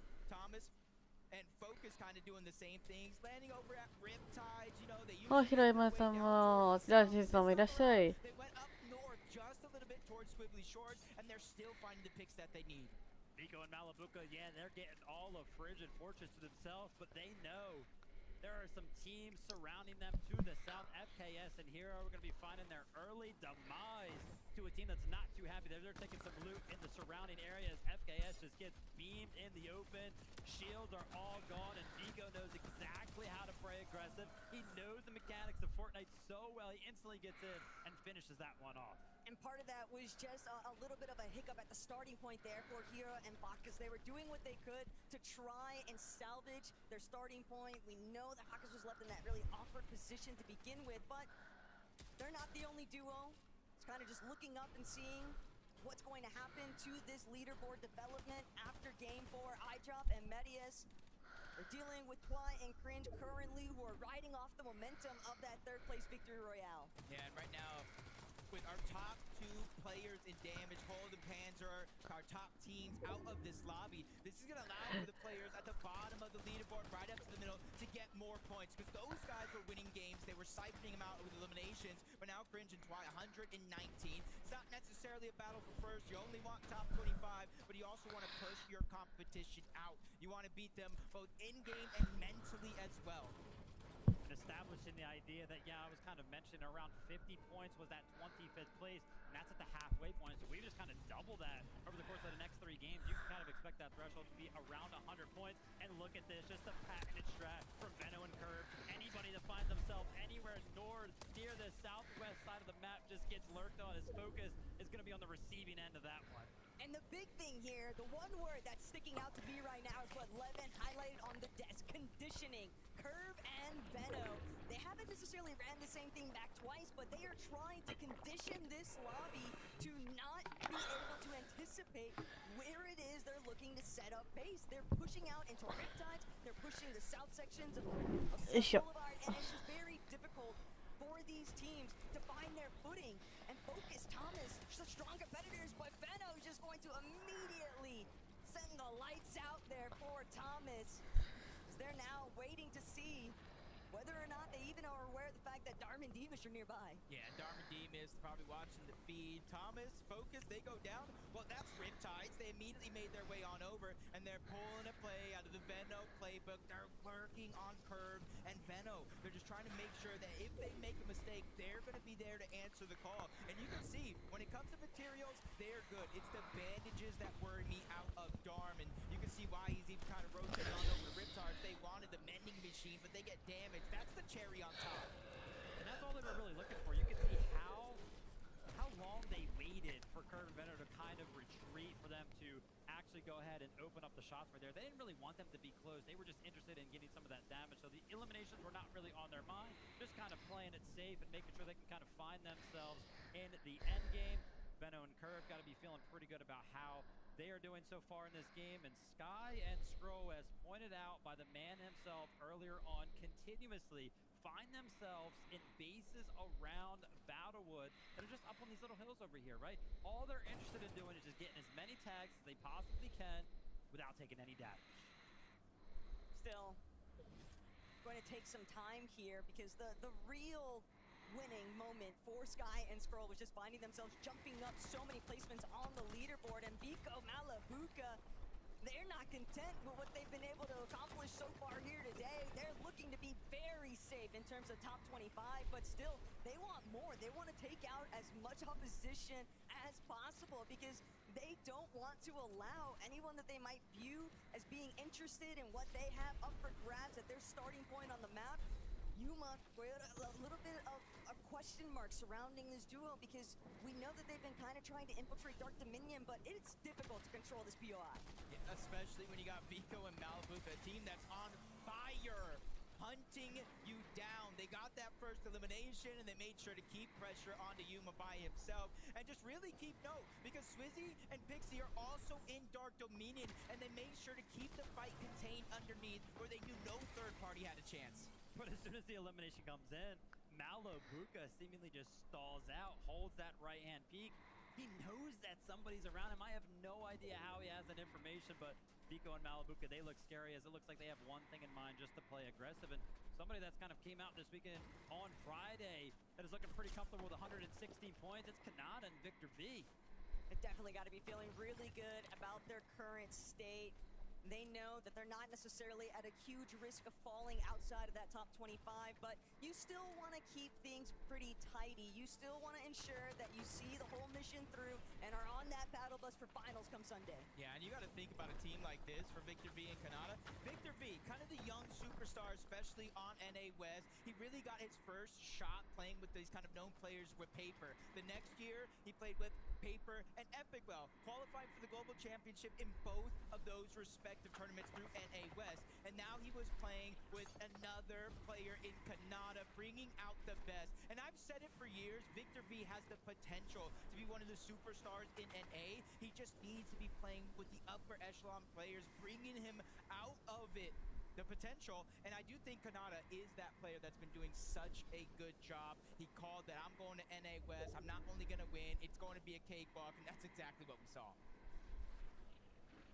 A couple of our teams still stranded out in the storm, right? We saw Kami and Hari. They're kind of making their way over here. They tune in to iDrop and Marius. They are also still in the storm, and again, I'm always looking towards those points. 40 for the duo right now, which puts them surely outside of contention. As you can see, top right, 33rd, it surely does. So there's actually a lot of pressure on them right now, and look, no surprise, Veno and Curve crouched once again. Veno and Curve trying to see if they can creep up on anybody unexpectedly over by Battlewood Boulevard, but there's no room for stopping iDrop and Medius. Seems like they were able to pick up what they were after. They were trying to camp out that tunnel, hoping that somebody would opt to try try and see if they can actually path through it, and the patience has paid off dividends here because they're looking at the cutoff, but it's going to be teeny. That eye drop actually finds overhead. Yeah, that's got to be a big boost of confidence, taking down kind of the team that's just kind of taken over EU for the most part, saying it loosely because Sky and Scroll are there as well, but I'm talking about the new gen teaming up with Shark, 46 above the damage threshold, and Shark is in a position here so we can't necessarily play for the reboot, even though we are rotating on over towards Battlewood Boulevard. Vivid, Taco, you guys know as well as I do, once you hear it where he's starting to reboot and eventually it pops off, everybody looks your direction. I mean, we're in fifth zone and seeming like Sky and Scroll just moved for the first time throughout the entire game. They were still in that box. I'm sure they're going to be max materials because just that little bit of a tower that they had, it was like too high. They used nothing on it. They were able to sit there for the entirety of the early game. They got to be feeling pretty good, especially with the fact that the zone is landed in their home. See, that might be a new view for you two, but I know over at EU Major 1 Finals, that was one of the most familiar scenes to anticipate from Sky and Squirrel, but Jonas, Veloz, they're going to get that ball rolling here. X1, unfortunately, not going to be able to push back, and Jonas will find an elimination, but you need more than elims at this phase. You need to start converting those into strong placements to really play leapfrog with the leaderboard. Yeah, just relying on elims means you're just kind of relying to steamroll the lobby. And I think in game one, we saw that early Peterbot really kind of thinking it was going to be an easy fight and kind of going down early. Chap and Flixie rotating on over. A rather safe rotation for the most part. They're 500 above the damage threshold, but they're using these dips inside of Battlewood Boulevard to get natural terrain so that teams can't secretly lurk on them or get shots, but they make it to inside of the zone. There's already 1, 2, 3, 4 teams waiting for them on the other side. And that's what makes it so tough sometimes when these zones do pull so far away from you. You have to rotate into anybody that's already kind of set up. Vico and Malibuca once again going for the elimination. They see Muzz. They know exactly what's kind of going on over here. They go ahead and pick up an easy elimination in regards to how they can go ahead and establish that. And Shark looking for eliminations of his own. He's a solo, and he just picked up 2. Gerald and Vazen didn't stand a chance against Shark's domination there, but 255 above, he got enough wiggle room to at least box up momentarily, restore his shields with these last couple of big pots, but more importantly still, the solo points that he's actually been able to build. Normally you wouldn't want to bank it all off of elims, but when you've got 5 to your name, it does make a difference after they've already had a strong performance from these last couple of lobbies. Just making it off spawn seems to be the difference maker. Gets the memo there in that moment. All the lobby does, they see him out as a solo and they got to put pressure. Mini Pio is the first one to fall. Vazen's there. He peeks through the fizz, gets the elimination onto 1. This is looking like a montage right now with Shark just crossing names off his list. And I'm getting that old Peterbot feeling of years past. Like, yeah, he's a solo, but for some reason, I'm not worried. My gosh, Shark, and look at him. He is still in the mix of things right now. He could go ahead and take a back seat to the ride that we have here in the late game, but he's looking to still get active. And when you think about it, he really does need to. 35 builds left to his name, but I'm mainly looking at that HP that he has left. He has nothing in his inventory that can go ahead and help support him over there. Take a look at the other side of your screen. iDrop and Marius, they are under pressure right now. Storm Surge is striking. He's going to try to make something happen, but he goes down 44 points to his name. I'm starting to feel like Vico might have heard he was leading in eliminations. They're tied, and now he's like, nah, I want to be first place instead. But Malibuca's still looking to play catch up, and even still, Shark all by his lonesome. But with the way that he's playing, he's got the confidence of 2 behind him. It's evident in all of his movements. Even going to get an opportunity to try and replenish some of his loadout off of these vending machines. But trouble might strike when you least expect it. And Malibuca Vico have just been completely causing so much chaos in this lobby. Finally, going to catch a little bit of punishment for it. Slightly greedy with their wraparound. Looking to not tarp it out fully. So they were spotted, lit up a bit, but still 712 above. They don't care about the surge. Yeah, even if they go down here, I almost all but 100% got their spot secured. 200 points, almost leading the pack. If they win this game, that would definitely be be certain, but you see Peterbot, Pollo, Shockwave into the front side of the zone. You see Reet and Cooper elevated on one of those electrical wires. Everybody just really pushing themselves to the limit. They realize, yes, we don't go home today. We can't get eliminated, but this is the best shot we got at making finals. Shark here still making the solo clutch kind of happen. Only 18 builds to work with. He's completely fine in terms of HP now. Oh my gosh, an entire loot bomb just drops right in front of him. He's going to be able to use it. And on the other side, Pablo is also a solo, but in a completely different scenario. 133 below. He's got to make something happen soon. Just waiting for the zone to keep closing in. From the backside of the zone, he might be able to find some other players that are struggling just as much as himself. Only he's hoping that he'll be able to eliminate them first. Darkos has been knocked. Reet and Cooper, another one of our duos that's definitely looking for a big-time performance here. They want to see just how far in the leaderboard they can jump. And Pete, Pollo, well, things have been a little bit slow today. They're looking to amp it up now. Cole has been dropped. And now Pete, Pollo, looking for the biggest refreshes, but they don't even necessarily need them. A complete anomaly. Peterbot and Pollo going in the 8 zone with 0 eliminations, but finally they pick up the one that they need to continue the run here. As you can see, the hunt is on. They're continuing to look back towards the rotating side of zone. They want to start to ramp up the eliminations. Yeah, they're probably realizing at this stage in the game, the early game eliminations might not mean as much as just having consistent performances throughout the end game. But Reet and Cooper, they get contested on the high ground. Sayaz and Scary are now in the clouds. They're able to look down and put pressure on the rest of the lobby and even find the elimination onto Cooper. The last thing you want to see if you are in Reet and Cooper's position, but Pete, he's just lost Pollo, turning back, realizes that he's still getting aggressed by the rest of the lobby. That immediate focus proving to work against them, but Vico, Malabuka now frontside low. They're waiting to see just who they can actually snag up here. But first, Vico breaking ambushes.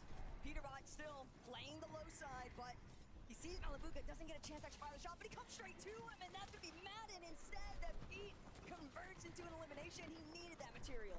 The lobby's got to put a stop to Peterbot very soon, because when he gets rolling, it's hard to stop that guy. As we tune into the healthy duo of Kanata and Victor V, they're going to be taking hold of the mid-ground right now and halting right now to go ahead and heal up. But Vico finds his demise. Gab Zero is now going to have the low ground clean for himself.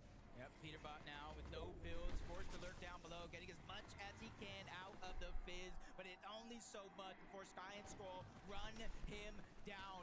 4 eliminations here, just like I was speaking on Cold and Rap in a few games in Scroll. Sky and Scroll could be one of those first teams for multiple wins here. Bahari, Cammy, they have 4 eliminations as well. They're starting to catch fire in this perfect moment. Top 7 situation. There's only 2 solos running around right now, and Kanata's one of them. But Kanata, he'll be forced to fall back, eat his last slice of pizza. He knows that he's got a team looking straight at him. It's Sky and Scroll refusing to budge. They're going to force Kanata to take a different route entirely, and Hadi now left as a solo. 4 eliminations already, just trying to look down onto the teams that are underneath where he's currently situated, doing his best to crouch around, but Science and Scatty are still holding down height. Finally, they'll be forced to converge with the rest of the lobby here. Yeah, they started to feel the pressure. They felt like they were too high. They wanted to get into the mix. They dropped all the way down. They look for some shots. Sky and Scroll going to be amongst the duo that's going to be getting tagged right there. They have the advantageous ground. This is exactly where they want to be. But the solo is in the mix. He's trying to cause chaos. It's going to be damaged, but he cannot find the shot. Sky's going to pick him up, but not before falling down. And it's going to be Scary up on the high ground to find the final elimination. They're going to be picking up the win here in game number 4. They fought for that high ground, and they earned that high ground, using that to turn it into a victory royale on one of the biggest stages of them all. Has to have them feeling on top of the world. That is without a doubt for sure, Frankie. Congratulations. Complete stand-up Sayed, Scary Sean. Here is the camera. Düsseldorf, please give it up for Sayed and Scary Sean. And you can see there are Spanish flags waving in the audience. What's it like to take a victory royale on your first ever LAN? Yeah, it feels like really nice to win a victory royale. We knew we were gonna win. Like, it was so easy. It's easier than a big one in Europe. Easier than you thought it was going to be. Again, we're seeing this with the high ground. Duos seem to be getting it for free. How did you know, though, that you could take it from Reet and Cooper because that was an incredible challenge. I mean, we just saw they were like kinda lost it, so we just used a shockwave and we killed them easily. I don't know. Well, I mean, you did eliminate Re in order to take the high ground from them. What is next for you guys now? Because with a performance like that, you have to be qualified for Sunday. Do you think it's going to be so easy to take the trophy? Yeah, to be honest, yeah. To be honest. To be honest? Yeah, to be honest, yeah. Well, listen, we've got so many Spanish fans, as we've already heard in this audience, so please, one more time, give it up for Size and Scary Sean! We're going to head to a break.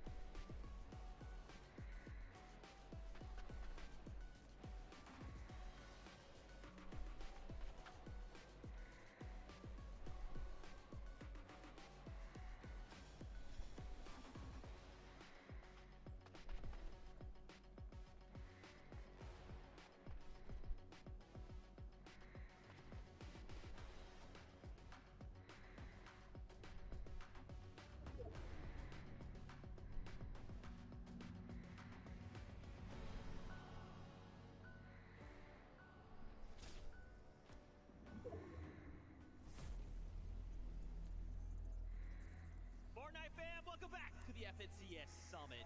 Man, we just had a crazy game. Tokata, they did it! Scary and Sayaz got a victory royale on land! You do not understand the excitement I had. Look, my knee still hurts. I was watching shout out Zuha coming from Spain doing a viewing party in Spanish. Sayaz Scary, the only team, both players representing Spain, win the match. I mean, we're back in EU Major 1 where they were primed up. They were teed up from height, finishing off the game. I don't even know what else happened in that match because the only thing on my mind, I'm sounding a bit biased, but was Sayaz and Scary winning, okay? Can you tell he's excited? No, I couldn't tell. Oh, yeah, not really. Really nice game from these guys, though, of course. Another great height hold from one of our teams. This is a team that a lot of people had their eyes on coming into this. Like, how are they actually going to perform? Because if you look back at Major 1 from EU, they were third after day one. They were looking really, really good. A lot of people were like, hang on a sec, could this be a top 3, a top 2 from these guys in the Major 1? Unfortunately for them, their day 2 wasn't quite as good. They didn't keep up that momentum, that fighting prowess that we seem to see from them in every single fight. But what they did, of course, was qualify here and show what they can do in this game. Exactly, and what I saw from this team was confidence. Back in Major 1, you said they were third place. It's not just because they were getting good placements, they were getting a ridiculous amount of eliminations alongside that. And today, in that last match, we just saw a little bit of that spark that they have, and I'm hoping they can continue forwards. But let's take a look at this unicorn. 10th place, baby! Look it up in there in 10th place, up 21 placements. Again, this is why we continue to reinforce. It takes one good game, Tokado, one good game. Suddenly you're rising up the standings and finding yourself well into that top 25. Yeah, it is top 25 today to make it to Sunday. And then not only that, on Sunday, top 15 will be qualifying to the Global Championships as well. So there's a lot on the line from these players, but we still got to get through today.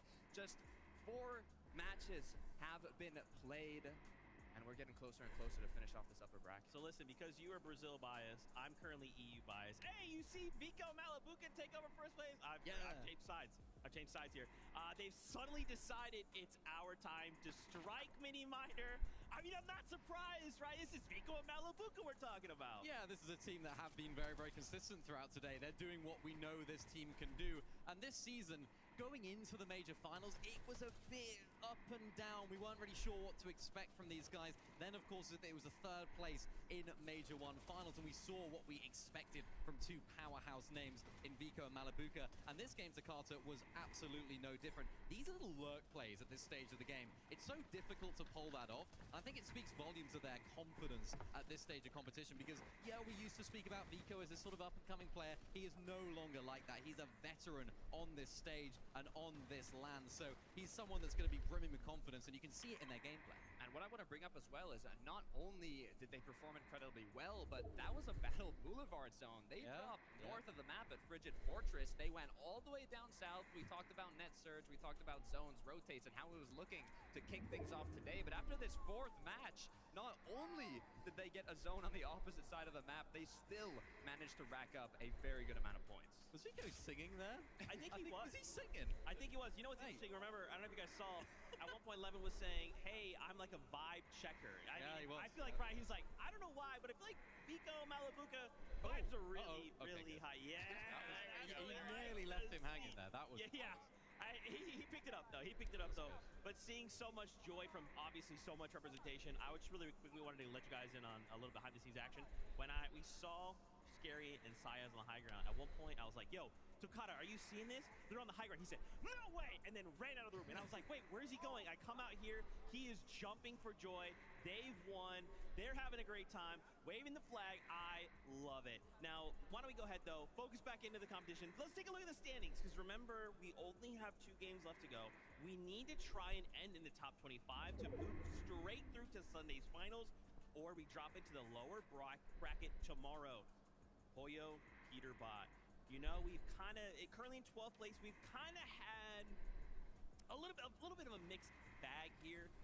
If I could be so bold, and I want to get your guys' thought on this. Right now, it does feel like Peterbot's kind of maybe a little bit bored with the competition. Kind of just like, well, you know, I just have to hit top 25. I'm not super worried about it. It feels like he's conserving a lot of that, like, Peterbot factor for finals. Oh, that's exactly right. And what I noticed about when I was watching these guys was they had 0 eliminations going to that sort of 6th zone. They've really turned down a lot of that mid-game aggression that we typically associate with a duo of this quality. They're like, right, okay, we're going to have to turn things up now and just make sure we can actually make these end games. They actually found themselves in a really nice position in that 6th zone as well. It actually pulled towards them, so they could save a lot of those materials on those later rotates and a lot of those heals that we've been seeing them using. So that game played out really favorably for them. They are not home and dry yet, though, Takata. They've still got a lot to do. Yeah, I mean, the thing is, the last duo competition of this caliber was the 2024 Global Championships. And guess who won? It was Peterbot and Pollo. Not only that, they got second, first in the majors. Now, we see them here in top 12. You look at the number, it's not a bad placement. Well inside qualifying range, looks good. But then you look at the names, Peterbot and Pollo, you're like, hold on. They need to be in that #1 spot. They need to be at the top. However, look, this is the upper bracket. You know, we can just feel things out in the match. I think where this duo will truly shine is if they make it on Sunday when they're truly battling for that trophy, for that #1 grand prize, and for that ticket to the global championship. Yeah, I mean, it's definitely kind of been in a situation, right, where we kind of keep seeing it go back and forth in solo situations. And both Peterbot Pollo, they're doing what they need, right? It's like, hey, we're doing just kind of enough to make sure we're well up in that bubble. But let's come back to this bubble right now. Remember, top 25, that is currently the cutoff. Look at 26, friends, Pixie and Swizzy. We finally saw them here later on in the end game, and that's what we need to see. Now, of course, we are still outside that bubble. But this is global champion Swizzy.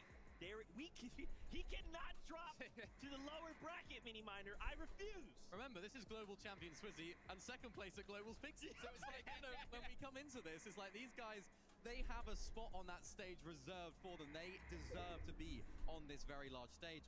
And yeah, again, it hasn't been the greatest day for them. I think, you know, circumstances, Swizzy only arriving today, I think it was. It's just difficult for them to get that going. But I think what we can expect from these guys is to turn it on when it matters most. And for this weekend as a whole, if they make it to the grand finals, that's when they're going to turn it on. And if we're looking at today only, Takata, these last two games, this is when they need to turn it on. And this is one of the best teams at doing that. Yeah, I don't know. I'm just thinking about it. I mean, Swizzy's the only one left of his global championship trio. You mentioned it yourself, his duo second place. Now, you know, it's upper bracket. We're not playing for the prize money yet. But seeing them in 26, I don't know, maybe it's the jet lag. I don't even know what it is, but I want to see a bit of a spark from this duo here in these last two matches. Yeah, of course. It's no secret, right? Swizzy having some delays before arriving here. Don't want to get too crazy up into it, but he's here now. Yeah. And that's the only thing that matters, right? Now we are in a situation where we have to try and make these last two games count. And you know, friends, it's not even just them, right? Think about all these other duos that are currently outside of that top 25. I talked about it a little bit right before last game, but you got to think those 25 duos in the lower bracket, they're looking, they're waiting, they are hungry. They say, yes, yes, drop back down into the lower bracket with us. I've been watching your strategy. Oh, you think you're safe? I have nothing to lose. You sure do, though. Yeah, it's going to be really interesting because you're going to have teams that are looking at teams maybe that aren't performing well off spawn. Maybe a drop spot that teams are actually thinking, oh, actually, there's a bit of an area that I can exploit right there. And I'm thinking about Peterbot and Pollo.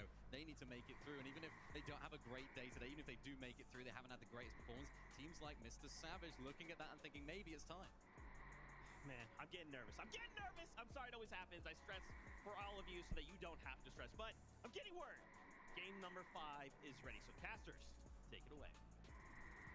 You know, I thought it would be unfair just to have Vivid on the broadcast. I had to bring my best friend Levin up with me as well. It's good to be on the stage here with my besties. Fun with friends. Look, we have some serious Fortnite games still coming your way. And yeah, I did get a bit jealous of Vivid, so I thought I'd jump on the mic as well. I mean, it's only fair that they put you with two of the tallest people in the building after all, Levin. So I'm excited to get into the action with you because today has not disappointed in the slightest. But games 5 and 6 right on the horizon. Let's hop in 5 already.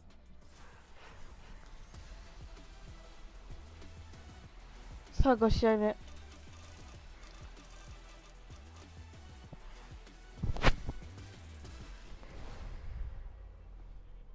We have seen 4 games before this one where the players have made their mark, but with 2 more remaining, it's time to solidify your spot in the top 25.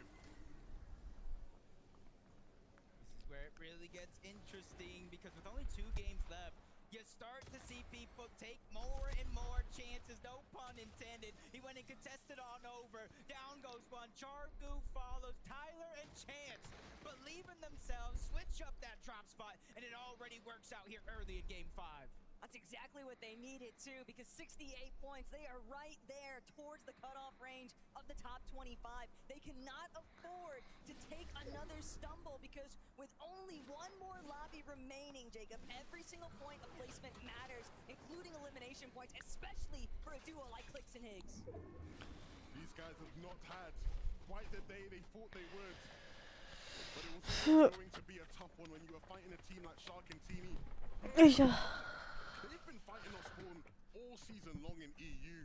And so whatever that bait and switch idea was, regardless, it was always going to be a tough idea. Yeah, and for Clicks and Eggs, it was looking so good in game 1. You know, you even kind of had them questioning themselves if Sharkatini was even going to land here. And I think that was a wake-up call for Sharkatini, because ever since then, they've looked completely different. One it looked so good in game one, though, is because Sharktini, they forfeited the immediate pressure initially, but now Latte Landing, different narrative entirely. Just two NAC teams clashing head on here, and for Agers and Ritual, it has been a rough day. Know that AJ not necessarily in his best health, but still needs to try and fight back free. Gonna come out, the last man standing here, get the revive off onto Cooper, and that's exactly what they needed. That spot on the battle bus looking very confirmed. And Rhea and Cooper came into today with all the confidence. And regardless of what now happens for Ages and Ritual, whether they drop back into the lower bracket, then come back up, Rhea and Cooper will be more than confident fighting against these guys again. The pressure, relentless. Richie couldn't withstand, and Ages, like you said, Taco, not feeling his best, and that won't make him feel any better. Yeah, even when Cooper went down, he still landed a massive shot. But as we tune it, Clicks and Higgs have just been run out of Wonky Land by Shark and Teeny. And quite frankly, this might really be their best option as far as not even trying to engage with Shark and Teeny. You said it, Taco. They definitely did not want to take a fight that allowed Teeny and Shark to control the pace. Whenever they've allowed them to, they have been rolled. And so for Clicks and Higgs now, let's just not even fight them at all. I mean, even from the beginning, Clicks, Higgs, they immediately forfeited Wonky Land rights. They went straight for the castle. They were not looking to try and actually get caught out against Shark and Teeny, but that might not even matter because they're still at the contend with Acorn and Bolts, who have just cut off Cole and Madden, and now you have to wonder, will they spot where Clicks and Higgs have actually navigated towards? Because this far north, there's only so many places left to run. Yeah, and right now you're seeing Bolts just kind of really get active. People forget, you know, FNCS West Champion, depending on the community, you might say, oh, maybe it's not that hard, but he's also a solo LAN champion. I think that's why Acorn wants the best of the best. Whether you want to count his win or not, we know for a fact Bolts has the talent to match up with any champion in any region, and that is what he is showing here today. A well-established fragger, that is a certainty when it comes to that duo. But for Spinks and Muzz, Humble Hills, a couple of slip-ups, a little bit shaky, but 70 points still leaves them in that fighting range for top 25 in the leaderboard. Still far too close for comfort, especially for a duo like Muzz and Spinks' caliber. I thought Clicks and Higgs might have rotated out, but wait, there's more. They're ready for the lurk play, and this is something that they know Acorn and Bolts do time and time again. I talked about Latte Landing had one of those special launch pads. Well, this launch pad here is a special launch pad as well. It boosts you up farther and further. You mix it with the Flowberry. That's the primary rotation for Acorn and Bolts all season long, and I think Clicks and Higgs know that to be a possibility, but the zone after the first two is showing that it's pulling towards the north, and this is one of the few times when their game plan, they don't go off of that back launch pad. So Clicks and Higgs gearing up for a load. Right now, I don't think the game's going to let them. I'm not gonna lie, I was licking my lips there a bit. I'm an EU fan. I wanted to see the two NA teams, you know, take each other out. Either way, over at Sandy Strip, we know the mess that has been this POI all day long. And right now, Frucon and Mini, PO, they are doing their utmost best to try and withstand the pressure of Rapid and Cold.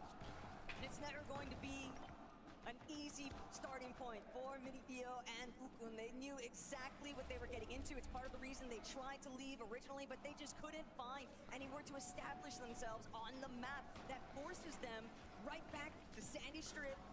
And even with it being technically a triple contested area, you have to remember, Rapid Cold, Gino Pablo, both of those duos have had so much success, there's nothing preventing them from just keying Frucon and Mini PO outright. Yeah, and obviously you see Cold and Rapid rotate on out, so that's going to give them a breath of fresh air. A lot of time spent on that side of the map as Peterbot and Poyo continue to try to get aggressive in this early game. It was in that last game, the fourth one of the day. さあ今さんが危ないが And it kind of worked out. They got a good portion of their points, but now they're trying to flip that switch, turn it right back on. They're already off the top of the leaderboard for the most part, and considering it's top 25 that go to tomorrow, so they're almost feeling like they have nothing to lose as they start to feel like themselves once again. They get both of those eliminations. One of the great things about watching Pete and Poyo over the years is these guys always get better as the tournament goes on. Whenever they have a slow start, you can always count on them heating up and having a big game later down the line. It almost feels like it's luckier for the rest of the lobby that it is only 6 games that they have to deal with Pete and Pollo for, because it's also just not as much information even for the duos that do find the success in the top 25 and they head into finals, whether or not they're going to get じゃあ一旦トイレ行ってまいりますので、一旦ちょっと待ってくださいね。knowledge is power when it comes to this game. My, where it just gets caught off guard. Kidduo as well. Curve is beginning to feel himself as well. Him and Veno, honestly, a team that you wouldn't have necessarily expected going into this year, but has worked out perfectly. Look, they're in 10th place. What happened last time they were in 10th place on a day one? Ooh. Keep that in mind. Clean slate though, when it comes to finals. That could play a little bit of an impact. But for Veno and Curve, one thing has been made clear. Their strategies that they chose to reveal in today's competition definitely been effective enough. And for Pete, Pollo, they're just trying to do it the old-fashioned way. Sheer power. They are taking as many fights as they can try to find initially. Didn't necessarily work out in their favor, so now a little bit of a pullback. Play with the rest of the lobby, but they do it best when it comes to the end game. This is going to be interesting here. Almost look like Nathan and Nev are going to try to backtrack. Sky and Scroll going for a lurk play, but they actually shockwave off that mountain. They know they need to go north. Why make any risk? But Sky taking the whole other approach towards the right side. Eventually, these guys will kind of rotate parallel as they make their way towards the zone and eventually run into the rest of the pack that's already up north.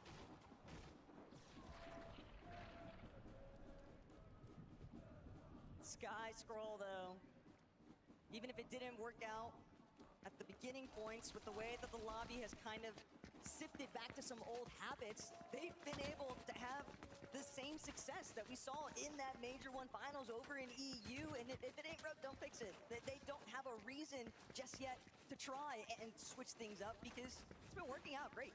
These boys got something to fix though. Pixie, Swizzy, everybody wanted to see them get a chance to play here on this stage together.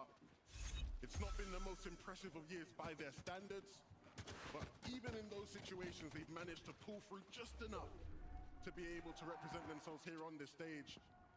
And now it's about delivering in front of their fans after what's been quite a disappointing day, but they are just on the outside, Jacob. Yeah, they're one of those teams where you give them an inch, they're going to take a mile. So you almost want to get him out of the lobby quick. Asayas, Scary, kind of winning that last game and slowing things down just a little bit. They probably already have that early game surge, so they don't need to make any rash decisions, especially with Marius right across as a solo. It's cold and rapid. They go from playing towards Sandy, getting aggressive, back on over to Fort Phil, Chino and Pablo. I'm not sure they wanted this fight because it looks like both of them are weak, and Cold and Rapid are looking to finish it. You say they might not have wanted it, but it looks like they came looking for it. We're in Fort Fields. That's Cold and Rapid's territory, and Pablo, Chino, they try to snatch their chain and are quickly finding out. Yeah, and you see exactly in this situation where Pablo's clutching prowess comes into play. We don't call him one of the best clutchers for no reason. He understands in this situation it's about making and creating as much space as possible, and you see exactly what he does with it. Creates these angles for him to isolate, shots, fights, to potentially give himself a chance of staying alive. As Chino, I don't even think Chino's coming in to help. I think it's just leaving Pablo to fend for himself right now, but we know he can do it. Yeah, it's probably one of those situations where they feel like they might need a miracle, so let me get ready to possibly get gold, get the reboot, go further and further, but he's dipping back in. He's probably staying alive much longer than Pablo have hoped, so Chino probably coming to the rescue for Rapid and Cold. This was their window. This was their opportunity to take a 2v1 situation, and that opportunity looking like it's flying by. This is exactly what he aimed to do. Gives himself enough time to get his teammate back into the fight, and now they're on even footing. It's not even no more. Chino into the box. Chino low HP. He needs to take a second to chill.よいしょ、回ってまいりました。 And now it's just about taking Cold out. But Cold's not going to be able to make it for much longer. He doesn't have a whole lot of HP to work with, but still, the siphon might just come through. Chino forced to actually play out his med kit, and now Cold has completely switched things around because Rapid is still left on waiting for the revive. I just cannot believe that Chino and Pablo, they nearly got the better end of this, but now Chino forced to try and close the deal. But Cold, you have to remember, this is where he does it best. He's still waiting to prove that he is #1 in these situations for a reason. And that really puts the pressure now on Pablo and Chino, who sat in 20 seconds. They will have to make game 6 count. Came up against one of the best duos in this lobby, the worst duo they possibly could have been fighting. And that just complicates things all the more. Yeah, this is one for Chino and Pablo. There's a lot of time here. よいしょ。 Look back and see what went wrong and try to fix it. Yanis cheating over here. They're just trying to heal up. They took a little bit of a fight. You see, they have that one さあ elimination. 皆さんね、よければチャンネル登録、高評価よろしくお願いいたします。9 HP and it's counting down even further. That was the play right there. Pablo, what are you doing? This guy is just disgusting, man.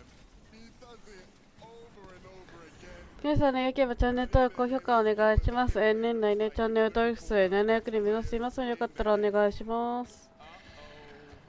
It looked like it was going to be NA on top, but instead the script has been flipped for Sky, Scroll, and Pete Pollo's conversation.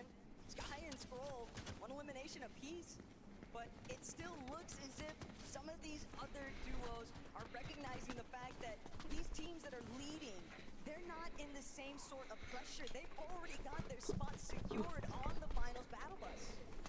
Well, as I'm watching Sky and Scroll, I see the top left, the feed, cold and rapid, go down to the zone. Too many fights too early, and we see how Peterbot actually fell. Fresh off for the reboot, he gets beamed out of the sky, basically leaving Pollo by himself, and a huge homing beacon when you go for those reboots. They know exactly where you're at. This is a tough spot right now, though. I'm surprised that we're actually witnessing Clicks and Higgs above on the surge damage threshold, just barely sitting at 115, but more importantly, you just have to think back to when they initially tried to ambush Acorn and Bolts. It was unsuccessful, at least from where we last saw them, and so all of that time that they had invested, it's incredible that they were still able to salvage something from it. Yeah, this looks like the makings of a successful games for Clicks and Higgs. And actually it's a bad thing for them now.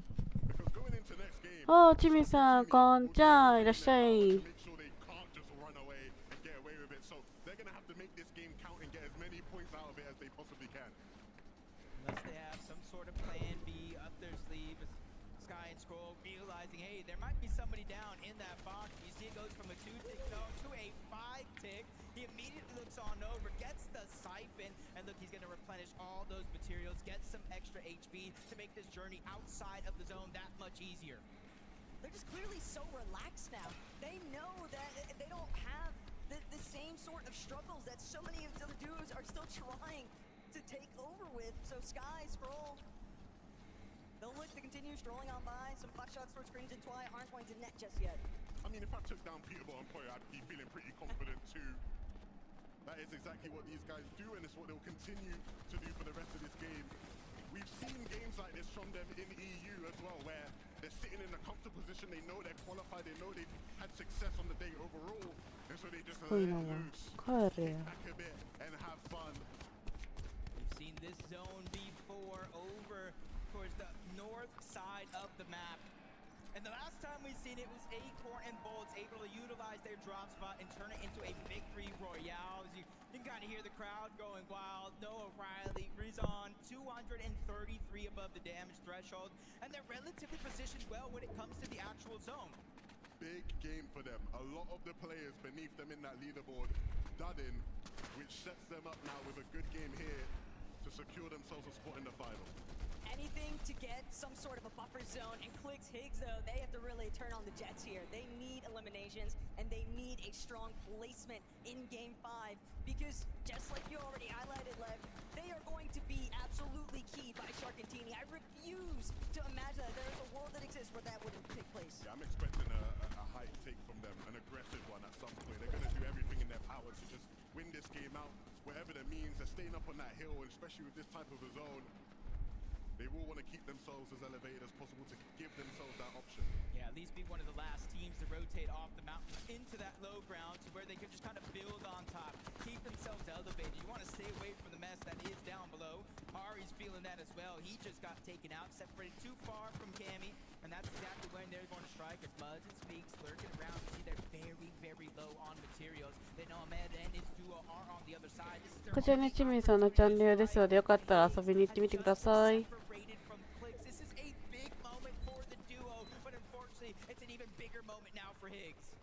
An even bigger statement from the rest of the lobby, though. Everyone is trying to claw their way through into this next zone, but the north side of the map is just so unforgiving. The さあ皆さんチャンネル登録高評価お願いします。世界大会観戦配信やっております。でね、年内チャンネル登録者数で700人目指していますのでチャンネル登録も高評価もよろしくお願いいたします。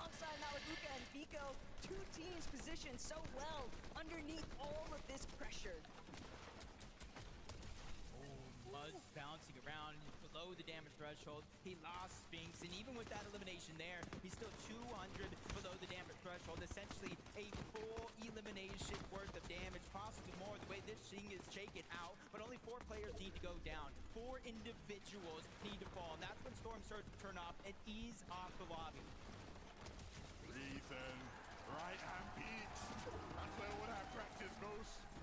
And we've seen him in that situation many a time, and he doesn't miss often, and he won't miss now. This is really setting up now to be the tournament-defining game for this duo. One of the only issues they had entering that last zone was just the threat of having not enough surge, but that's going to alleviate all of it. But Muzz, on the other hand, still sitting just at 86 points, but this is his best shot currently to overcome other duos in front of him with so much of the middle ground having been eliminated super early on. Muzz trying to do everything he can, just getting these last 6 HP, but Matty is going to shut him down immediately. Yeah, he knew he was coming from the backside of the zone, but he popped out through the bush. Marius really makes that moment count there. Tig's trying to do the same. 64 builds left, one big splash. It's not necessarily the best loadout, but for someone like Higgs who's been in these clutch situations before, it'll do. A tough task, but one that マータさんそこどこか見れないからね。 but it's about the execution now. Aminished and Harvey, they're trying to fight their way back into this tournament and make something of it. Pressure will be applied, but pressure will be returned. They will lose their height if they are not 闇キャス careful. 落とされてる。 It's about scrapping to keep themselves in the game. It's really easy to just look down, but sometimes you have to remember to look behind you. You never know who might just be creeping up in for Sky. Mattias solos in this lobby, just looking to try and おふうくんその位置かいけるかな。 somehow, some way, even with material counts running out, have managed to hold on. Look at Higgs though, setting himself all the way. Ultimate front side. パンチが食らっているが。 Sacrificing the HP, even though he only had one splash, it was a necessary evil towards his game plan to give him better positioning right in front. Let the team and the rest of the lobby take each other down. You see Rezon and Noah Riley getting active here in this game, looking towards the backside of the zone, trying to find elimination. One that they need. It's the loot that they're after. They're almost flesh out. My God, Reason, what are you gonna do next? But he can't hold strong. さあ、ふうくんが粘る。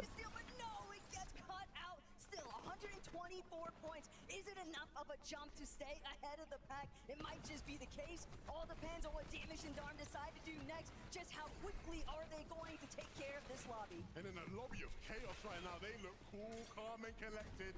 Acorn and Bolts are trying to find their own layer, and they'll drop all the way onto Elo.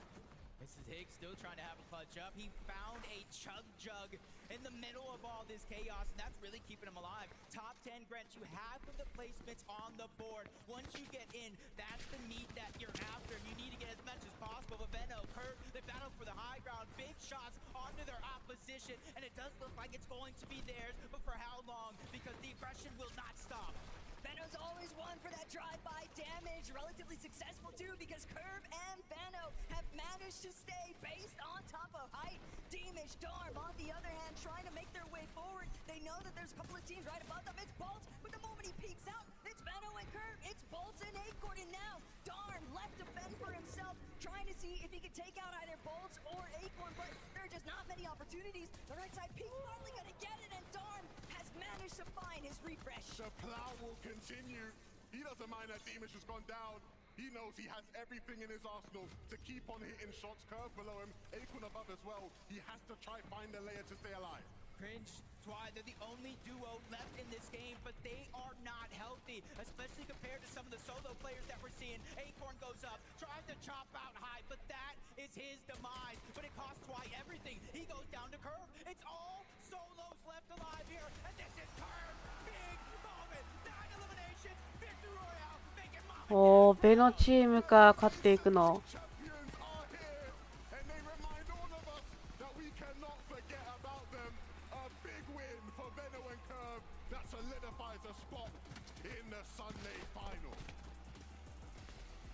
Alright then, guys. Kev, how does it feel to get your first victory royale on LAN? Feels great. I mean, I just eliminated everyone. I just popped off. What was that like for you, Veno, having to watch Curve clutch it on his own? I'm not gonna lie, we were just running around. I'm having fun. He's crazy. We're seeing you having so much fun. What's interesting to me, though, is it's a little bit like Major 1, where day 1, you guys were kind of subtly working your way up the leaderboard. Obviously, there's just one more game before the leaderboard resets. But has your plan been to take it easy and just guarantee Championship Sunday? The plan was to qual by whatever means possible, try not to show any plans, and just have some fun. I was laughing during that game. I don't know if he likes that. And what's it like hearing Verno call on LAN? Is it different to when you're online? Yeah, he's so locked in. Like we're the best. You do seem like you're feeling yourselves. How is Curve doing in your thoughts? What's your rating? I think he's taken to it pretty well. Obviously, we've not played much finals recently, so it's good to get some practice in. It's great to see you guys thriving here on LAN. Congratulations. Everyone, please, Curve and Veno! We're going to head to a break. After this game, we'll know who's qualified for Sunday.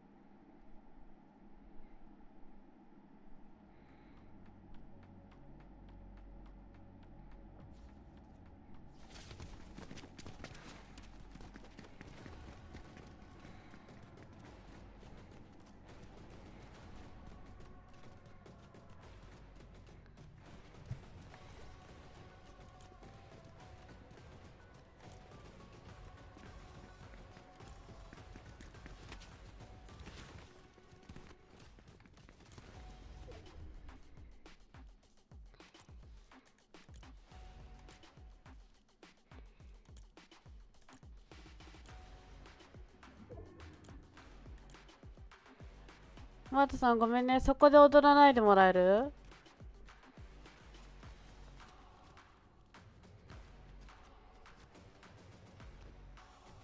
今ね、YouTube で配信してるのでよかったら遊びに来てください。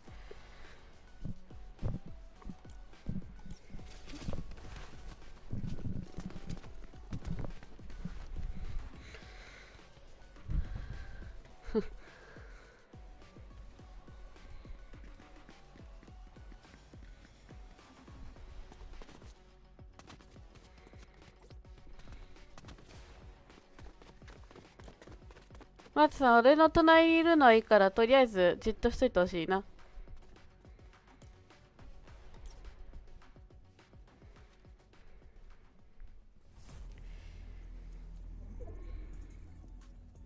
Fortnite fam, welcome back to the FNCS Summit.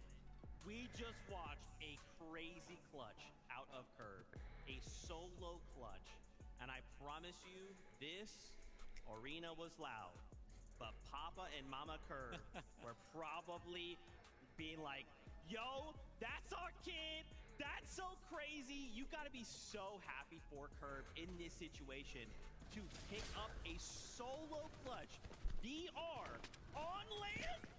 I mean, what a way to announce yourself to the land stage, right? You know, this is how it's done. I think a lot of people would have had questions about Veno, an established EU player moving over to NAC and then deciding to play with an unproven talent, a promising talent in Curve. A controller player at that as well. People be like, maybe this isn't the right move for him, but I mean, we all knew he's just capable of it. It was just about showing it. And the nerve that he has to do that on this stage, first ever LAN, playing with Veno, as a solo to Carter, that is unbelievable. Absolutely. I mean, I was thinking some of the concerns maybe going in with Veno IGLing, Curve, you know, very aggressive controller player, and thinking, okay, just try not to take too much damage, try not to overstep. Doesn't even matter. Just back-to-back-to-back elimination, solo clutch the VR. I mean, what else do you need? I love too that moment. You can literally see it on Veno's face. He's like, dude, you actually did it. Like, let's go. Like, you know, you got to think with someone like Veno, the caliber of player, the first player to have an NA and an EU FNCS title, to pick up this kid and think, okay, let's see what he's got. Dude, he's just like Papa Curve. He's just as proud. Yeah, he really is. And he's a player that we've got the pleasure of seeing his development as a player throughout the last few years of him being in comp. You know, when he was first coming onto the scene, all the way back sort of chapter 3 when he won with Aqua, he was that sort of raw talent. He was almost the Curve of today. And it's really nice to see him sort of mature as this sort of IGL older head in the scene right now. Great to see him on the telestrator earlier on as well, breaking down some strats. And that's what he brings to this team. He brings that calmness. He brings that confidence. Even when he went down there in that game, he was actually smiling. He was like, oh, I've gone down, great, because I've got Curve on my side. That's someone that trusts their duo. When you see them smiling after they get eliminated in top 5, you shouldn't be smiling when you get eliminated in top 5, but Veno knew that Curve had what it takes. This is just the start for a player like Curve. I mean, proving yourself already at an international competition of this caliber. We're just day 1. We have 3 days of competition. Sunday's coming soon. They're in 4th place right now. I mean, we're going to see them on Sunday, and I'm excited to see how they perform. You said statement, right? Going into finals, people are thinking, well, I might have been kind of looking at Curve or Veno around thinking, oh man, how am I going to deal with that? Now everyone's thinking, okay, it is absolutely Veno and Curve. We have to take that fight too. I want to take a look at the standings. Let's go over this, right? We've got a single game left to go before we wrap up the upper bracket. Darm, Dimash, they take over first place. Look at this. I am so happy to see them, you know, really thriving in this environment, man. Again, you mentioned statement, Mini Miner. That's what they're sending, right? Yeah, absolutely. I mean, I mentioned it earlier on. Last minute drop spot changed. Of course, working with Coach Sven, they would have had a lot of strats coming into this as well, even not showing all of them as well, of course, in this upper bracket right here. But this is a team that we all are excited about, particularly coming from EU. They were always sort of the new Polish greats that a lot of people were talking about. You know, you talk about Kamisetti, the new wave, the new blood in Poland, and they have so many fans, and you can see why. The way that they play, they were that sort of mid to low ground team when they were playing in trios, and even in this end game, they're playing it as a duo as well, playing that lower ground, which is great to see, and a team that we can definitely look out for on Sunday as a potential. Yeah, I mean, you're talking about new Polish duo. Don't quote me on this, but I think in 2024 they had like 40K earned as a duo. Then 25, they had over 200K earned as a duo. I mean, this team rose to fame so quickly, and now once again proving themselves on an international stage. It shows that they can do it online, they can do it in person, and they're here to fight for that trophy. Oh man, Takada, but you remind me, right? Of course, this trophy's awesome. There's a lot of players doing well, but there's still players that need to make it on that bubble. And immediately my mind goes to Muzz and Sphinx, 26th place. We actually saw a really awesome Muzz solo clutch in that last game. That's why they've moved up those 2 placements. But boys, this is it. We've got 1 game left to go. We must find ourselves in the top 25, or we have to go back down the lower bracket, fight through 6 more games with 25 new duos. It's going to be crazy. I mean, I'm looking at clicks there as well. Higgs, shout out to him. Solo clutch. That could be the clutch that keeps him in contention in this level. 34だったらきついな。 Looking like it's going to be contested as well by Kane, so things might be interesting there, but they want to make it happen here and now. Even players like Chino and Pablo, we saw them on the previous page. These are some competitors that in predictions, they were saying they were going to get top 3. They could even win the competition, and now they're outside of qualifying range on Uppers Day 1. I mean, as a reminder, all the players here that do get bottom 25 are going to play again tomorrow alongside the other 25 duos that are just licking their lips, waiting to see which drop spots are going to get claimed after today so they can start preparing, they can start putting in the work.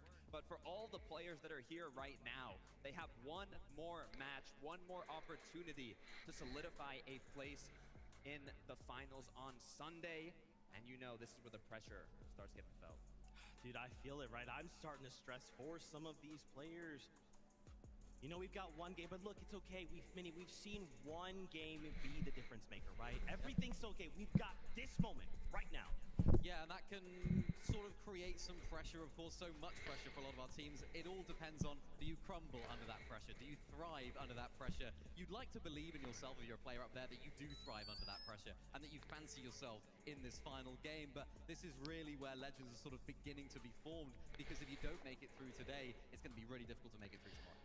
Yeah, I mean, I'm already feeling it. You can hear the silence. The silence is loud for these players behind me right now. They're loading in, they're locking in, and they're getting ready for these final moments, whether it's a contested team that's going to battle it out quickly off spawn, or one that hasn't been contested throughout the day, but they just haven't found that success yet. It all comes down to this. Oh man, stress levels are through the roof right now. It always happens like this, doesn't it? It always comes down to that final game in Fortnite. Fortnite does what Fortnite does, but again, this is it. This is that moment for these players.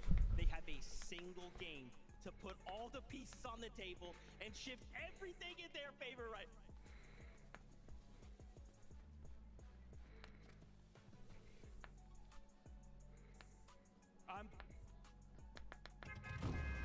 No.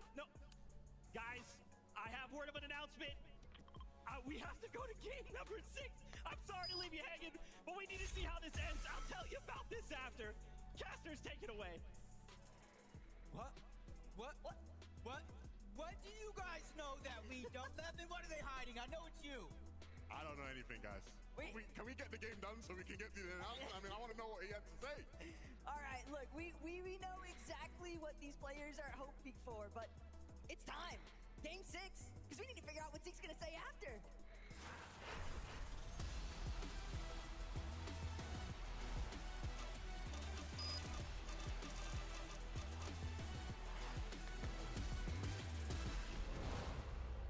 This is it, the last game of the day.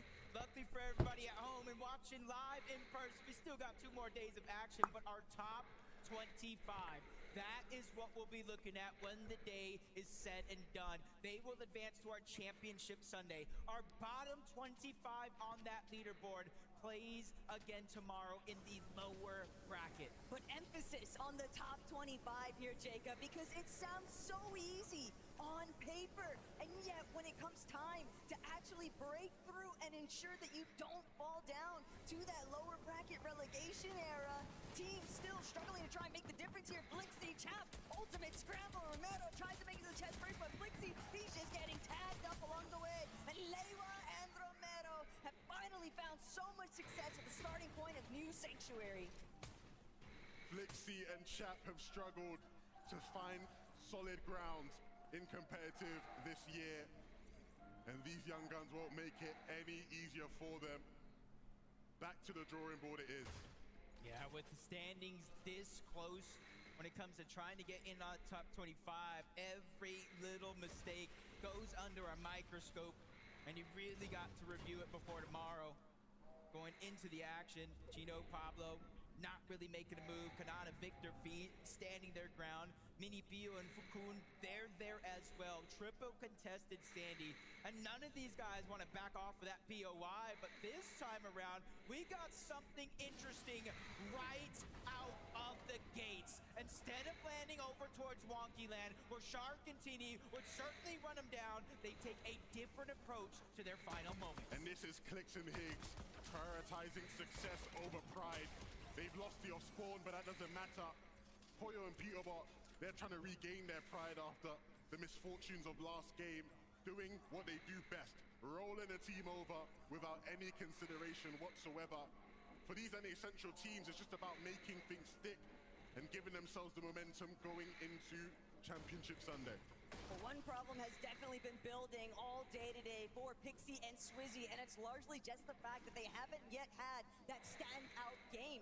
Everything has just been somewhere in the middle, and sure, it's built them up 82 points, but when you are this close in the leaderboard for that top 25 placement, they can't afford any other slip-ups. This has to be a flawless matchup. You see Aegis and Ritual in the feed. They actually got the eliminations onto Reet and Cooper, but just like games prior, we were wondering why are so many people at Sandy Strip? I'm wondering why are so many people at Latte Landing? I was thinking for a moment Aegis and Rituals, they finally got a chance to play off spawn, but Yapto, Panzer, they're here as well. Jonas, the Falage, they're here as well. They're not making this easy on anyone.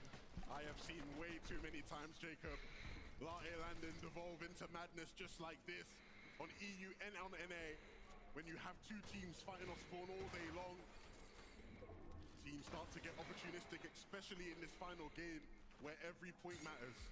And even worse still, if you are in Aegis and Ritual position, because compared to Veloz and Jonas, as well as Yapko and Panzer, those are teams that are already relatively established for that top 25 metric. It's really just about Richie and Aegis trying to find some solid footing, because they cannot afford another early departure, or else they will be playing in tomorrow's games. Just one of those moments to where as time keeps dwindling down, honestly, we're probably going to feel it in the pace of this game with each and every passing zone. Those opportunities go out the window. Even though you still got tomorrow, that doesn't make it any easier. You almost take a hit on your confidence, so you want to qualify here, even if it means having a pop-up performance in the last game of the day. We've seen it before, and I'm sure we'll see it again. The fighting continues. No team wants to walk away from this one. So much invested already. If you can't find the opening, eventually you will be forced to walk away just to keep yourself in the game. But both of these teams playing for keeps. Hands up, Yapko, it's been a great day for them. They're just shutting their stuff now, trying to exert themselves in the lobby. But will they get the response they're looking for? If anything, Jonas, Veloz throwing out a couple of Hail Mary efforts there to see if they could just isolate, take out Panzer. If they get one, it's not super likely that Yapko is going to immediately send himself forward. He might actually opt to back out. And this is the part in these fights where things get really awkward. The Storm starts to apply a bit of extra pressure. Lurk plays come through, and all of a sudden you're jumping up on height, trying to find the shot, trying to find the angle, and they will! Jonas goes down, and Panzer not working with much by way of HP. Yapko neither. They do have the upper hand for just a moment. They just have to be very, very careful, because remember, this was 3 teams here at one point or another, Aegis and Ritual. They used these two guys as fighting as a way for them to disengage towards the outside. The higher you build up, the more opportunity you're giving them. But you can see Panzer, Yapko, they can no longer keep the pressure in this 2v1 situation. You said it yourself, there's a huge lack of that HP. He passes on over the goal. They're hoping there is going to be enough, but instead of buying a medkit, he just quickly buys the patch up. They want to get right back to putting down pressure because they know Jonas is down. The siphon was imminent, and it finally comes into play. For Veloz, this is a almost worst case scenario even, because 102 points, you're not exactly safe. You're just on the threshold, and you can't afford to teeter-totter any further in the negative direction. He will be forced to retreat. Pico Malabuca, though, they have had quite the day for themselves, and they are not looking to bring it back anytime soon, because Shark Teeny now looking to challenge these big boys, but Pico seemingly trading out the shots, and that's going to force Shark to wait for Teeny to take over. This is 2 of Europe's best. And I spoke to Vico in between the last game, and he said, Levin, man, we're chilling. We're just trying to have fun with it in these last couple games. And if their version of fun is ruining Shark and Teeny's end to the day, then I think they are achieving just that. Teeny will wait patiently. They are on home soil, but that doesn't mean that they have the advantage. The left-hand peek from Teeny doesn't provide much by way of success, and so he eventually will fall at the hands of Vico and Malabuska. Yeah, and I think Shark sensed that one come in. He immediately disengaged towards the south side of Wonky Land. giving them a chance to at least get rebooted up. You see no HP. I wonder what he's going to do. Well, the main reason behind that, I'm just thinking back to what took place between these EU teams in our actual さあ皆さんチャンネル登録高評価よろしくお願いします。年内700人目指していますのでよかったらお願いします。Demons home. We know there is bad blood between those two duos. But for now, the stakes not as high. Both teams still looking comfortable as far as the format goes. These guys aren't as comfortable though. They're the main characters we're looking at as far as making this final game count. And even though they are deep here in the storm, they are not alone. Yeah, not alone at all. Acorn and Bolts at the top of that mountain. It looked like for a moment they were looking in that direction, so I don't think Clicks and Higgs went under the radar in the same fashion that they did. But did you see their loadout? I think the decision to leave Wonky Land in Game 6 works out. They were able to fish a Midas Flopper, which grants you instant gold loadout, and they were able to find 2 different gold shotguns. So already being able to pack a punch in this game, if they could just make it towards the south, because you see Sandy Strip just outside of the zone, they could give themselves a real fighting chance to get into that top 25. They're not the only ones on the hunt for it. When you talk about big performances that need to take place in this final matchup, Alex and Reckless certainly fit the bill here. Only 20 points have been gathered in these first 5 lobbies. So waiting to see whether or not they're actually going to be able to find that monumental come up.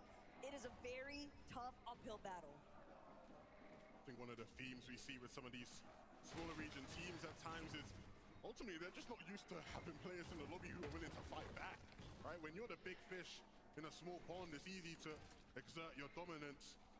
Well, all of a sudden when you've got people who have been doing it at the highest level on this type of stage for years, ready to give you a challenge, it changes the dynamic completely. And so that is a lesson that they'll have to take into day 2 if they are in that lower bracket.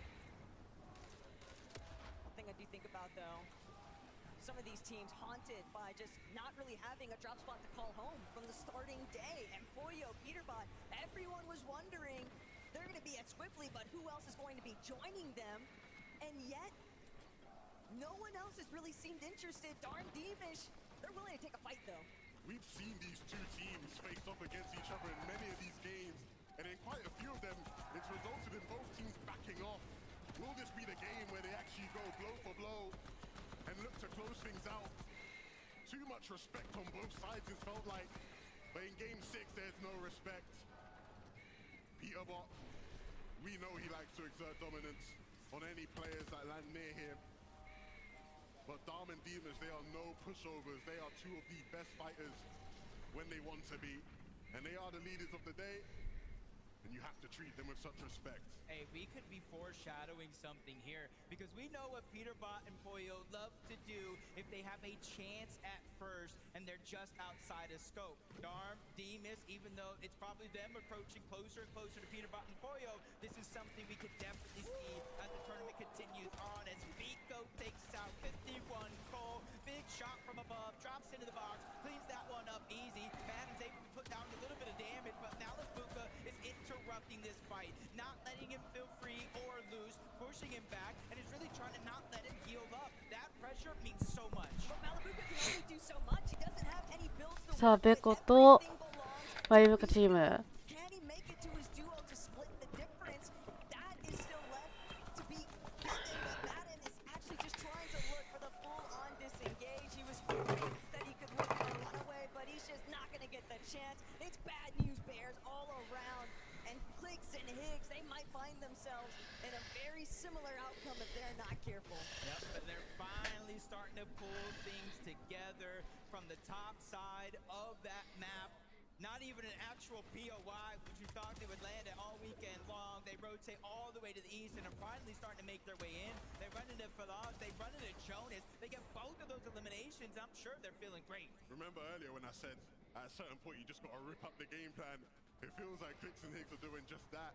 They're just anywhere right now, and we're seeing them make the plays needed to deliver on the points. They are so close to being able to push themselves into that top 25.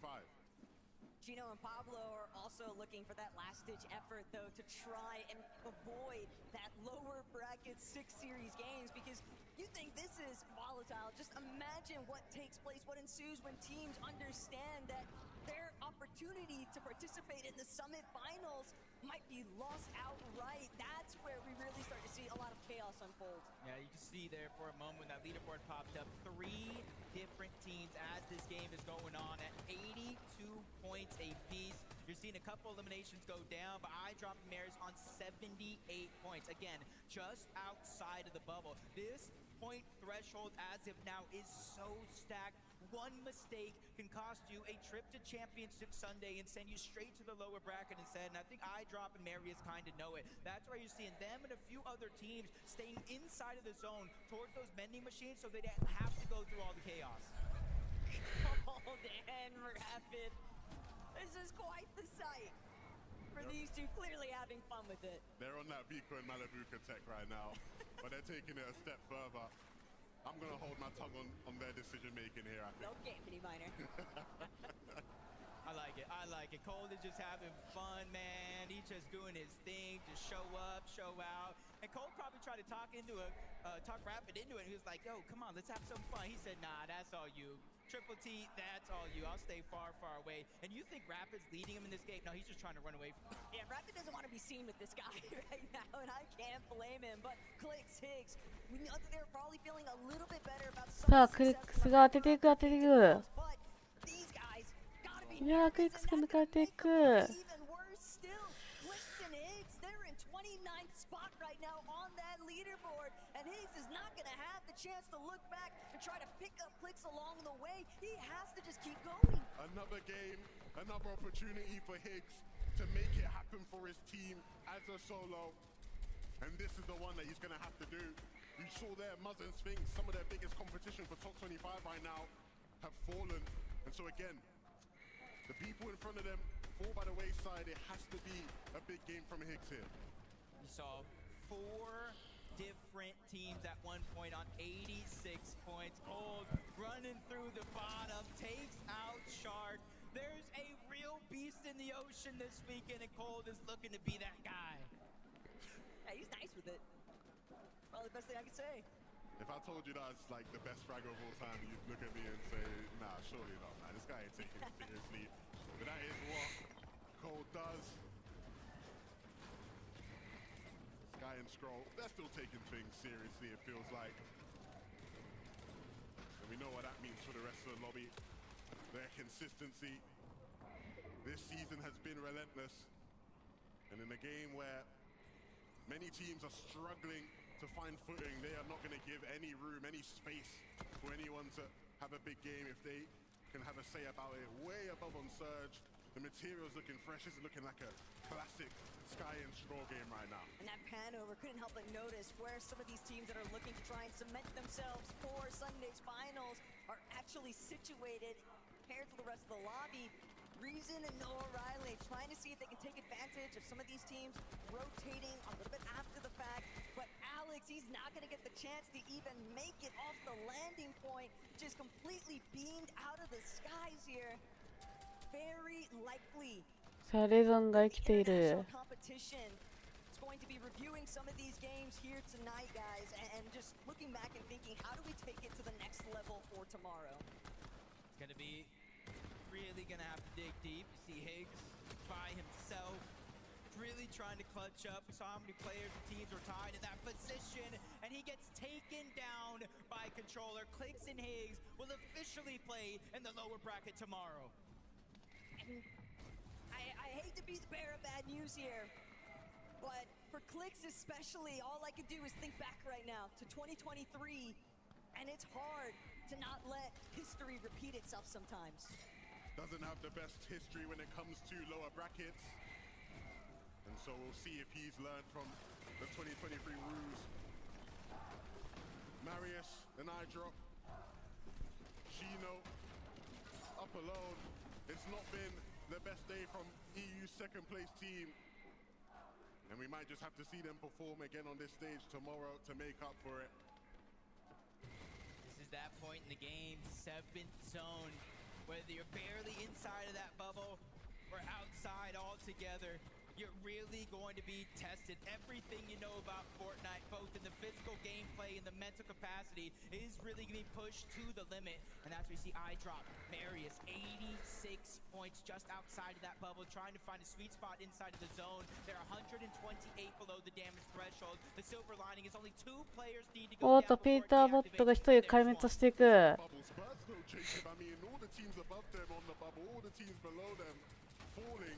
And so it's really setting up to be a game for them, but Swizzy in the feed goes down, and so Pixie down as well. I mean, tomorrow's lower bracket is looking stacked right now, Taco. I mean, you can see the お、ボットさえ来て frustration in る。 Pixie's player cam, the expectations. いや、熱いな、この戦い。 Kind of situation, but reason he's not worried about what everyone else is going through right now. He's only focused on what's in front of him. That first one has already been successfully completed, and now he just needs more. This is a man who has no intention whatsoever of playing in that lower bracket. He wants to get the job done tonight. Peterbot and Poyo finally on the high ground. They've been through so many trials and tribulations throughout day number 1. さあ、ピーターボットがハイグラを取っていくのか。 This is the big stage. Can they do it? iDrop and Marius are surely trying to pull themselves within that bubble. Another elimination. いや、痛い。痛すぎる。 Taking shots from all around, drop down to 26 HP. They're even separated for this last couple of seconds. Can they find a way back? No, they can't. Marius goes down. But in the final hour, it's still iDrop left standing. You have to remember, he's been doubted all year long so far. Can he finally pull things through? iDrop, cold. さあ、一日勝負。 Baggage next to Marius, and い now やー、落とされていく。 to redemption here. Looking to find an elimination. おっと、強気に攻めていく。さあ、資材はない。 This journey forward, but he's forced to drop all the way to Logra, and い he やー、 can't 落とされ make てい it back. く。 iDrop and Marius are out. おっと、ポロとピーターボットがハイグラにいる。 Being one of them. It seems like everybody that needs an opportunity here find themselves as a solo. For Vocal, 112 points. He's inside of where he needs to be, but with no builds left, he has to wait for somebody to make a mistake. Maybe jump on top. For Kidu and Werix, this is a big moment. They need a couple more points to find themselves safe. They find at least one elimination there, but they need the placement. That's worth just so much more. Just knowing that so many top dogs, though, are the main ones left standing. You've got both ends of the spectrum currently competing against each other. Peterbot's going to take out Kanata, though. That's just one less opponent that a duo like Wedix and Kidu will have to worry about. さあ、ピーターボットが倒し。 Peterbot's tracking as strong as ever, but now circling back down. Kidu and Werix, they've drawn so much attention to themselves with the Flowberry Miss Grenade. Time is running out for this duo. They need to make a play and fast. You cannot just sit in your box. さあ、起動。さあ、どうなる。 There are opportunities for them to find the refresh they need, but they have to get creative now. Yeah, Lewa, Romero trying to do just that. Using the overdrive shockwave simply for the effect. They drop down towards the front side of zone, but they're a layer above a whole nother duo that they have to watch out for. As Werix here's elimination, scrambles for the loot, but he gets taken down going for it. Cammy gets another elimination. Inside of the top 6 we go. Scroll, Sky, waiting to see who's going to step up to the plate next. Sky, very rare miss there, but it might actually be exactly what he needed. Just trying to see if he can continue carrying things through. He needs to see if they can survive. One of the few healthy duos left in this one. Romero now will try his best to continue this elimination spree going. Cammy and Hari, they have something to say about Sky and Stroll's low ground dominance. And you have to remember, with all this happening, Pete and Poyo still waiting in the wings above to try and squeeze this lobby dry. And now it's Cammy and Hari shutting them out. But how will they get back up the hill? Cammy with 6 limbs. Out of character for him, not out of character for Scroll. To get bigger limbs though, takes Peterbot down. Cammy gets knocked, he can't get back up. And so it's up to Scroll to do what Sky did earlier. I was going to say it's our top 3 teams remaining, but everybody's stuck as solos, and it comes down to a 1v1. Hari here in this situation against Poyo. Remember, neither one of these teams have gotten the big win that they're known for, and Poyo with no builds, forced to drop down below, trying to fire back onto Hari, who has the high ground. good damage being landed, but Hari's just landing so much more pressure, trying to force Poyo outside of the zone, but there's a couple of seconds left before that play comes to fruition. Chug going to be used for Poyo, giving himself just a little bit more time for the zone. It's over the hill for Hari. He has a huge advantage in terms of positioning. The zone is just eating Poyo alive, one tick after the next. He finally makes his way. いやーきついね。 Hari and Cammy clutch out game 6. There are only so many options left there for Poyo. Even with that 20 left in the Chug, it simply wasn't going to be enough. The repositioning from Hardy to remain on high ground was ultimately what sealed the deal for their fates here today. So Frankie, let's hear it from them. Thank you so much. Stand up, please, boys. You just got a victory royale. Harry, talk to me about that end game. Playing it as a solo, you played it perfectly. Yeah, I mean, I just solo clutched well. That's it. Cammy, I feel like we saw you clutching it out during the major finals, but now you're seeing your teammate Harry do it on LAN. What were you thinking when you were watching him clutch? I was sure that he was going to win because he was on the hard and naked mats and the guy didn't have anything, so it was a free win. And when Hari is doing his thing on his own, are you talking him through it? Yeah, I'm always trying to help him, and yeah, it was easy. Well, you guys are definitely qualified for Championship Sunday. It's a position you know very well, Cammy. Congratulations to the two of you. Dusseldorf, please give it up for Cammy and Hari! We're going to head to the desk. Takada, we've seen it all from Cammy and Hari, right? We talked earlier. Wait a minute there, we're seeing them on height. That's crazy.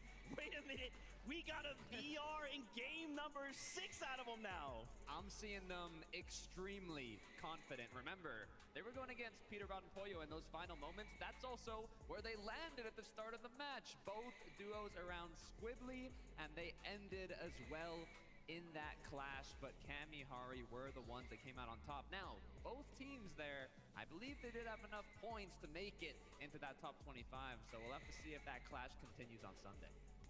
Yeah, it's what you expect. It's Cammy, it's LAN, it's what he does. I mean, this guy's the LAN GOAT. You can see just from his gameplay, you just know with Cammy as well that he's got some things cooking up for the grand finals. Nice to see these guys picking up a win as well. They're a team that you don't necessarily associate with huge, massive elimination wins. But this one, what's that? 8, 9 eliminations. Really, really nice from them. And ultimately, it was, of course, the zone that ended up taking down Poyo at the end.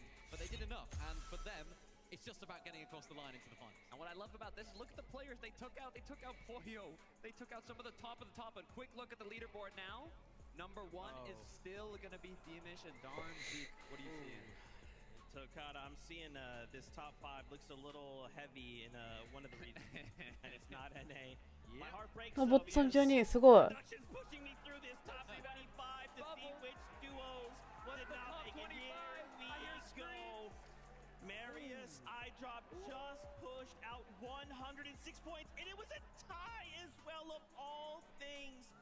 But it looks like Darkos, Minori will make it through. But so many other duos are now thinking, Mini Miner, well, I have to take it to lower bracket. I will have 6 games. Stress all-time high. 25 duos. Am I going to the same spot? Is someone now contesting me? So many questions in the back of their minds. Look at this page. Yeah. That page just went there. The Swizzy, Pixie, Clicks. There's so many big names that you wouldn't look out of place in the top 10. Haven't qualified through to Casa. Look, what I have on my mind right now, in terms of Clicks Higgs, I'm looking at the lower bracket. The team at Wonky, it's King and Phaser from Brazil representing Argentina. Then we also have Dark Dominion, where Swizzy is dropping its Aviv and Cam. So we've got these lower bracket duos that are now looking at what their competition is going to be going into tomorrow. And all they got to do tonight is that homework. Oh man, it's scary stuff. There's other things obviously that did happen in that game. You know, Peterbot, Poyo, yo, we saw some moves, right? These guys were looking to make some things happen up on that high ground. Peterbot probably saying, all right, I guess I'll try going into this last game, you know? Yeah, this is a team that we have to keep our eyes on for the grand finals. They're a team that we haven't seen enough of today, I feel like. You know, we've seen some good glimpses of gameplay. We've seen some good glimpses of what we may have associated with Peterbot and Poyo of the past. This one is probably a prime example of that, dominating the game, pressing all the players and the teams all the way down on low ground, doing what Peterbot does best. That elimination right there, just textbook Peterbot. And they're a team that I still think has a lot in the locker as well. You know, ultimately for them it was about getting through. But they're a team that still can win it all. They don't have, of course, now Clicks going to be contesting them off spawn. They don't know how they don't sort of have that confusion going into the day. Where's Clicks going to be landing now when it comes to tomorrow? That's another question to answer, but they've done it. What's on my mind are those expectations I was talking about at the start of the day. I mean, expectations only last for so long, and if they're not matching how they performed in 2025 and 2024, the expectations won't stay there forever. Now, this is an upper bracket. They made it through. They did what they had to do. Sunday is where it truly matters, and I think we saw a bit of a spark of what that might look like. Crazy stuff. Well, Fortnite fam, I know what you've been waiting for. All right, I got it right here. Ooh, don't even worry about it. All right, let's talk about 2026 for a quick moment. We actually put together a little graphic here to kind of help explain it, but just stick with me, okay? There's many things to discuss. First, let's start with September 26th and 27th is the new date of the Global Championship. That's right. And I'm honestly very happy and honored to announce we're going to Antwerp, Belgium for the Global Championship. In addition, Major 2 has some changes. You can kind of see here on your screen, July 18th through August 2nd for Major number 2. Major number 3 is now the last chance, which is happening August 3rd to 14th. And then you probably, I don't know, you saw something on the right side there. It says FNCS Solo. Yeah, we're going to do something in October. Stay tuned for that. More to come, more to follow. Don't even worry about it. There's also a blog that we're about to launch right now, so go in, check that.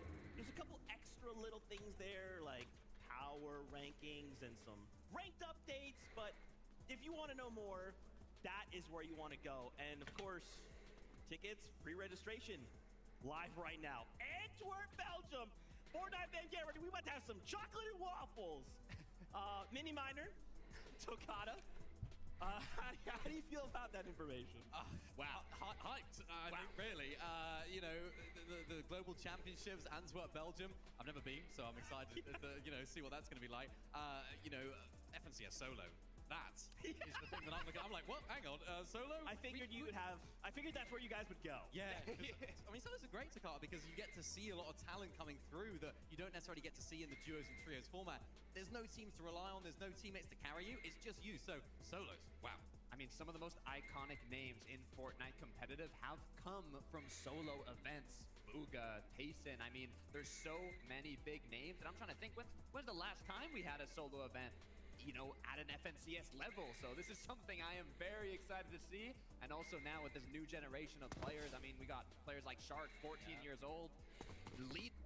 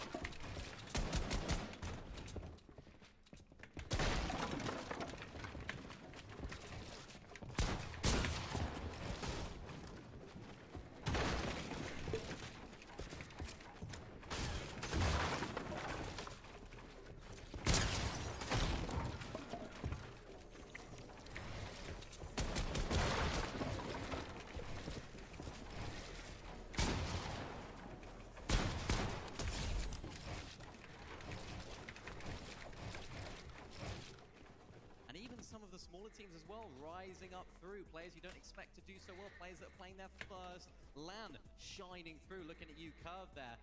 Wow, what a day it's been. I mean, I'm thinking of our global champion from 2025, the only remaining global champion playing here today, which is Swizzy, alongside Pixie, unable to make it. Clicks, Higgs. I mean, we are going to have some interesting off-spawn engagements. Swizzy Pixie land at Dark Dominion, and that's where Aviv and Cam have marked right now in the lower bracket. Clicks Higgs. They've been landing wonky. They said squibbly, but they were going wonky. And that's where King and Phaser from Brazil are landing. So this is definitely going to get heated tomorrow. Yeah, man. I mean, you know, again, it's tough, but it's okay. We still have one day, 6 games in that lower bracket. But for those 25 duos heading down there, they're going to have to go back to the drawing board just like we will, right? There's much to look at over tonight. But for now, we say goodbye. Until tomorrow at the lower bracket, Fortnite fam, we love you. Keep yourself safe. See you on that battle bus.